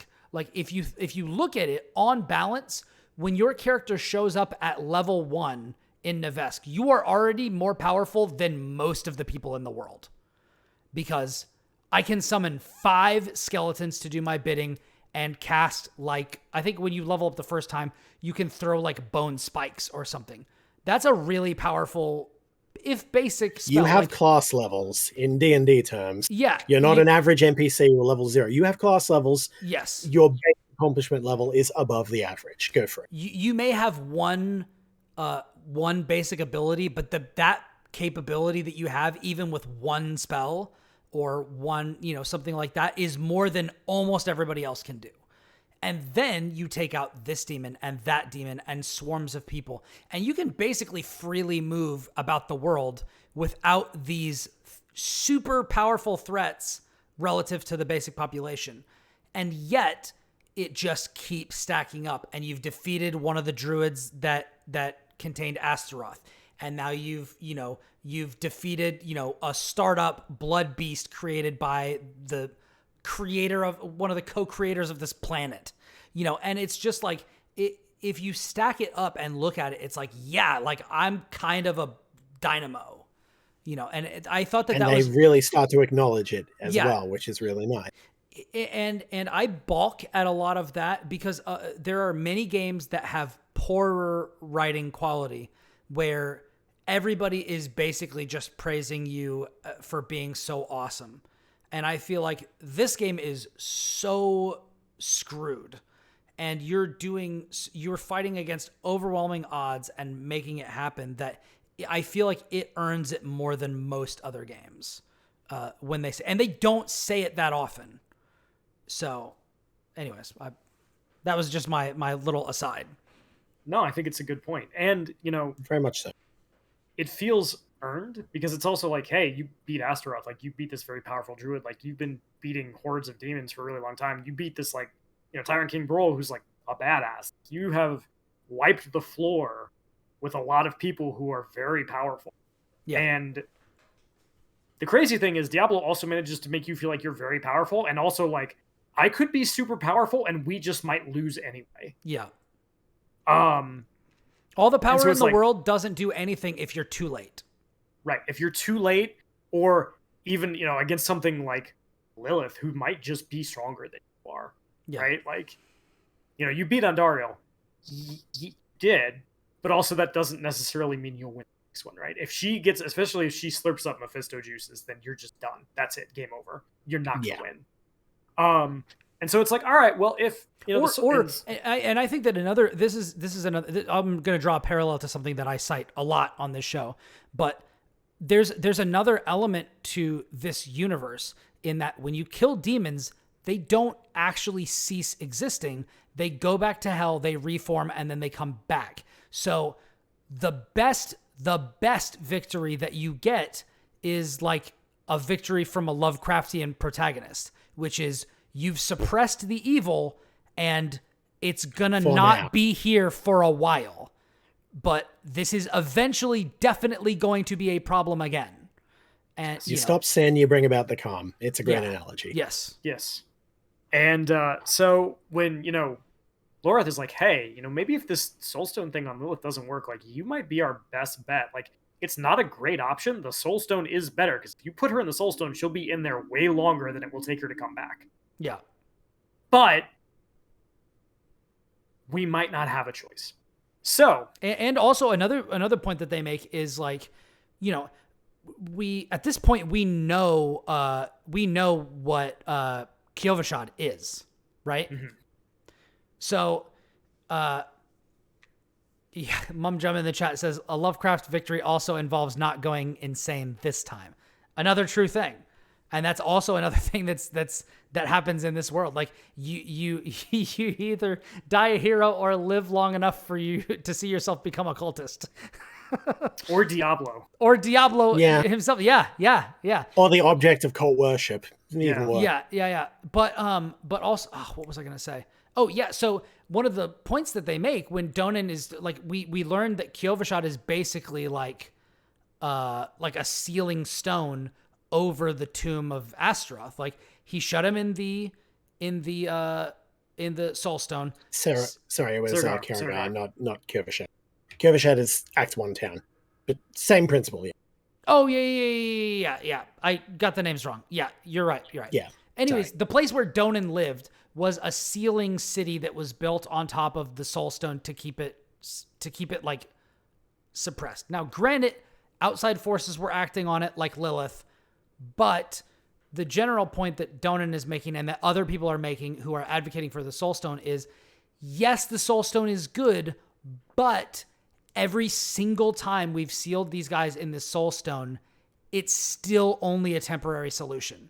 They leak out. Their presence is felt by nearby people. You know, you look at Baal with the Tomb of Tal Rasha. Like, eventually, it just stops working. And it's like, this ain't gonna work. Chain me up. I got it. Yeah. So, and then duels for control of his body for like however long. Tal Rasha's a badass. Yeah, I love that whole thing. That whole thing is great. But also, like, it is interesting that even the best solution, in a point that Will has kept making, even the best solution we have is temporary and risky and flawed, which is, you know, just Diablo writ large. But I think that is an interesting point, and I really liked that they pointed that out. It's like, well, we've got you. Like, you beat Andariel, you could probably beat Lilith too. And it's like, okay, maybe, but also this other option might be safer, and also that's still not great. Like, yes, it is definitely an option, but both options are bad. It's just worse as an option than using the stone. So we have to remake the stone, which means we have to attune it to Lilith, which means now we go to Hewazar, the swamp, because that's where we can do this. So we go to Hewazar, and Donan is looking for tools to remake the thing, but he's also still dealing with the loss of his son, and honestly, he's pretty messed up. He's not taking it very well, and I would not expect him to be. No, he's got a lot of self-doubt about the whole process and shit. It's like, I left the Haradrim, I'm not good at this. Right. Well, so and also he if not encouraged his son to be a soldier, like approved of it, allowed it, like, you know, he I forget whether it's now or whether it is later when he's talking about, you know, training his son in like knowing all of the Haradric stuff instead of being a soldier and stuff. He's going through a lot of stuff, and the game definitely does convey that well. Yes, it does. Also, one other thing I wanted to ask, there is a moment, you know, Hewazar is on like the southeastern coast, and somebody at some point makes a comment of like, well, it is part of like this continent, it's part of Sanctuary, right? This nation or something, and somebody's like, is it? You know, and yeah, then there's a point made by one of the people there that like, this is an area that is not as under the thrall of the forces of the eternal conflict. There is something going on here that is beyond the reach of angels and demons to an extent. And I think that the magic in the swamp is its own thing. It's it makes me want a witch doctor class back, honestly, but yeah, but I think that is an interesting thing to note, and I like how they framed that, because that is a big part of the end game, and also leans into why certain things don't seem to work the same. Like the cosmology, like the stars have kind of shifted in the cosmology when you're here, which I think is very interesting. And it allows this area to have a very different vibe than the rest of the game. It's a really interesting area, I find. I really dig the whole kind of just the feel, the magic, the very disconnectedness of the whole thing. It is still, you know, Diablo and Sanctuary, or is it? Yeah. And we'll touch on some of that as we go through the rest of it. Yeah. Mm-hmm. It's made very clear that like I think Thais is the one who says, "Is it?" Like the things that you think she- are powerful do not have power here. Yeah. The swamp has power here. It is its own thing. It is extremely powerful. You do not want to mess with it, and it does not play by your rules. It always extracts a price. Yeah, everything in the swamp has a price. You also learn on the way there and fairly early into the area that Thaisa is also a witch. And she's pretty powerful. So there's two stories that go on in this area simultaneously. One is Donan trying to reforge the Soul Stone. And the second is hunting for Elias and trying to figure out the means to kill him. Yeah, how do we kill this dude? Because yes, Lilith is the major problem, but we also have to get rid of him. Yeah. Right? Because if we don't, he's just going to do this shit again. So, Donan tries to go get materials to reforge the stone. Thaisa sends you to go find this witch who's like supposed to help you. Turns out, hey, guess what? She's corrupted by Lilith and you have to kill her. Shocking. It keeps happening. Wow. It keeps happening. It's just birds fly, fish swim. Lilith makes people. Which is interesting because this is, I think, the first time that somebody's family member dies. Somebody we know and like has a family member that dies, and they don't make that big of a deal out of it. I was about to say, we were forgetting about Yoren, and then you were like, and don't make a big deal out of it. She's kind of upset, but it's also like, she shouldn't have did that. Yeah, she expresses disbelief, like she would have known better. Like, why would she?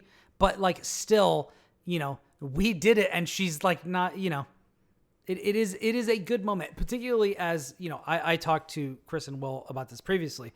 It rubbed me the wrong way early on that we had several death scenes of characters that I didn't know that well that were mourned overtly, strongly, and extendedly. And then the one that I actually feel is the most powerful of the first three early deaths isn't mourned basically at all, and that is the soldier who's in the Iron Vigo. Maiden. Yeah, Vigo. So, Yep. but yeah, so and you guys were definitely right.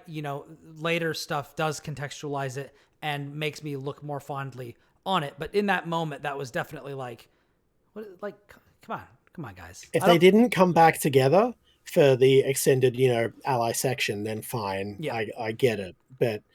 Like I said, it's like eventually they do come back. The story is not done with them. Yes. And they have a part to play, and they will go through it, and then it makes it better in time, I feel. Yeah, and yes. I definitely feel that way. You guys were definitely right about that. Yeah. But this is one instance where like they had an opportunity to do that again and they didn't do it, and I was like, interesting. Because it's her sister, which is crazy. Yep. But Thaisa deals with things differently than the other characters. Makes sense, right? And I think she might actually say, this might be... Does she talk about the swamp's price at this moment? She does talk about it, yeah. Okay. So I was like, yeah, so maybe this is just her being, like, at peace with, like, maybe this is the price, Trade a man's blood. Yeah. Yep. Trade a man... The tree, and we're going to get to that. Yeah. If you've never heard of the tree, boy, are you in for a treat, because I love the fucking tree. Anyway. It's great. So Donan tries to reforge the stone, but he messes up the incantation. He's not really sure of himself. Like, he's obviously still very traumatized by the loss of his son. And Thaisa, who really doesn't have any interest in going after Lilith, she's like, I'm here to kill Elias. Like, I don't particularly care about killing Lilith. That is y'all's fight. I understand that it's important, but I'm not here for it. And you're like, that's kind of a bummer. I like you, but fair enough. She pulls your character aside and she says, listen, he can't do this the way now. Yeah. We need to go fix this. And you're like, what do you recommend? And she's like, I know a place. So, into the swamp you go. And in the swamp, Thaisa has you gather some things. You kill some maggots, find a special flower, honey. And she brews a tea. And she's like, listen, you need to drink this tea. And Donan eventually figures out what's going on. And she's like, it's going to help you deal with the stuff you need to deal with. And he's like, no. And she's like, no, you need to deal with this. And he's like, okay. So you all drink the tea. And it's important to note that of our allies, the only one with the know-how to reforge a soul stone is Donan. Donan. So if he can't do it, we're kind we're of buffed. shit out of luck. Yeah, we Yeah. need him to do it. Yeah. Even Lorath admits, I cannot do this by myself. Yeah. Like, he is the expert. We need him. Yeah. So, gotta get this done. So we drink the tea. Everybody gets a little bit woozy and a little bit like, woo. And Donan has a vision in the swamp where his son comes back to him and basically says, you need to let me. I'm ready to go. Yeah. It's again, very sad. But he comes out of it much more confident. You also get a vision from Mephisto. I thought, before we move on to the Mephisto vision, I thought it was very interesting that the way that they frame his resolution, Donan's resolution, felt very quick because it's a cutscene in a game, but it also felt very natural because he brings up, he starts expressing his self-doubt outwardly. He starts talking about, what if I had just kept you with me instead of, sending you off? And, both he and, his son in the vision say, but you were ready. There's an acknowledgement of like, I let you go, but I didn't let you go unprepared. Like, I did prepare you. You were ready for this. When he talked about my son will be able to resist Astaroth, he did.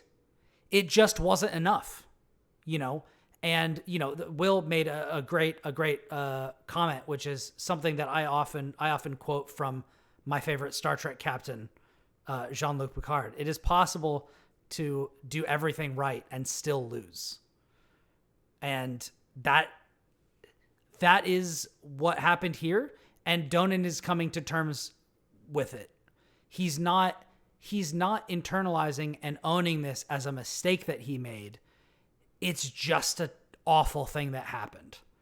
And it is not his fault. And it is not his son's fault.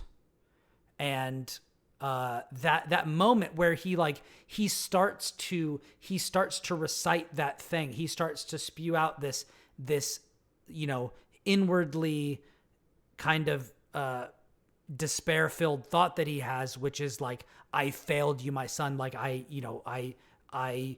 all of these things that happened. And he just kind of stops mid-sentence and he says, you were ready.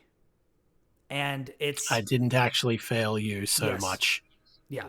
I did the best I could. Yeah. It is what it is. It's a great moment. Yeah. It really is. It is a difficult moment, but it is handled very well. Yeah. And I'm glad that you brought that little bit of dialogue up because, like you said, it's a quick scene. Like, the scene is maybe that's if that. Yeah. But that little bit of dialogue where they both come to the, at the same time, I was ready. And he realizes, like, yeah, I didn't do this because I didn't think you were ready and I let you go. I did this because I thought you were. I did the best, that I could to prepare you, and you were ready. And it's not your fault, and it's not my fault. It just happened. I made the best decision I could at the time, and it went really badly, and neither one of us is at fault for it. Things are way beyond us. Nothing we could have done about it. No one would have come out better in that situation. Right. It could have been me. It could have been Laura. It could have been anybody. Nobody in that situation would have been okay. It's not anyone's. Yeah. And that moment of acceptance where he's still obviously upset. He's obviously still mourning. But he has lifted the weight of the guilt off of himself is really well done. Yeah. And I think it's extremely good. Yeah. Yeah. And so then, while Donan is having his kind of emotional vision where he has to work through his problems, Mephisto shows up and he's like, "What's up, bestie?" And you're like, "Okay. Hey, I made you a portal. You want to come talk?" And you're like, "Okay." Look, all right, we're not besties. All right. The department that handles roommates in the dorm just put us together. All right.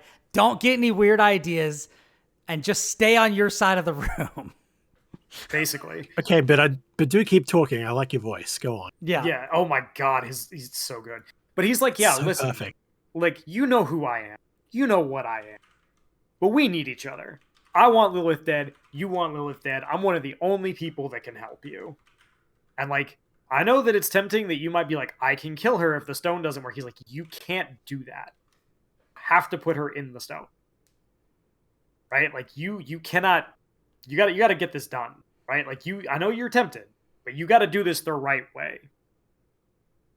So your character is basically like, I don't need your help. I don't want your help. I'm not your bestie. I'm not one of your followers on Twitter. We are not friends. We are not pals. We are not homies. We are nothing. Send me back to my friends. And he's like, listen, there's going to come a time when the Haradrim cannot help you. And when that time comes, you're going to have to make it. And you can fuck this up. Now, I'm going to send you back, but you remember that. And you go back. Yeah. And Thais is like, I think that you're mentioning the Haradrim. I want to echo back to something I don't think we mentioned earlier, which is the first time you meet the wolf and he pulls you into one of his portals, he says, one of these days, the Haradrim are going to fall. Don't be there when it happens. They're going to fail, yeah. So he's been sowing these seeds for a long time. Now, I don't know if from his perch in hell, if he knows what's happened with Elias and what's happened with that, those priests and what's going on with all of the rest of the Haradrim, but the Haradrim have been in a way better place in previous ages. All of them are broken. There's only ever been a handful of them for the entire duration of the series. Their glory days are well past them.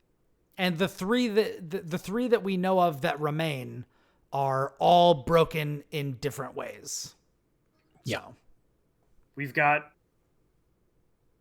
Lorath, who is at this point starting to be broken by like his own sense of failure, right? Like, I've let my friends down. I have failed these people. I failed Elias, all that, Yeah, I failed Elias. He was my student. You've got Donan, who is broken by the loss of his son and feels like, man, I could have brought Lorath in earlier. I could have brought you in earlier. We could have handled this better. It wouldn't have happened this way. And then you've got Nyrel, who's like, my mom is dead. I don't know how to do that. I was also counting Elias under their number. Right. Who has also, who's broken by a lack of faith in humanity and other things. Right. Lack of faith in his mentor, lack of faith in the teachings that he was kind of grew up in, raised in, tried to become a member of. Yeah. So the hell is coming, hell is coming. We need to be ready for it. This is not enough. I'll do it myself.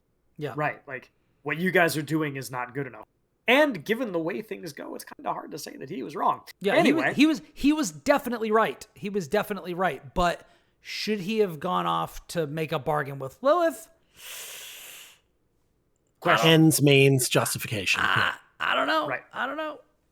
So, you get back. Thais is like, where'd you go? And you're like, just putting my demons to rest, So, then Donan's like, I got this. I'm gonna make us a new soul stone. And it's in one of the more like triumphant, like, fuck yeah, we did a good job scenes that this game gives you, and there's not very many of them. He does it perfectly. He reforges it, you help, it's great, and he's like, we've got this. And you're like, finally, for the first time in the game, it doesn't feel like we're backfooting. We have a plan. The Gordon Ramsay, finally some good fucking news. Good fucking food, yeah. Like, it is, for the first time, like, it feels like, hey, the playing field is starting to level a little bit. We've got a plan, we've got a weapon. We've got a good team. Flawed, admittedly, like, none of this is perfect. Technically, we have two plans. Yes, we have A and B. Yes. So we've got a plan and a backup, and we've got a good team to execute. So, now that the Soul Stone is ready, it's time to go kick Elias's ass. So, Thais is like, hey, if you're going to find out where this person is, you need to go talk to one of my other mentors who made a deal with a tree. Can't die. I think she might tell you where to go. So you go talk to her, and she's like, listen, you need to go see the Tree of Whispers. And you're like, what the fuck is the Tree of Whispers? He's like, it sounds awesome. That sounds like some Game of Thrones stuff. Like, hell yeah. Yeah. Let's get it.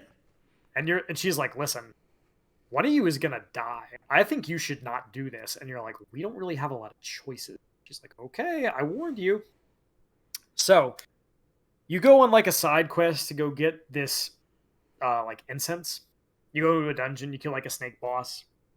This find is some with eyes. just Lorath and Nerel, it's worth mentioning. This is where the zone kind of splits up in two, and that's their part. Yeah, so previously we were not with Nerel and Lorath. We were split off with Thaisa and Doran. Donan. Yeah, so that was at the beginning. You can do, like Will said earlier, you can do these in either order. I did them in the alternate order. So I did this part first, and then I did the Soulstone part last. I did them in Will's order. So Yes. So I don't think it matters, but I'm glad you guys brought that up. So yes, we've been hanging with Donan and Thaisa. Now, concurrently, this is going on with Lorath. And you're somehow in two places at once. You're the Messiah, bro. It's crazy. You're not. When you're done, you can see Donan and Thaisa hanging at the place where you all meet up, or vice versa. But there's we've got to wait for the rest of them. So then you go. So yes, it's concurrent, but not like simultaneous. Yeah. Yes. Accounted for. You also do this little side quest with Donan where you find this area that you're gonna try to use the stone in, but it's not super important. The point is, you reforge the stone. Life is good. Donan's over, not over, but he's more well adjusted to what happened. Now it's time to go solve the other problem. So you get this instance, you put it on this altar in the middle of the forest, and then this big ass snake shows up. When I say big ass snake, I mean big snake. Big snake. Not so big quite, not quite Jormungandr sized, but really big. Really big. You could walk on its back. It's a big snake. Is it walk on its back? I don't know if it's Traggle, but yeah. Oh, that's a good question. Hold on, I'm gonna dig into this. Keep going. Why you? Okay. Because that's Wrathman's prophecy. Traggle is another one of the core necromancer pantheon. He mentions how witnessed his death for the eyes of the snake or whatever, and there's the big snake in the back. It's is it referencing this guy or what? Yes. And given where we end up finding Wrathman's thing later, could be. So just a thought that occurred, but yeah. Good point. So, me, Nerel, or you, the player character, Nerel and Lorath, inhale the incense, pass out, wake up, big ass snake, which Lorath can't quite see at first, but Nerel and you can. And you follow the snake. And while you're following the snake, these voices are whispering in your head, oh, hey, it's another Haradrim. How many Haradrims do we have hanging from our branches? Look at these guys. They think they're all so self-important. So basically the tree is mocking. It's the tree. Eventually, get to the Tree of Whispers, where the snake is taking. The Tree of Whispers is a really cool piece of Diablo lore, and it's basically a big tree with a bunch of heads attached to it. The tree gains knowledge from every head that it has. You can make a deal with the tree for anything. You want to know something, the tree probably knows where it is, or at the very least can point you in the direction. The price is that when you die, your head goes on the tree. So they're like, which one of you is going to make a deal with us? And they're like, counteroffer. We know Elias made a deal with you. What if we brought you his head? And they're like, okay. The tree's like, you know what? He owes us this debt and he won't fucking die. So yeah, that's a pretty good deal. We don't actually know where he went. We know he went over to this place that's full of wrecks and drowned undead. But after that, he leaves for a place that we can't see him. You need to go over there. There's a coffin. Get in. Okay. I'm gonna go fight Estelle, huh? That's cool. Ride down the big coffin waterfall of blood, right, Brian? Yep. I was right there with you. Yeah. Yeah. Man, Elden Ring, great game. Great game. So you and Nerel and Lorath go, and while you are traversing the wrecks towards this coffin, which you can see in the distance, there's all these ships wrecked on the shore, Nerel goes off to open a door for you that's stuck. It's worth noting that at this point, the game has had her do this several times. So what happens next is actually fairly surprising. She gets poisoned by one of the drow, and it is corrupting the flesh on her arm, her left arm. And Lorath is like, we can't stop this. This is going to kill her. I need to take her off. So, he takes his big, I don't even know what it is, polearm, basically. It's like Haradrim staff spear, yeah. Puts it in a thing of fire. Carry on. Yeah. You will hold her down, and he just goes, no more arm. And Nerel is pretty upset with this because she's like, I liked that arm. I like that arm. I was quite attached to it. And Lorath when I said I wanted to lend you a hand, that's not what I had in mind. And that's not what I had in mind. And Lorath feels very bad about this. And he's like, I am not going to fail you. He gave her the okay. Because that's the thing, right? She's like, I can go get this. And he said, okay. Right. And then that happens immediately. So he's like, I feel guilty about this. You will be Haradrim for this. Yeah, I'll be sure of it. Yeah. So, meanwhile, there is no time to mourn the loss of 5 of Narelle's fingers and most of her arm. We have a coffin to get in. So, Laura stays there with her. You get in the coffin. The coffin goes underwater. You may or may not drown. It's a little ambiguous. And you wake up in a temple. That I think is Rathma related, right? Yep. Temple of Rathma, yeah. Yeah, Temple of Rathma. And to circle back, it unfortunately, although that would be really cool, it is not Tregul. Okay, fair. Shame. So, then it's time to go explore this temple. And you see, reflections of Elias being like, the only one who stands against the eternal conflict is Lilith. I must summon her, but also it could kill me. I need to be immortal. So he's reading Rathma's notes, and as it turns out, you'll learn over the course of this little exploration of the temple that he put all of his life essence. He pulled a Voldemort. If we're going to reference Harry Potter, he made a little. I mean, we can go even further than that. He's a D&D lich. That's true. Yeah, he puts all of his life essence into his pinky, cuts his pinky off, leaves it in the temple, and you're like, I see. That's phylactery, bro. Yep. I'm gonna kill the shit out of you. So you take his pinky, and then the temple starts to fill up, and you may or may not drown again. And then you wake up, and Lorath is like, what happened? You're clutching a severed finger. And you're like, this is Elias's, actually? And he's like, throw it in the fire. Destroy it. And you do it. And then it's like, cool. Now we can kill him. And Narelle wakes up, and she's very upset. She's like, you're not going to leave me behind, are you? And you're like, do you want to be left behind? And she's like, no. And it's like, pull my finger. We're not going to leave you behind. Like, we would never leave you behind. So nice little moment with Narelle. And then it's time to go attune the Soul Stone. Now, I will also say, and I don't know whether this stuck out to anybody else, but the Temple of Rathma is destroyed. Or is it? The ability to, well, I mean, it's at the very least, it is underwater, and there were a bunch of scrolls and things in there. And I don't know if you know how paper and water like each other, but it's not very much. But it was underwater to begin with. I'm not sure anything that happens in there is real. Who knows? It's very ambiguous. It's always all right. But she has the finger. So she got the finger, but did she actually go to the temple? Right? Like, is the temple a real or was place? It just in the coffin? I don't know. But let's just assume, for the sake of argument, that what happened really happened. So let's assume that the temple is destroyed. What is inside is either lost or about as good as lost as you can get. However, during that journey, the Wanderer learns the same knowledge that Elias had that let him become immortal. She's the last person that learns this.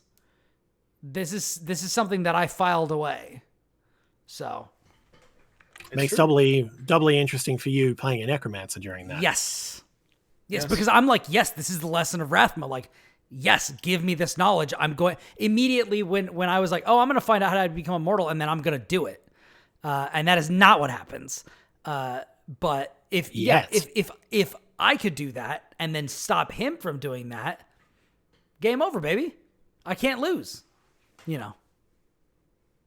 So, time to go attune the Soul Stone.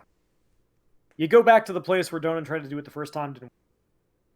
And Narelle's there, Lorath is there, and they've got the ritual figured out. And Thais is there as like support because she's like, I want to see you guys do this. And you're there. You're just kind of vibing. And then Elias shows up and he's like, y'all are bitches. You ain't gonna do shit. And you're like, square up, bitch. And so then you and Thaisa go after him. And he's like, you fight him. Basically an expanded version of the same fight that you did the last time. And he's like, at the end of it, you kind of beat him up a little bit. And he's like, you can't kill me. And your character's like, I know all about your finger, bro. I burned it. And he's like, oh, shit. Yeah. So then he runs away. Unfortunately, he's being chased by Thaisa, and she is mad as hell. And also, he waited until he was beat within an inch of his life to say that we couldn't kill him. So he's in an awful way right now. Anyway. Yeah, he doesn't even realize. That's the thing. Yeah, he has no idea until you're like, you have no secrets from me. And he's like, oh, God. Oh, man, I'm suddenly very aware of the fact that I'm bleeding internally. Yes. So he runs. Taissa catches up with him. He's dying. Lorath catches up with you. And he's like, hey, I need to talk to him before he dies. And he's like, was it worth it? And he basically, I forget the exact line, but Elias basically is like, that's the question of like... Yeah, he dresses him down like in a really powerful way. It's like, that is the question of a coward. I actually did something. You've done nothing. And he says that's the question of a coward. It suits you. I'm like, God damn. Yeah, I'll bring you the exact quote if you'd like. Here we go. Please do. Please do.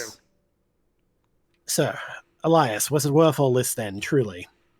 I brought Lilith to Sanctuary, a thing no one thought possible, and when hell rises to sweep across this world, I should be there, beside her, ready to push it back. You left me alone to cross the lines you would dare not attempt, and you have nothing to show for it. You are nothing but a wasted life. Do not look to forgive me, old man, because it is you who brought us here. Was it worth it? That is a coward's question, Elias. Lorath, it suits you. It's so good. Yeah. It's very pointed. And then Taissa gets an even better last word, where she's like, basically like, the tree does not forgive debts, and then she cuts his head off. And then a crow comes and carries it away. Yeah. There's a crow watching the scene the whole time, and then after she cuts the head off, the crow jumps down, you see that it's fucking huge, and just carries off his head. Which then goes to the tree. But now you are once again without leads. Yeah. Where is Lilith? How is she going to get to hell? What's she planning on doing when she gets there? We don't know. Where's she going to open the gate? Yeah. So, Lorath, who has just been dressed down and is a little bit in his feelings, goes and makes the deal with the tree and says, hey, listen, you tell me where she is. I'll let you have my head. He does this without telling anyone, and everyone gets there after the fact and is pretty upset about it. And he's like, it's my life. I think Taissa is like, somebody, or Narelle or somebody is like, where's Lorath? You need to stop him. He's gonna go talk to the tree. Mm-hmm. People know that he's about to doom himself, basically. Right. And, as is tradition, you get there just slightly. But you do learn where Lilith is. Turns out she's in DM. That's where she went. She's already gone through to hell. And guess who's following her? Hey, it's Inarius and Prava, and we're going to have that big old prophecy about the spear of piercing hatred's heart, war in hell. So you're like, all right, well, we can't let them do that. That's bad. So off to Chaldeum you go. And you get there, and Inarius is leading his army, and you're like, basically on the way, like, actually it would be very helpful if we had like allies in this fight, so we're going to try to ally with Inarius. We're like three or four people at this point. Yes. And, it's you, Donan, Narelle, Lorath. Taissa stays behind. She's like, I'm done. I killed Elias. You guys have good luck. That's what I wanted. But I'm Wanderer plus 2.5 Herodrum, yeah. Yes. And do have a soul stone. Too soon, Kris. She's missing that arm. Something fierce. And so you go talk to Inarius, and you're like, hey, we can actually use your help. And you guys are pathetic. And they're like, Lorath holds up the stone, it's like, hey, bitch, we don't need you either. And he's like, and he just kind of like telekinetically yanks the soul stone away, and he's like, really? You are playing with powers you do not understand. This is pathetic. It's mine now.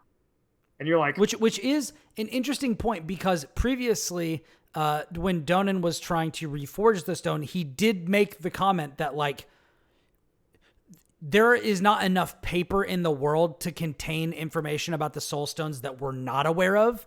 This is just one of the things that we know that it can do, and we're just doing it, So Inarius isn't wrong. Like, the soul stones are really powerful, and they are... So far as we know, I don't know whether this is revealed now or later, but it's revealed that they're parts of the World Stone, right? Yeah, they're parts of the World Stone that they took to form Sanctuary in the first place. Yeah. Yes. So very, very, very powerful old magics. So, but the problem is now you do not have a Soul Stone. And so plan A is kind of out the window. And so your plan is like, well, we got to try to get it back, or B, you got to kill Lilith, Wanderer. So you're like, we'll try and get it along the way, but otherwise, plan remains unchanged. Off we go. Meanwhile, us, the players, as the Wanderer, is like, great, that's what I was planning on doing anyway. Right, yeah. That's Act 6. I want to find a boss. Let's fucking go. Yes. Yeah. So you run into Prava and her knights, and it's an escort mission.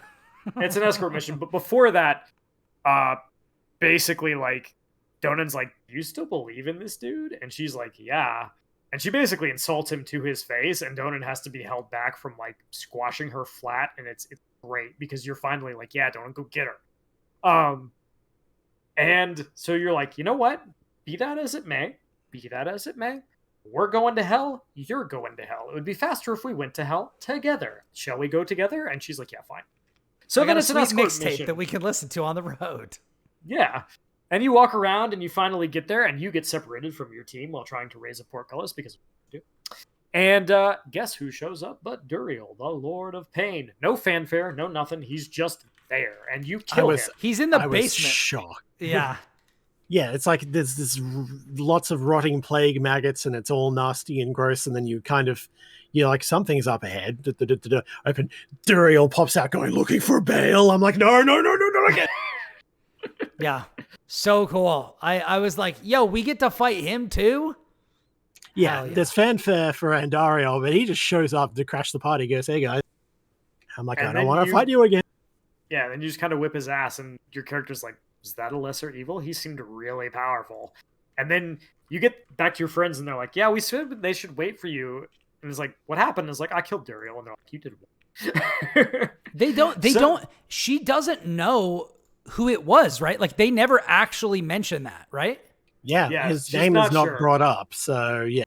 Yeah, I don't think it's ever specified. It's which like, I kept waiting for her to make like some offhanded comment about like there was some crazy like, and basically just describe Duriel and have them be like, oh shit, you just killed Duriel. You know, like I kept waiting for that shoe to drop. It never does, which I think is equal parts frustrating and great, because I think that not everything needs to be paid off, and I think that there are like winks to camera and that sort of a thing that are done here. I thought it was pretty great.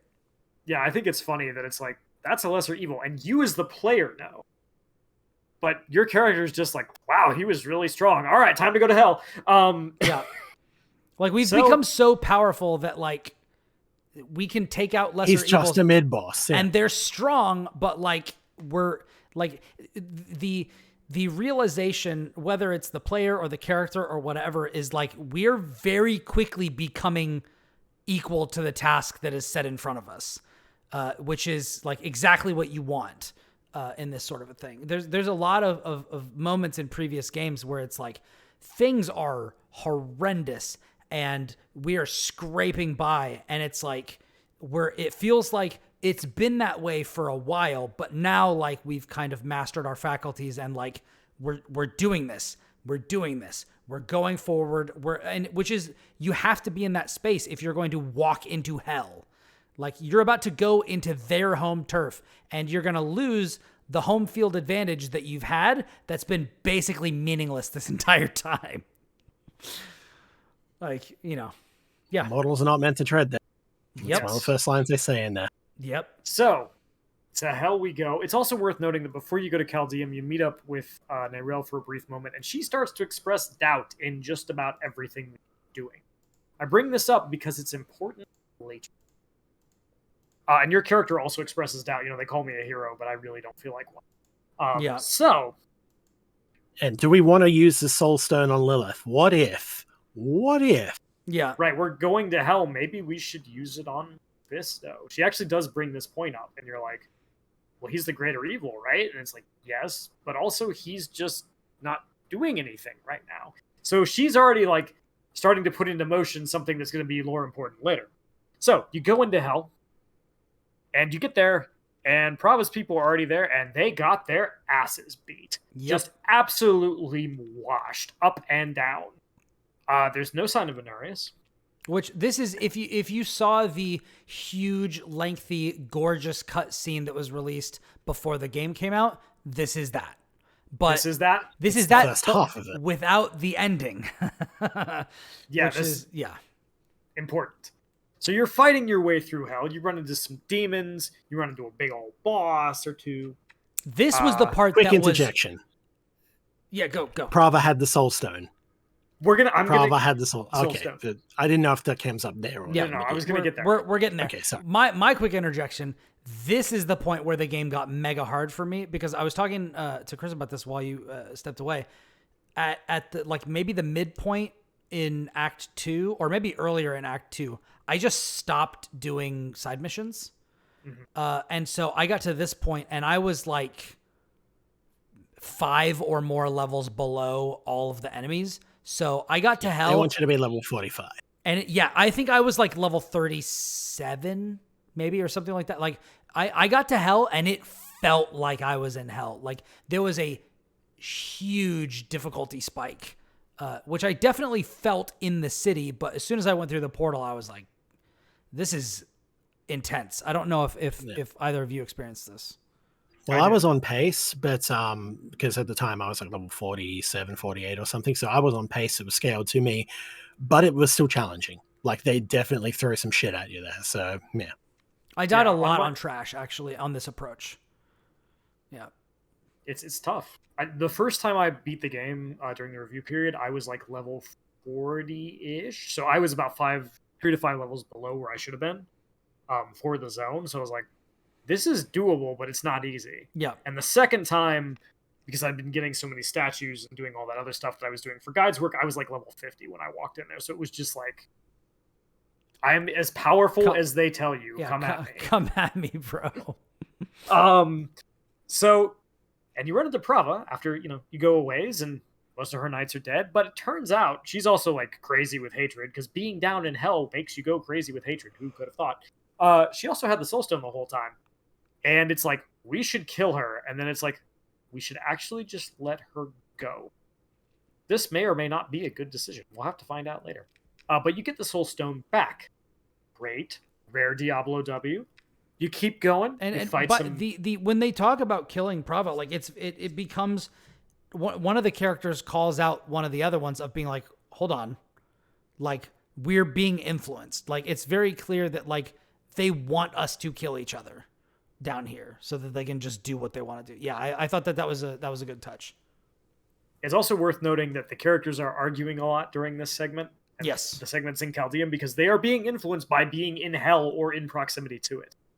So they're arguing, they're fighting, but they're also having to like constantly remind themselves like, we need to bring it down. This is not how we actually feel. Like we're being made to feel this way. Yeah. So to keep themselves in check. Yes. You fight your way to the cutscene where you have seen, Lilith walk into. She's kind of stepped into this big tower. And Inarius has followed her. And you find, hey, guess what? More blood petals. Time for cutscene. So, big fight in hell. The good guys, the church, kind of get waxed. And Inarius... They do all right for a bit, but yeah. But yeah, they do okay for a bit, but by the end of it, they get waxed. And Inarius follows Lilith into this thing. She's like, what are you going to do, man? Like, you going to kill me? And he's like, you've deceived me. And she's like, listen, the heavens don't want you. Like, there's nothing you can do here. Like, this, it's really arrogant of you to think this prophecy applies to you, A. And B, heaven does not want you. And, he talks about, like, I've done all this stuff to make it right. And she's like, and did they rejoice when you did that? Like, their silence is your answer. They don't want you. And so Inarius gets really mad and rams her with his spear. Which I think it is a great moment because Lilith, for her faults, is again, and this is a recurring theme, she's not wrong. Like, she is right, and that is the most damning thing, the most damning reflection of Inarius's actions, because Inarius's actions have also been extreme. He murdered his own son, trying to fulfill a prophecy that wasn't about him. He's abandoned his forces to be slaughtered in hell. He's being a really piss poor leader. and Yes. he's He's bad, very selfish. He wants to go back to heaven and damn everything else in the process. and he's Right, not and- being a good angel either. So Right. it's the indictments of heaven, notwithstanding, he's not really doing a lot to truly engender gratitude or any sort of favor from the high heavens and stuff. And so Yeah. this definitely felt to me, I think it's the scene and the cut scene, which is great, by the way. I loved it. How artfully they're working with the shadows and things. One thing that I think is interesting is they kind of frame it, and the voice acting is kind of made to convey the idea that she's like manipulating him. And to me, this really felt like knowing somebody and having been in a relationship with somebody and being able to speak hard truths to them. Like, she's not trying to, at least to me, it didn't feel like she's trying to be like a piece of shit. Like, she's calling him out and being like, look, that's not the situation that we're in. Do you want to join me in reality where we've got this other problem that we can solve together? Like, knowing full well that he's not going to go for this. You know what I mean? Like, it's kind of half-baked. Hand all the same, yeah. Yeah. It feels like bait, but not in a sinister way. Like, she knows how he's going to react to this, but at the same time, she's not lying to him. Like, and I think that being able, like, the writing in that, the voice acting in that, like, I feel like it's really well done. It's hard to nail that, like, nuance, but I'm curious to know It's like, dude, you need to hear this. Yeah. You're not going to like it. You're going to try and kill me for it. It's going to ruin you, but you need to hear this because someone has to tell it to you. They don't want you. This is not the answer. Yeah. Right. It feels like, I think it's really well done scene. It feels simultaneously like she knows what he's going to do and kind of wants him to do it because she's still pissed that he killed their son. Which comes through in a moment we'll talk about later. Like, she wants him to suffer. But also she's like, hey, if you choose not to be a piece of shit in this moment, we might actually be able to accomplish something. Yeah. And he's like, no. Because he is, and I don't know if we've actually clarified this up until this point, but Inarius is absolutely convinced that if he fulfills this prophecy and kills Lilith, he gets to go back to heaven. Yeah. And like, if he sets things right, they'll welcome him back because he's basically exiled. Which is the reason, and I don't even know if we've talked about this before, but the reason he is exiled is because he and Lilith created Sanctuary together as a way to avoid the eternal conflict, because they were both fed up with it. This is a big plot point in Diablo 3. They talk about this a lot. You're constantly finding notes when you're in the high heavens about like this sort of stuff. You find notes about Lilith and Inarius and all that sort of stuff. There are armor sets, like one of the Necromancer sets is the Inarius set. There's another one for Rathma. There's nothing about Lilith or something. Tragul is also, one of the armor sets and one of the big lore things for Necromancers. But the idea that Inarius and Lilith were so fed up with demons and angels fighting that they teamed up. They gave birth to the Nephilim, which, the main character in Diablo 3, and then the descendants of the Nephilim were humanity. So Lilith calling the humans her children, she's right.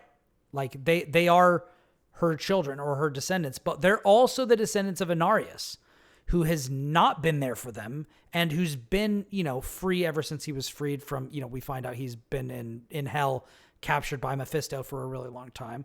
But, there is this idea that like Inarius is interpreting Rathma's prophecy incorrectly, such that it will lead him to sacrifice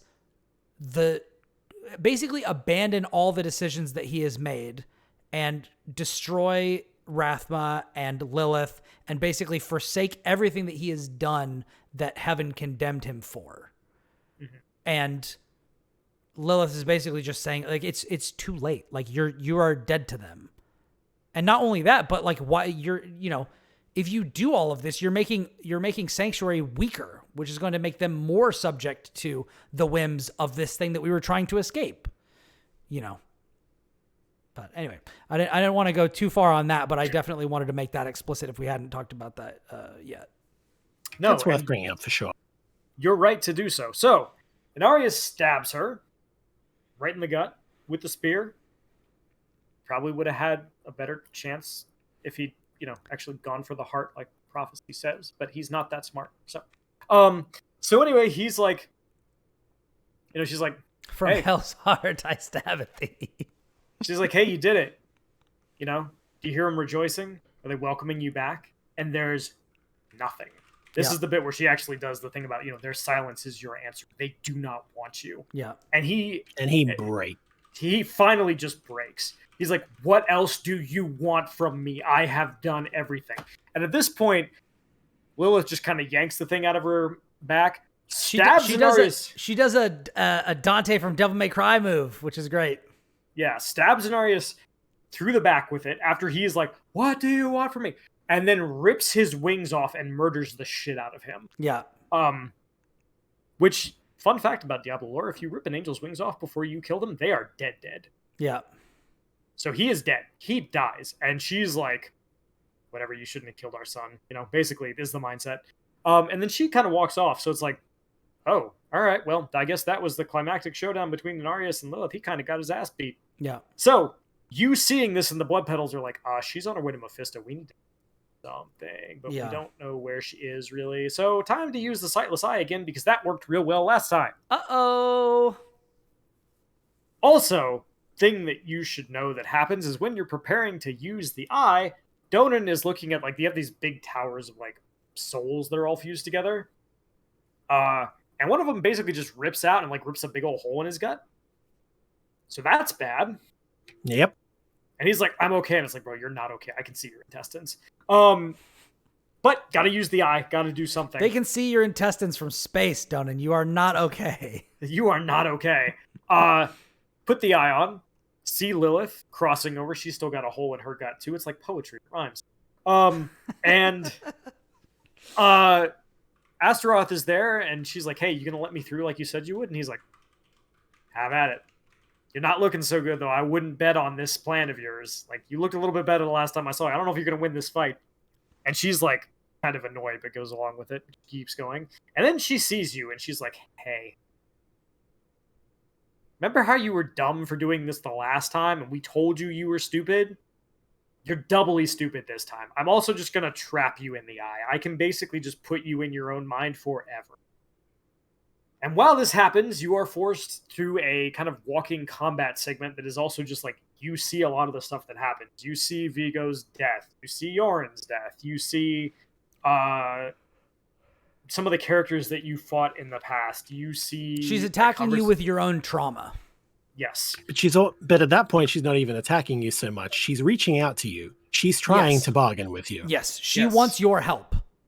But I think probably at least partially because of what Astaroth said, which is Astaroth is not sure that the scales are weighted in Lilith's favor anymore. They were definitely, but now she's been run through. She's had this altercation with Inarius. And she's also racing you, which you're behind her, but not by a lot. So it would be way easier to just get the shit on lock and get the Wanderer's help because they're already they're connected to you, all this sort of stuff. So yeah, she's trying to sell you on the idea. Do you want to join Team Sanctuary and side with Lilith? Right. And her argument is actually fairly persuasive. Yes. She's like, look, I can't be the thing that you need me to be. I can be there. Humanity needs a shepherd, and I am not a human. Yeah, it needs to be you. Look how powerful you are. You are a hero. You are capable of saving these people. And if the Haradrim can't do it, Rathma was not in its nature to do so. Right. You could do it. You could do it. And if you don't do it, the primevals are coming, and you're all going to die. Is basically the argument. And Sanctuary will be lost, yeah. Yeah. So you can either help me and save everybody, or you can fight me for this dumb thing, and at best you make this take a little bit longer and you lose long term anyway. And your character is basically like, no. Now, And she's like, okay, then I'll just trap you here forever. And I will throw wave after wave of like boss rush time. Bad thoughts at you. Now, I think this is a great place to bring this up. How do you guys feel about this? Because I will be honest with you. People like Lorath will say this, other characters will say this. If Lilith absorbs Mephisto, I don't necessarily see her becoming some all-powerful, like I don't personally believe that would change her that much. It would make her more capable, it would make her more powerful, but I don't necessarily think it would change who she is. And based on what we have seen, I believe that Lilith is being honest about who she is. I don't think she's lying to anybody. I think she is the way that she is going to be. She'll just be more so. And I think that's actually better than any of the times that we've seen Diablo or Mephisto or Baal in this world. So I'm inclined to say on scale, I would probably side with her. Even though she's not good for us. But she's... I can see the argument made. The issue then, like, again, this is the thing about it. This is why she's, a good antagonist, is like, kind of got a point.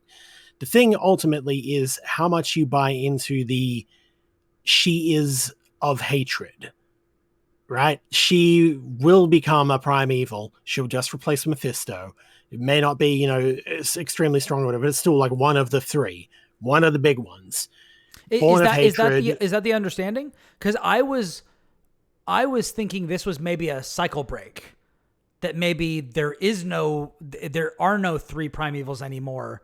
Her taking Mephisto's essence upsets the balance, and there's not three primevals anymore. There's two primevals, and then Lilith, the defender of Sanctuary or whatever.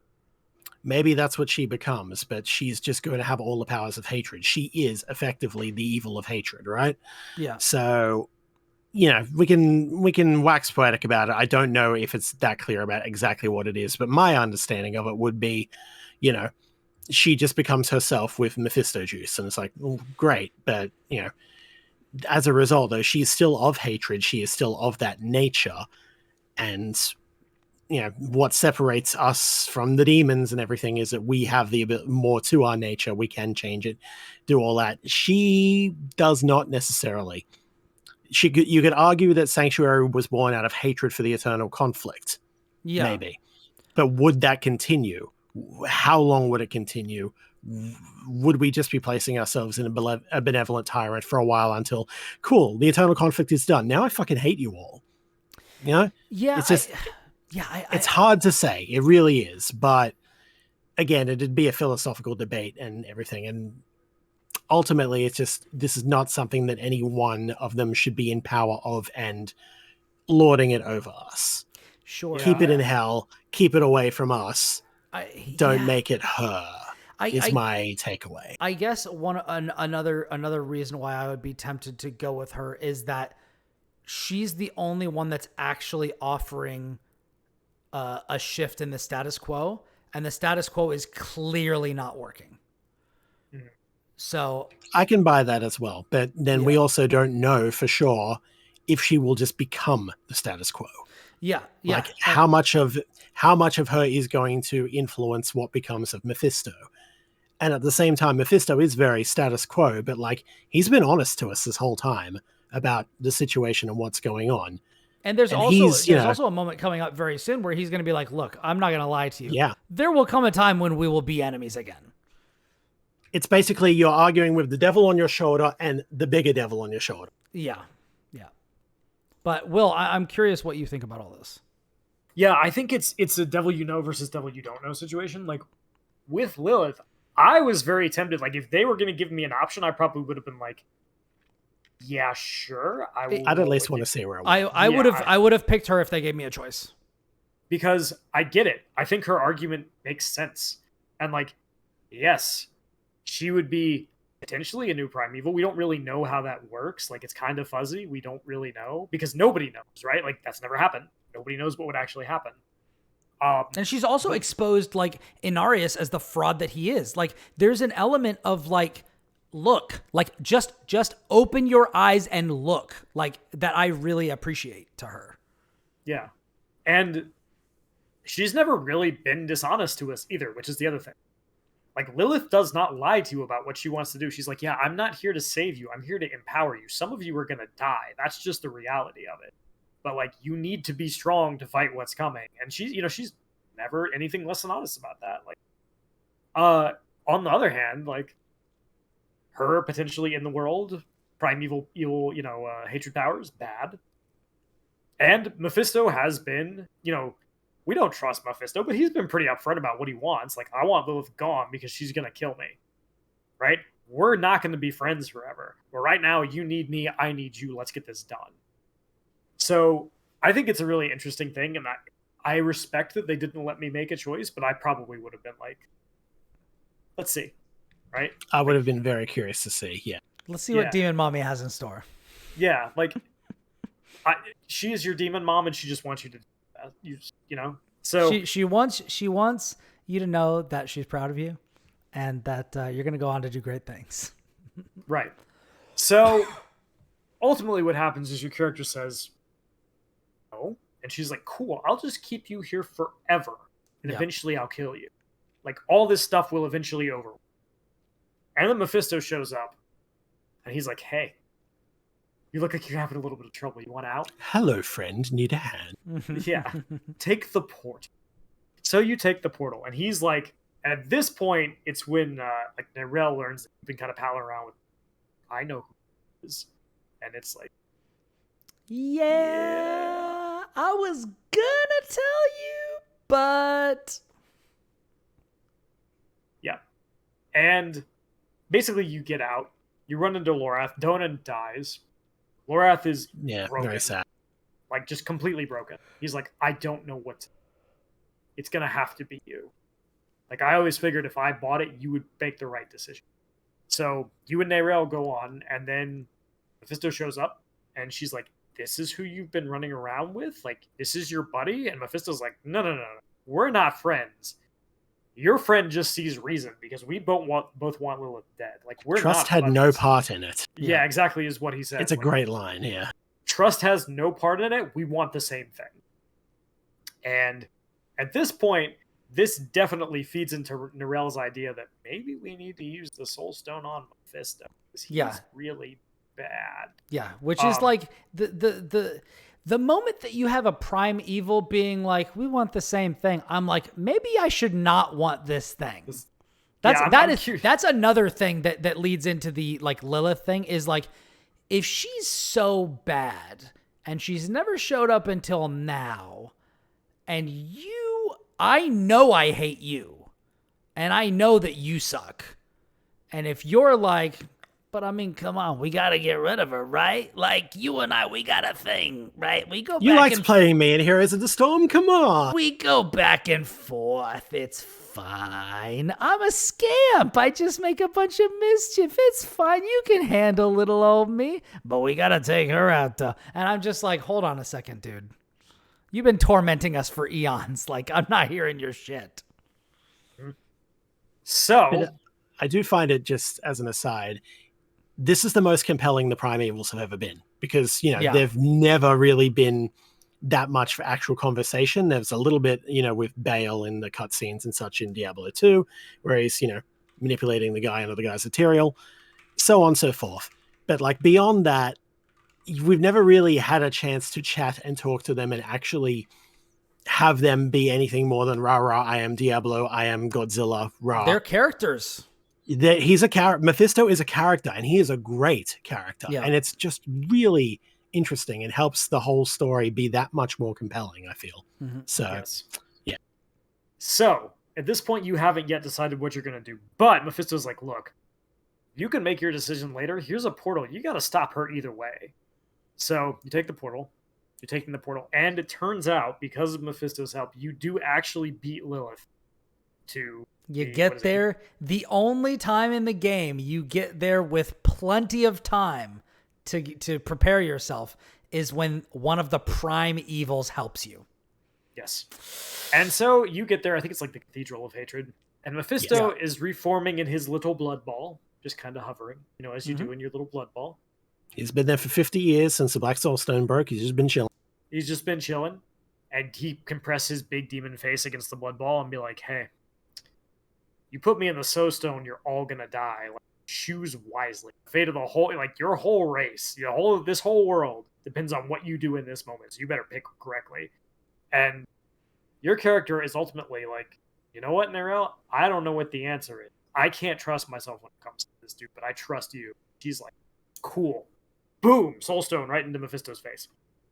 So it's like, well, I guess we're fighting Lilith. So Mephisto goes into the Soulstone, and you're like, hey, you need to leave.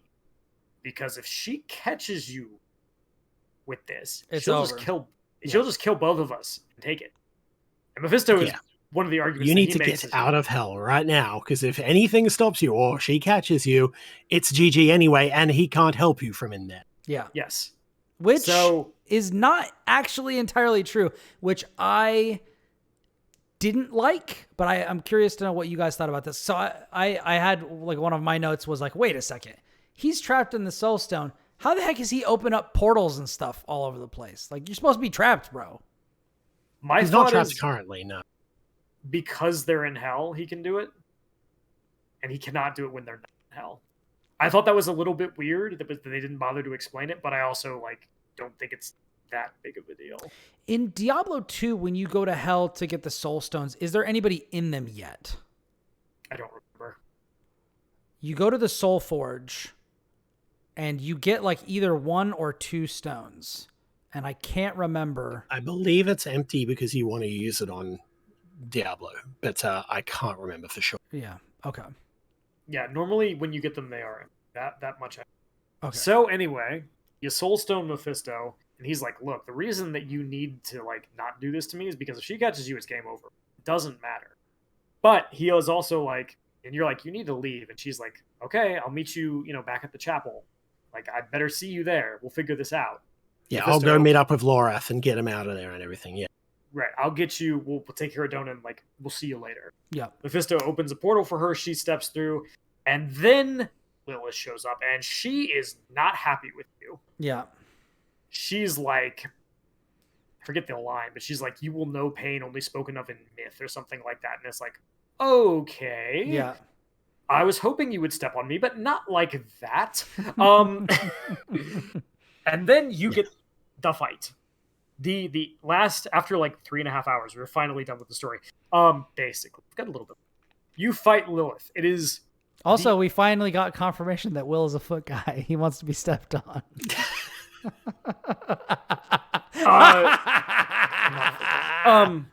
It's expression. Yes. Anyway, so this is a really cool fight. It is. I think it's awesome. This is my favorite fight in the game. Yeah. Brian, do you want to take it from here because it is your favorite fight? No, I mean, talk about it. It's fine. You can. I remember the second phase. I don't really remember that much of the first phase. It's been a while since I've done this. Have you ever played Heroes of the Storm and gone up against a good Kerrigan player? That's Lilith. Yeah, basically yes. So Lilith has a few things that she can do. She can jump up into the air and come down and make a big explosion. She can swing her wings at you. She can teleport to you and just kind of attack you. She has the ability to summon other enemies. She can do this thing where she covers the ground in rot or black blood, whatever it is, unholy magic, and you do not want to stand there. Yeah. And so she does all these things. You fight her, and her health bar goes down. And I got to admit, they fooled me. Yeah? Because I wasn't sure. I was not sure until it happened. They got me too. I was like, I could see there being a second phase to this, but they waited just long enough. Yeah. Where I was like, oh, the game is over. Like, that's it. And then she comes back. Waits a beat. There it is. And she is way more demonic. She looks like Mephisto. Yeah. Mm-hmm. She doesn't look like a hot demon lady. She looks like Mephisto. She's got a spine hanging out, all this sort of stuff. It's great. It's excellent. Yeah. And then it's phase 2. Ryan, you want to take phase 2? Oh man, phase 2. So she does a lot of the stuff in phase 2 that she does from phase 1, but occasionally when she puts this filth down on the ground, she will also she'll create these zones where you need to get out of it, but then a lot of the times she will overlap or cross-cut those with a line where she'll zoom across part of the stage and then cut part of the stage off, and then it falls away and it's just gone for the rest of the fight. So she's doing all of these area denial effects along with her regular attacks. So you are dodging, you are trying to keep your distance. I don't know what this fight is like as a melee player. I don't want to think about it. I'm just going to keep my bone spears over here and be fine. I'm just going to send my bone fodder over there, to do this. Rapid fire, pew pew. Yeah, but she keeps slicing parts of the stage off until you're fighting her on a pretty small little corner, and it just gets more and more tense, more and more difficult to avoid the area denial stuff, and it just keeps ramping up. And you gotta do it. You gotta just take it to her. And I love it when developers play with the box. And this is a very low level, I think breaking the fourth wall and doing stuff like Psychomantis and stuff like that. That's really playing with the box, and sometimes literally playing with the box of the game. But this is an element of that where it's okay, you're going to assume that you have access to this boss arena the whole time, and you don't. And I really enjoyed that. And then I hope the potions didn't drop on that part of it. Oh no. Yeah, really. Yeah. I didn't. The crazy thing was I never left hell. So I was always at a level deficit, but I never left and did quests or anything. I just kept going. And so being able to clutch out a victory like that was very choice. Yeah. I loved it. Is there anything that I left out that you guys wanted to talk about? Of the fight? Just one thing, and I think that it goes back to another fight that we talked about earlier, because the Andariel fight does the same thing. As you get further in the Andariel fight on her health bar, the arena shrinks. The sandstorm takes more and more and more until near the end. It's a very tiny arena against a boss that is quite fast and hits very hard. You're basically playing a battle royale against a demon queen. Yes. So it's if you don't like Andariel's fight more, it's probably Lilith's fight is your favorite. Those two are neck and neck. Yeah. So I think it's cool that the Andariel fight kind of trains you for this fight beforehand, because you're oh, I've had to deal with this. I'm used to working in this really tiny area. And I do like I didn't actually have that much trouble with Lilith's fight. I beat her the first time. Yep. Water. But I did really like it. It's a lengthy fight. It feels good. It was always tense enough. And eventually she falls. Yeah. And you win. And do you really? She asks you that. She's I gave you free will, and look at what you've done with it. This is a poor, something poor response to my gift. A poor legacy for my gift. You chose tyranny when offered freedom. Yeah. Right. And then she turns to stone and shatters. And now here's my question: is she dead? My reading of the scene is no, because you can't kill demons.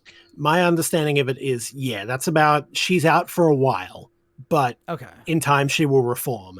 The problem is she'll reform in hell, where she's not welcome. It's probably not going to be a good time for her. So and if we probably won't have to deal with her for a long time. If Mephisto has gotten loose in that time, then it's really not going to be a good time for her. My read on that was actually different. My read on that was that she was dead for good, because she just turned to ash and melted away. And that made me really sad. So the fact that you both think that she's not dead for good actually makes me pretty happy because I really like her as a character. I don't think she's coming back in anything they do for Diablo 4. I think that's too soon. Sure. But 5, anything down the line, sure, why not? But no, I don't, just because of there's no reason to assume she would be perma-dead.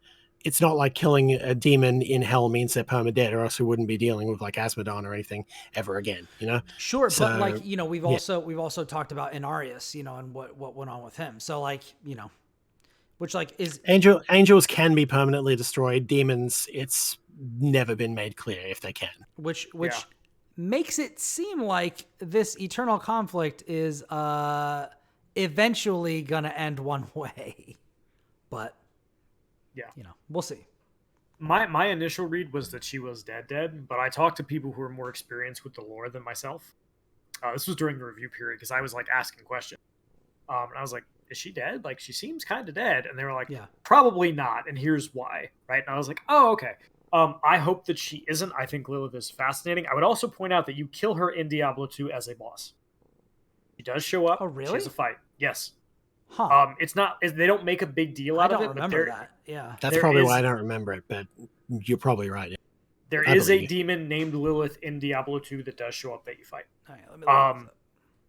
So my assumption is that she will come back, but I do know for certain that Inarius is dead.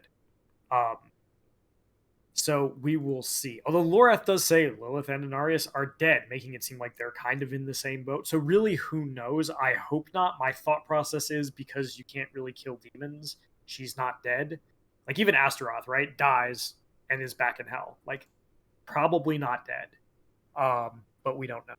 So Lilith is, for the time being, at least, taking a nap, and you go back to the chapel where Lorath is, and there's no Neyrelle. And he's like, that's weird. Maybe she's at the Herodric Vault. I gotta go bury Donan. So he's like, go check the Herodric Vault. We'll meet up at Donan's estate. Okay, so you go back to the Herodric Vault. No Neyrelle. There is, however, a little note written in Herodric runes, which, because you're not actually a Herodrim, you're just kind of their beating stick. Yeah, you can't read. You're the bruiser, yeah. Which I think is a good touch. So, also, brief point you just missed quickly. When we first go back to the church, when we go back to the little chapel, the church comes along.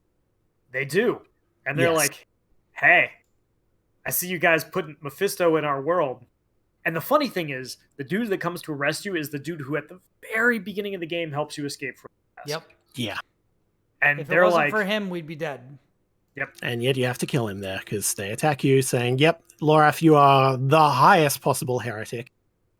And he's like, I take exception to that. Because you opposed an angel and stole a soul stone. Committed the most heinous thing, brought foul magics into the world, yada, yada, yada. Yeah. Some bullshit, Prava's got a grudge. You beat these guys up. You're not welcome in this place. Yeah, it's an anticlimactic fight, and I think it's supposed to be. Because the point is, like, nobody here stands a chance against you. And, you know, Lorath is basically like, are you sure you want to do this? Because he knows. And, I mean, I think that fight was over for being about 3 seconds. Like, not an exaggeration. Yeah. I think it was over in about 3 seconds. Yeah. Yeah, same. They stand no chance. And it's just like, you know, afterwards your character's like, this was Yosef. Like, he wasn't a bad person. He helped him. And it's just like, yeah, man, the church sucks. And maybe we should. And they're going to continue sucking. Yeah. Yeah, maybe we should just let Prava die. Or kill her. So, good point. I'm glad you brought that up. So you go to the vault, find the letter you can't read, bring it back to Lorath, and he's like, I only hear one set of footsteps. Because he's like basically kneeling in Donan, his wife and his son's grave. And he reads the letter. And Kris, do you have the actual letter? You had the letter. As a matter of fact. Yeah. I took screenshots as it went, yeah. So I may have missed bits and pieces, but I think I've got ladies and gentlemen, isn't this a beautiful tag team right here? Isn't this just wonderful? You'll love to see it. Hooray for keeping track of way too much dialogue for referencing of my own bullshit. Anyway, I spent a lot of time learning this code, so I hope you remember how to read it, Lorath, because you are the last Haradrim now. My mother would have wanted me to stay with you. She believed the Haradrim had all the answers. It's hard for me to think about her right now, but then I remember you and Donan. You weren't all-knowing Haradrim. You were bitter. You were uncertain. But you were always true friends. That's what I hold on to, because there is so much further to go. Your imperfection gave me hope, and we will need it to face what comes next, to face him and his brothers. I don't know how much time I have, but there has to be a better answer, and I will have to find it alone. I know you'll want to go with me, but people have already died because I was not careful enough. I can't risk you too. If I've misjudged, the world is going to need you to survive and clean up the mistakes I leave behind. I know you don't want to hear this, but you don't get to quit. Not again. Wish me well, Lorath, because if everything works out as I am hoping, we will never see each other again. Roll credits. Roll credits. Diablo 4. And this is a really... Oh, go ahead, Brian. No, I was just going to say, and this entire time, she is seen... You're seeing the montage of her leaving. Yes, she is talking to different people. She is paying for passage. She's going across the sea. And the entire time, she has the blue The bloodied soul wolf stone. is with her. Yeah. And the blue soul stone. Yes. She took the goddamn dog, man. Yes. And now you get it, yeah. Yeah. We've come full circle. And the interesting thing about this is when you're in Norel's perspective with the stone, you can hear this whisper. And here's the thing about Soulstone. Eventually the demons get out. We've talked about this. And in case of the primevals, they corrupt the people. Yeah. It is not a matter of if, it is a matter of when it happens and how long it takes. Yeah. She does not have much time. She knows that. She does not have a lot of time. Find the better answer she can and hoping that we're not going to have to clean up her mistakes. Yeah. There's DLC planned ahead. Yeah. Pour one out for the homie. And, then you get to the post game. The tree demands blood. Tree demands blood. You gotta go kill stuff. So, but that's the story. And I think the reason I like Diablo story so much is aside from these characters, which I hope, by going through the story with us, if you're listening, at 4 hours in, thank you. You've gotten to see why we like these characters so much and how they react to stuff. And Lorath is obviously visibly upset by this, but he also realizes there's nothing we can do. We have no idea where she is. Even if we wanted to, we don't know where she is. And the last thing we see is her getting on a boat and going somewhere. We don't know. First thing you can do in the epilogue is talk to him and ask these questions. It's like, should we chase after him? He says, where? How? You really want We to have do no that when leads, she no any of explicitly that. asked you not to? Yeah, and she explicitly asked not to, so we'll just have to trust her in this. Yeah, and, even if we wanted to, we have no idea where to start. And that's just kind of the way Diablo is. And it wraps up nicely. The conflict of Diablo 4 is really, if we get right down to it, Inarius v. Lilith. We know how that fight ends. We know how that whole conflict ends. We know how all those stories wrap up. And we get to the point where, hey, we stopped the world-ending calamity, but stuff is still bad. A lot of people that we met are dead. It's a very bittersweet ending. The world continues to turn, but it turns a little darker. Yeah. Yeah. And, Neyrelle will eventually, unless she figures something out, and since it's Diablo, she's probably not gonna get corrupted by Mephisto, right? Our one shot, if you believe Elias's methodology and reasoning, at stopping this whole thing was with Lilith, and she is taking a nap for a little bit.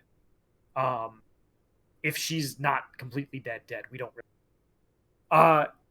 the world is not in a great place, and we're down to just Lorath and you. Donan is dead. Thaisa is, probably not interested. Uninterested. Doing her own thing, and Neyrelle is gone with the stone. Also, the church now hates you and probably is going to kill you. Things are not great. Tyrael is AFK, is mentioned once in the story. And It's he's just like still, having he's left still a while immortal, ago. so And he can he's only still do so mortal, much. so he's probably like fucking 90 at this point, yeah. Oh, yeah, and Mashif gets killed. I don't know if we mentioned this because we might have gotten off a tangent, but he gets killed on the way back after you... He gets get killed the while Spoiler. he's waiting for us. Yeah. Yeah, they jump him while he's waiting, and it's very sad. He takes out But like four of them, got, though. Yeah, he got to go. He said, "Yeah, there was one last adventure with Deckard." It's like, no, Kind of. You're half right. So, the home team is severely cut down. Right? It's literally just you and Lorath. And now we just kind of wait until the next bad thing happens. So as far as even Diablo endings go, this is fairly a downer. Yeah. Like, at least in, Diablo endings are always a downer, right? Like, you beat Baal in Destruction. the World Stone's broken. The hell has free access now. Good job.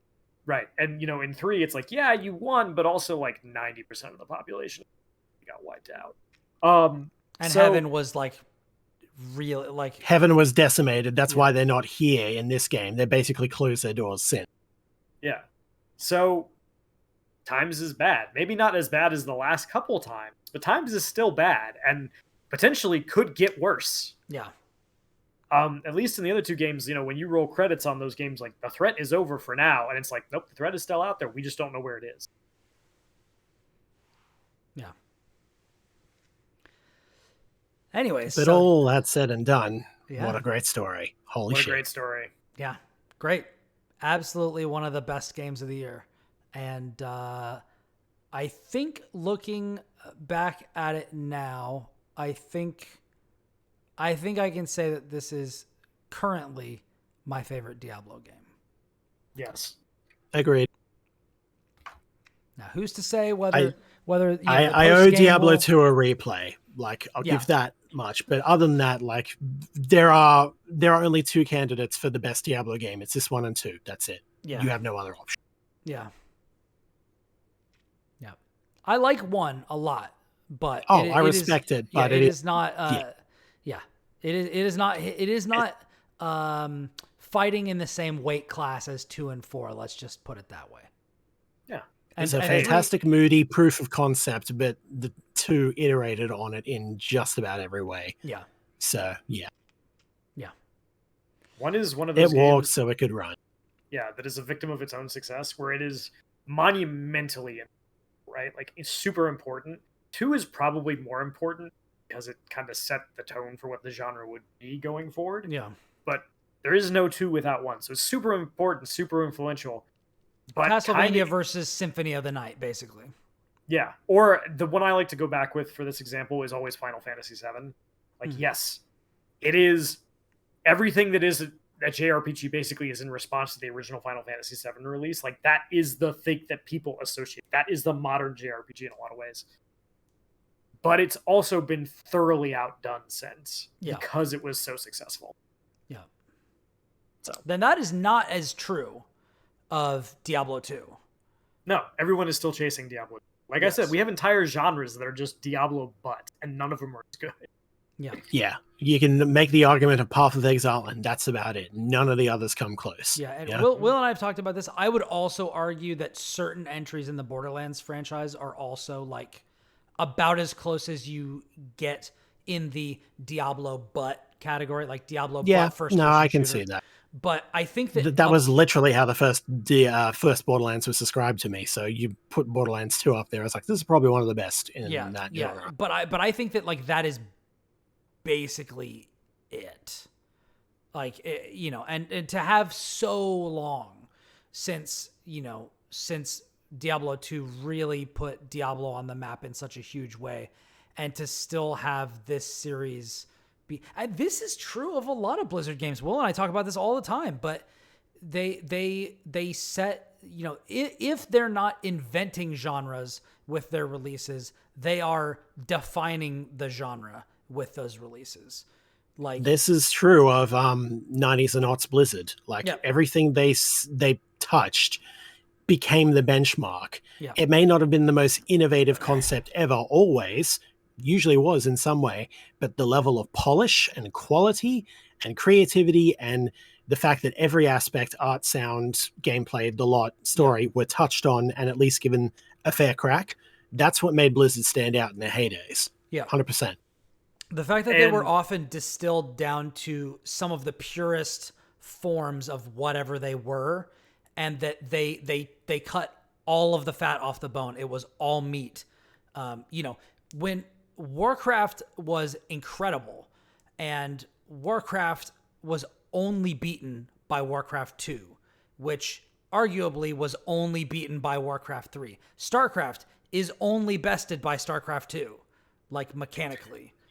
I think that there's an argument, like, which is crazy. There's an argument. The Brood War is still better than Brood War StarCraft is still 2. better. Like that, there is an argument to be made that Brood War is still the best RTS ever made. That game came out in 1998. Yes. Yeah. And that's the thing. I believe that. Like, that's my stance. I love StarCraft 2, but I still think the overall Brood War is the better complete package. So World of Warcraft is arguably the best MMO ever made. I don't even think that's arguable. I think it's not arguable. Yeah. I think you can argue, like, I think there is a modern argument for FF14, but I think that it could not have been as good as it did without WoW codifying everything. Because FF11 is older and it's not as good. It's more like the classic style of what MMORPGs before WoW came and changed everything. Yeah, I'm there with you. Yeah. WoW is definitely the most important MMO ever. I think that you can also argue that it's the best one. And I think there's in the past, like, couple of years, you could make an argument for FF14. I think before that, there is no argument. But I think that now a lot of people... There are games that are better at it at the given time. Yeah. WoW might have been slumping. FF14 might have been on the high. Yeah. Something or other, but, like, there was never a true WoW killer. There was only something that was better than it in the moment. And now... currently, as it stands, Endwalker sucks. I hate it. It's terrible. I stand by that. And Dragonflight rules. Yeah. It's actually one of the best WoW expansions in forever, if not the best. And literally one of the quests they added recently, best quest they have ever done. No joke. And all of that to say that, like, Blizzard keeps doing what Blizzard has been known to do, which is releasing newer versions of those games that, against impossible odds, against impossibly high standards, somehow managed to surpass their predecessors. But there was a decade where they did not. Sure. That's the thing. Sure. But now it looks like the Diablo slump, like the WoW slump, is over. And now... I could not have asked for a better Diablo return. Straight up. No, I couldn't have asked for a better one. This is, like I said, I was very dubious going into these betas and going into my review build. Because I was like, at some point, this is going to, like, a ball will be dropped. There's too many plates. Like, something is going to, and I just came out of it being like, nope, it's that. Yeah, I was waiting to see if they kept the plates spinning or if some stuff things would start crashing, how the end game was, all that. No, it's great. It's great. And it's nice that we can, like, finally be in this space again. Because I would argue that the only, like, long-running Blizzard IP that has never really had a slump is StarCraft. Because even, like, the lesser StarCraft 2 expansions are still really great games because it's gameplay-wise, they're still friggin' great. And they're still, like, campaign design-wise, map-wise, mechanics, unmatched. The story cannot live up to them at all. But the gameplay, it's great. And StarCraft 2's Legacy of the Void co-op mode is amazing. Nothing else like it, and I want more. Yeah.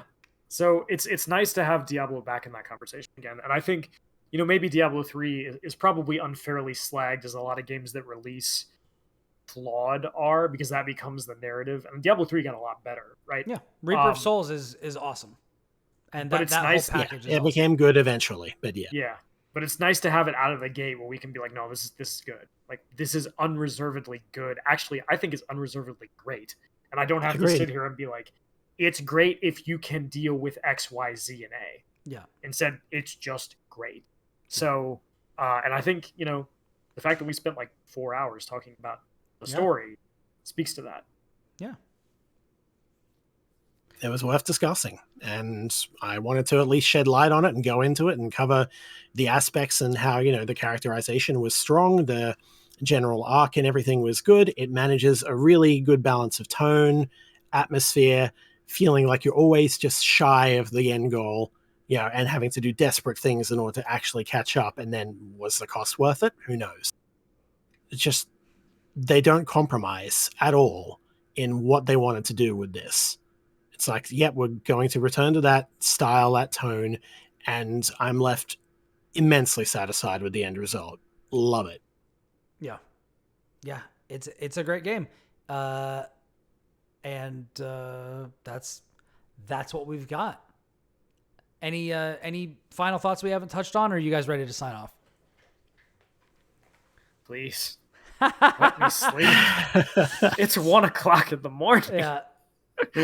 Thank you for joining us for this lengthy episode of The Platformers. This has been episode 279. If you want to watch us record each episode live, as we have done tonight, check it out at twitch.tv/Ribnax, RIBNAX. You can also find me on Twitter and Instagram and backlogged at Ribnax, RIBNAX.